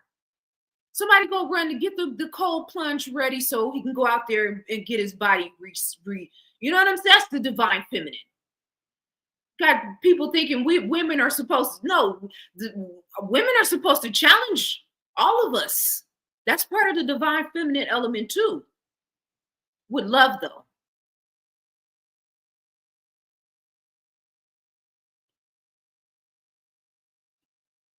You have to understand that there are not many women out here like you, trust me. And I guarantee you that if I knew you, I would probably say, bruh, you have to understand that there are not a lot of kings out here like you, repping H-Town. Because, you know what I'm saying? The screen name is relative. I just have to put that in there. It's, you know how many women out here that are really like, yeah, it's not a lot of those type of men out here. Men that are mentally focused and having a sharp mind and reading and being very conscientious on world affairs and what's going on around them, and spiritually in tune, prays, meditates, fasts, and has discipline, sexual discipline. He don't turn into a babbling brook when a big butt walk in the room. He knows how to be around women and not get weird and act silly because he don't know how to engage with the female opposite sex without his sexual hormones getting in the way. Actually loves his mother, loves the women in his community, takes up for his nieces and his daughters and the cousins in the family that's going to step in if he sees a woman getting disrespected or misused, and has motivation and is a go-getter and is either in school or going to college or starting a business or dedicated to making his money and getting his 9 to 5 on, what all of those different things. You know how rare it is to find a man operating in all 4 of those: mental, spiritual, emotional, and physical, that can have an emotionally stimulating conversation. Now you good, King. You said all the right things. You saying all the right things. It's all good. I promise you. You know how rare it is to find a man that's clicking on all 4 of those cylinders? That's why you ain't gonna never hear me I know some men like that. That's why I ain't never on no anti-male nothing. All I need to see is one. And I know more than one. But all I need to see is one. If I know you are alive and you're out in the world, then that means there's more of you. You know what I'm saying? So if you see me and you hear me and you see the sisters in my comments resonating with what I'm talking about and agreeing and adding their own wisdom and their own unique individual perspectives, we're out here. We're just dealing with the pyramid. This is not a pyramid, but it's going to be a makeshift pyramid, right? Oh, that's a pyramid right there, right? I'm being silly, y'all, because I'm just being silly, because I'm naturally silly. That's one thing a lot of you guys don't know about me. I'm really, really like my sense of humor is really one of my best attributes. So that's a pyramid, right? That's not even a pyramid. You know what a pyramid looks like. Why am I trying to show you a makeshift pyramid? Because at the top of the pyramid, we got Satan's pyramid, we got God's pyramid. At the top of the pyramid is going to be the creme de la creme, the rare ones. You say it's rare to find women like me. I say it's rare to find men like you, right? But at the top of the pyramid, this is where the creme de la creme are all seeking, not to find marriage, not to find love, not to find the perfect mate, but to connect with and align with the Most High, which is what our relationships are actually supposed to be for. That's getting lost in the sauce. We don't even talk about that. We focus on the marriage narrative and not the fact that the marriage is supposed to bring you closer to God, right? Isn't that how that's supposed to work out? Okay, so top of the pyramid. There's less of us. It's rare at the top of the pyramid, but the space is smaller. You have to run into each other at the top of the pyramid. There's only so far you can go. And I'm not talking about physical landmass. I'm just talking about in terms of us connecting, us coming together and meeting one another in a, husband-wife capacity, but then in a brother-sister capacity, in a king-queen capacity, in a god-goddess capacity, right? All of those good man, good woman capacity, right? The space is smaller. The air is cleaner and more crisp and more fine and more powerful at the top of the pyramid. So it just takes a little more to climb to the top of the pyramid, but it's just a matter of time. It's just a matter of time, King. You know what I mean? So I am only reflecting the things that resonate about me and my message and who I am and what I do. It only means that it resonates with you because it matches your frequency in a way. Something you're aspiring to, something you've mastered, something you conquered, something you're trying to figure out.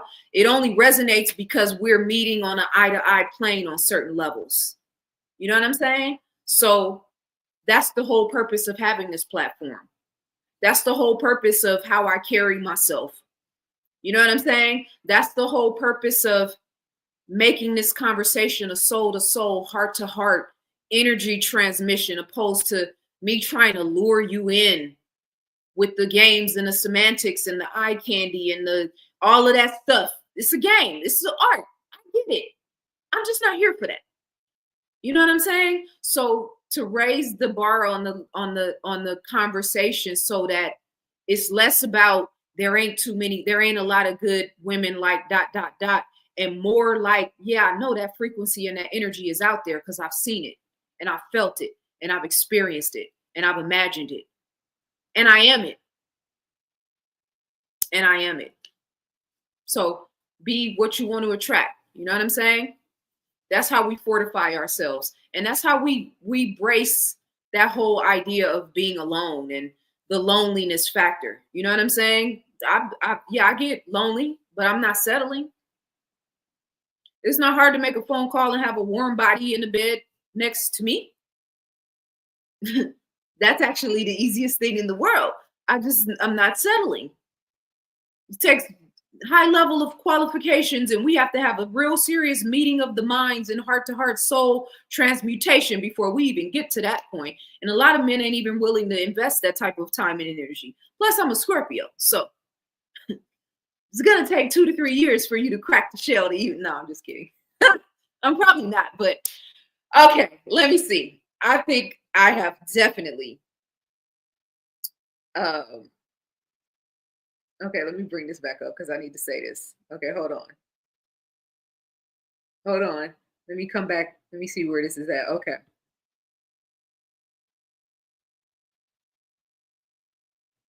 Actually, I did talk about, well, I talked about Pangea. I didn't name it. I didn't say Pangea, but the fragmentation of Pangea through tectonic plate shifting. I know that's a little off topic, but I would like to hear you spell. Okay, so do me a favor. If you send me a reminder on any of the social media platforms, I'll address that. I have an Ask Me Anything segment that I'll do. And that's actually something I would like to talk about. But I don't want to get into the, you know what I mean? That's going to take me a place. And I want to respect the flow of the conversation and then let you guys go. My moderator, I don't even want to think about what time it is, where she is. Then I'm going to feel bad. I yearn to have a woman like you. I don't even date or have premarital sex because I try to protect my energy. That's exactly the king energy that we're trying to cultivate in these spaces. That's exactly the type of king energy and self-awareness and understanding that we are trying to cultivate in these spaces. That right there, what you just said. Now juxtapose this from J Ball. I mean, we have to keep bringing you up because you did it to yourself. Throwing the weight around in terms of the conversation about submission and a woman being willing to submit to a man's authority. I don't even like the word authority. You say authority, now, you know what I mean? Now the rebel in me is coming out, and we're supposed to be talking about love. If we're going to talk about love, please stop talking about authority. You say authority, I start thinking about courthouses and policemen and, you know what I'm saying, guards and all that stuff. Now we're off to something else. Let's just leave authority out of the conversation. But my brother, I want to give you your flowers and tell you how much I appreciate not just the fact that you said it, but you've said it publicly, right? I didn't put you on blast, but I have to represent the strong warrior God frequency, the balance of indulgence and discipline. How many times have I said that in the last 5 years, right? This is exactly what I'm talking about right here. The yearning for love. Yearning for love is a powerful thing. Very, very, very powerful thing. We're talking about alchemy now, right? So the goal is to alchemize the yearning through your experiences on a day-to-day basis, how you think, how you feel, how you live, how you eat, how you breathe, right? All of those things are things that we can control on a day-to-day basis. The conversation, the perspective, the vantage point on men, on women, for men, and then vice versa, the conversation and perspective and vantage point about men for women has to be elevated. That's the purpose of this conversation. So I am reflecting something in you that is verifying and validating and proving that it's time for that. It's time for us to raise the standards on the way we're talking to each other and handling one another. And so to hear you say that, to see you say that, my number one interest and intention for you with this platform and our engagement, whether you were speaking to me or not, is for you to try to protect your energy because you are sacred, because you are valuable, because it does matter. The type of women, the quality of women, not just that you have sex with, but that you actually have around you in your space, breathing your air. I don't want concubines breathing thoughts, breathing the air of our kings. I'm being facetious and funny, but there's a little bit of truth to that. And I understand that our kings are going to play a role into raising the consciousness of those women up. I respect that. You know what I'm saying? That's the alchemy. That's the transmutation. But I'm just saying, Your energy is too, and your sacredness is too valuable to be in certain spaces, King. And so the fact that you are in that space gives me a lot of hope, makes me feel strong pride. You know what I'm saying? And you look like you're a good looking brother too. So there's that. It's not difficult for a halfway handsome man to have sex thrown at them in this culture, let alone somebody that actually, you know what I mean, is physically attractive. So I honor you and appreciate and value the fact that you said that you shared with us, but that's your intention. New bars set, new codes unlocked, new gears, new locks in the collective consciousness, in the mindset of our men being unlocked. You can't tell me this is not God's work, especially when the devil keeps attacking our men from their lower nature. I can't wait to show y'all this video of Akon. I've showed it before, but I'm going to lay his ass out. Excuse my language. No such thing as too loving, too romantic. Just need to find our master teacher who can handle and reflect you on all levels. Facts. So the challenge is to connect with the Most High in the third dimension in the land of duality. That's what I'm thinking. Focus is the key with all of the distractions. Yes. And it's hard. It's so difficult. When you could take the easy route, it's so easy to take the easy route. In this world, it's so easy to take the easy route. Oh my God! If I had the state of mind to be a concubine, I'd be a millionaire for sure. If I had the thought capabilities with my mind, please. If I was just willing to challenge myself. So yes to everything you said, sis, and then like maintaining integrity in the meantime, not compromising ourselves in the meantime. There's a line in the sand. We should all have a line in the sand at this point, post 2020. For me, a potential partner, relationship, husband, first I need to know if you took the shot. That's the line in the sand, right? New lines in the sand have been drawn. Then did you take the shot? Okay, well, what do you think about the shot? Okay, well, you pro-Trump, pro-Biden. What's going on here? Okay, so what do you think about the Democratic Party? Okay, so Black Lives Matter. Where you at on that? You know what I'm saying? Hey, listen, the bar is high. I wouldn't expect anything less though from my alike, from my, you know what I'm saying? So yes, connect with the Most High.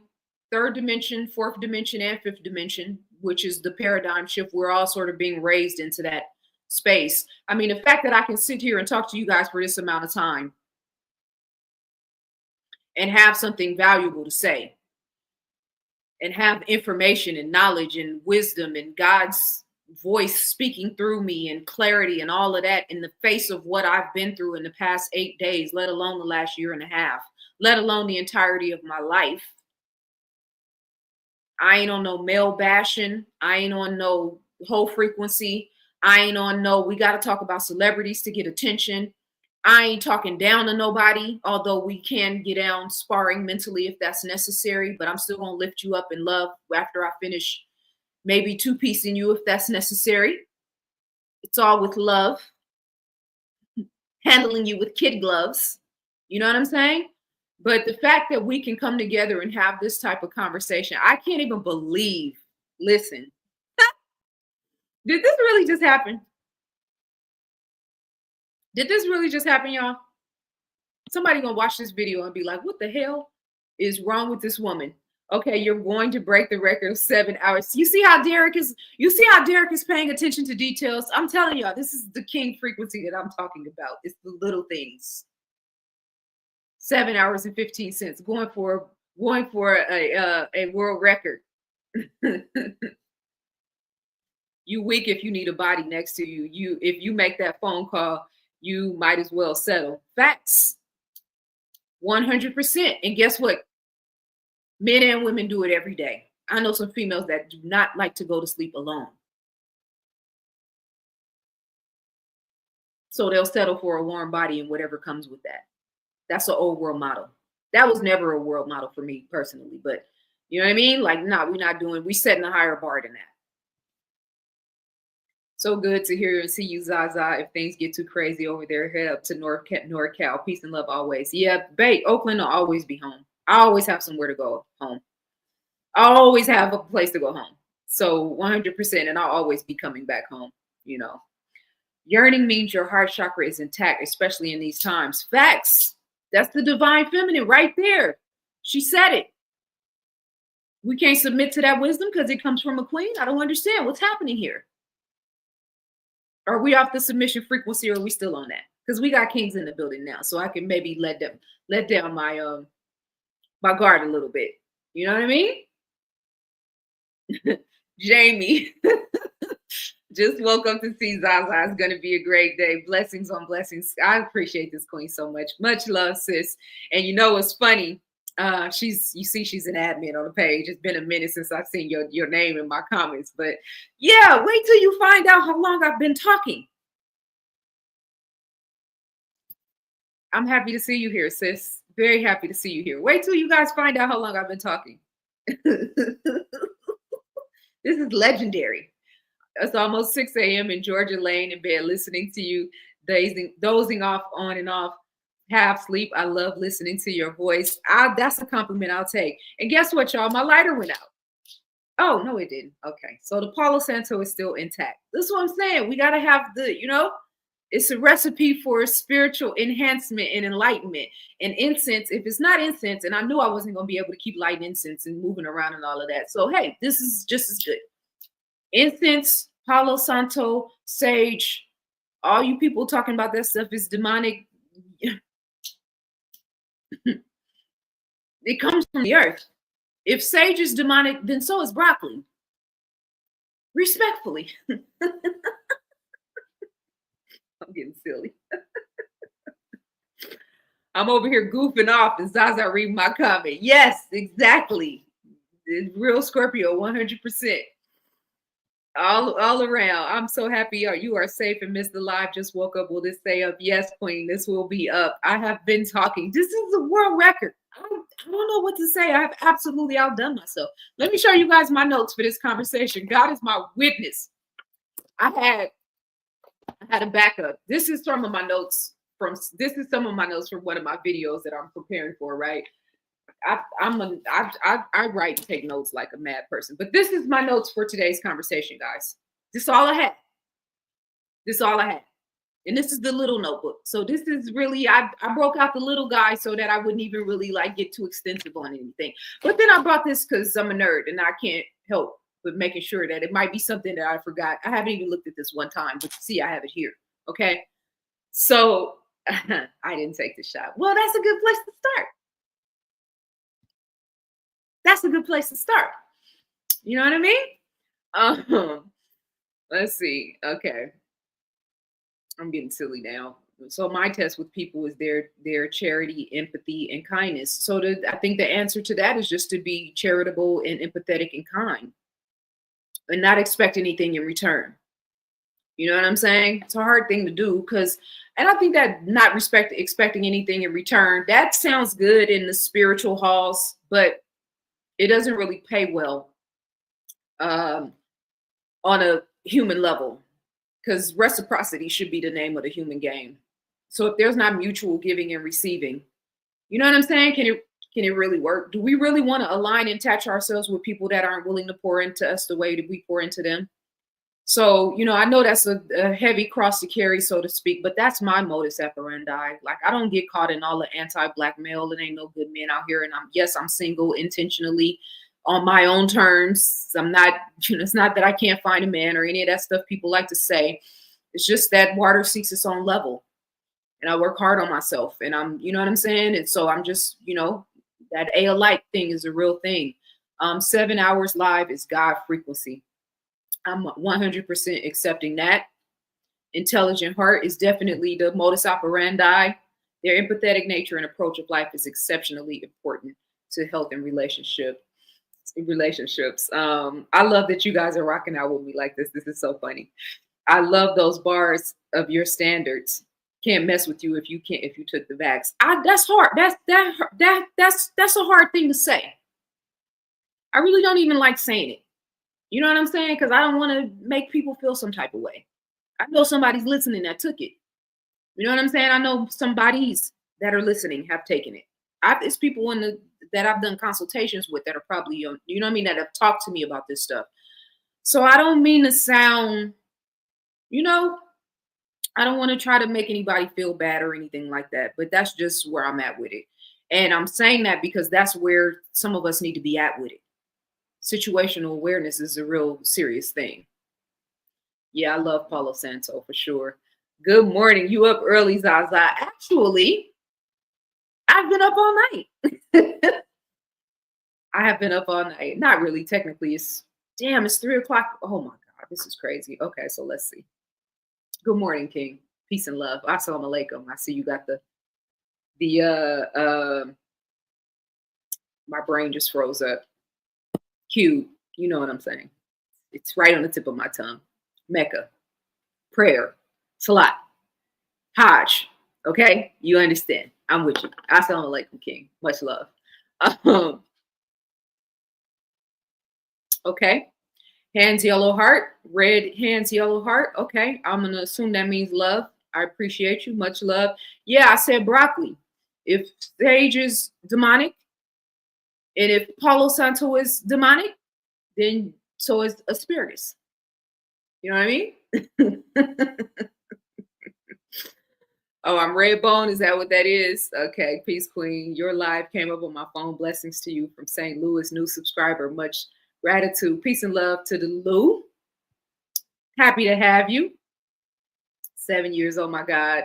5:49 here, and I'm grateful to hear your voice and see your face. It brings me joy. Getting ready, 6 my day. Have a beautiful one. Yeah, queen. And you guys are all going to go off and do wonderful, amazing things today, and I'm probably going to have to sleep until 2:00 in the afternoon.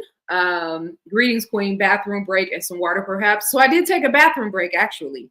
I got emotional and I had to turn the camera off and I collected myself. I actually went to the bathroom to collect myself, but you know what I mean?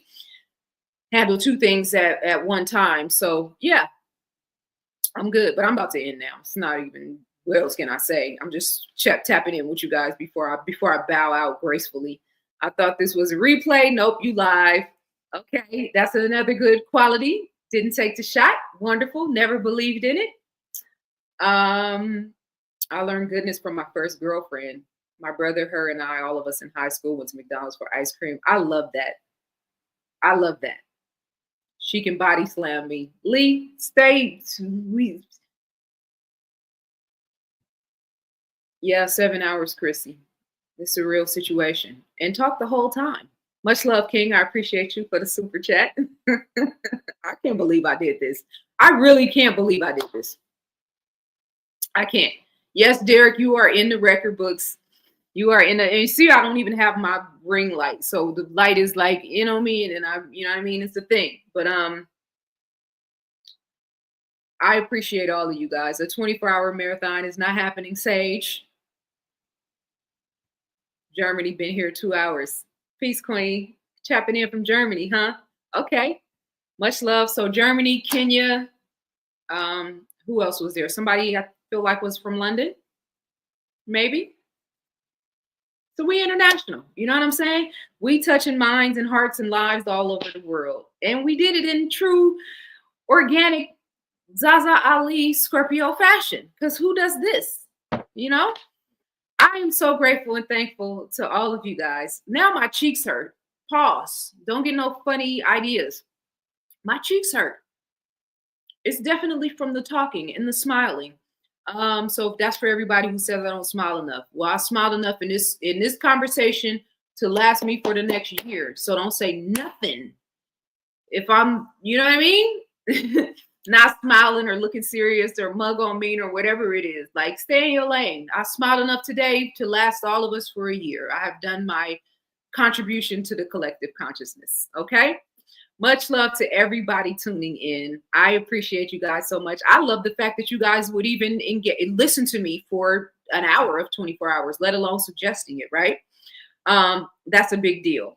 So we all collectively did this together. We have passed the 7.5 hour mark, which means I absolutely have broken my previous record of 7 hours and 15 minutes, which was not even a live, right? So this is a whole different transmutation of energy. Recording is one thing, live is a whole different thing. So the fact that I have sat here with you guys, I can't even believe I did this for 7.5 hours is a big deal for me. So everybody that, some of you guys have been with me since the beginning. T, I feel like you were here since the beginning. Okay. I know you was with me. I almost said your name. A few of you guys have been with me since this whole entire conversation. That is major. That is so major. I almost want to cry, but happy tears that you guys will rock with me like this and listen to me, that I have something valuable and important to say, that I can even hold your attention for this long. That shit means everything to me. So yes, this is absolutely an epic, monumental, wonderful occasion that I am super, super happy to have been a part of, to have transmuted this energy, to have alchemized the circumstances and difficulty of this last 8 days and really the beginning of this year. This is alchemy. This is alchemy right here. This is a high representation of alchemy right here. Okay. We had to get nitty and gritty at certain points. We went all over the place. We got silly. We got a little gully and had to get hood with it for a minute. We had the male-female dichotomy, a little spurring action, nothing too serious. We did some spiritual yoga. We had a meeting of the minds and the hearts. I got nerdy and scientific and intellectual because that's what I do. But then I was also like silly and playful and funny and charming and feminine and all of those wonderful things and characteristics that hopefully you guys all appreciate about my content. And with that being said, ZaZaAli.com is my website. All of the information is in the description in terms of ways you can support my campaign, purchase my books, support my content, support what I do. Don't ever say that it ain't no women out here doing all the stuff y'all say women ain't out here doing, because I just poured 7.5 hours of my life force energy and my light and my mind and my heart and my spirit and my soul into all of you guys. And I had 200 people watching the whole time. Yeah, we got up to like 360, I think was the high point. But I had 200 people rocking with me the whole entire time. Assalamu alaikum, shalom, hotep, all that beautiful, wonderful, righteous, ancient language and technology that comes from the language and the love and the peace that I feel in my heart right now for you guys rocking with me. My admin, you already know what it is. I didn't talk, you know what I'm saying? You be holding me down like 90 going north. I'm just so great. I'm so happy in this moment, y'all. I had a very difficult day today. I was in tears earlier today. I had a very difficult day today, y'all. I'm not even gonna lie. I'm about to close by telling you guys this because I'm done. My voice is like, bruh, tap out. My throat is like, tap out. Pause. Don't get no funny ideas. I had a rough day today, y'all. Earlier today, my mental, spiritual, emotional, I was not in a good place. The weight of it all was really, really, really. And I was like, I want to do the live today, but I can't do the live today because I don't want to come online and be in this spirit. I want to add some value. I want to raise the vibration. And I had a conversation with my homegirl, and we, you know what I'm saying, brought it back to the center. And then the rest of the way I needed to get back to the center, I stopped, I sat down, I sat with myself, I had a nice salad. And I said, you know what? I was going to take a nap. Nope, turn the camera on. And that's what I did. And I wrote these little notes. That's it. I didn't even have all my color pens, only 2. Okay. Usually I have like 6 because I try to stay on point. My phone's dead. Okay. And I have enjoyed this conversation so much. I actually don't even want it to end. I don't know why, because maybe I'm scared I won't be able to go to sleep. Then what happens? Am I sitting up all night, binge watching TV? Should I read a book? Where do I go from here? I have to separate from you guys now? What do I do from here? Now I'm back to being alone again in this big ass house. Is that what you guys are recommending for me? Thank you to -9. Thank you to J Ball. Thank you to Tom. What was the name? Tom John, aka what did we call him? All the little parasites that tried to creep in and mess with my frequency and mess with my vibration and make me feel some type of way. You have been in submission to the divine feminine. So it's all love and it's all good. All right. I'm going to let you guys go now because my voice is like, stop. Probably won't be able to talk tomorrow. I have a client appointment tomorrow, but it's all good. All right. Y'all enjoy this day today. Y'all enjoy this day. I'm taking all Cash Apps, all Zales, all book purchases, all campaign contributions, all of that. I gave you guys almost 8 hours of my time. You know what I'm saying? Okay. I don't even have to say anything. Good night, family. I love y'all. Peace and love. Mwah. I can't believe I did this.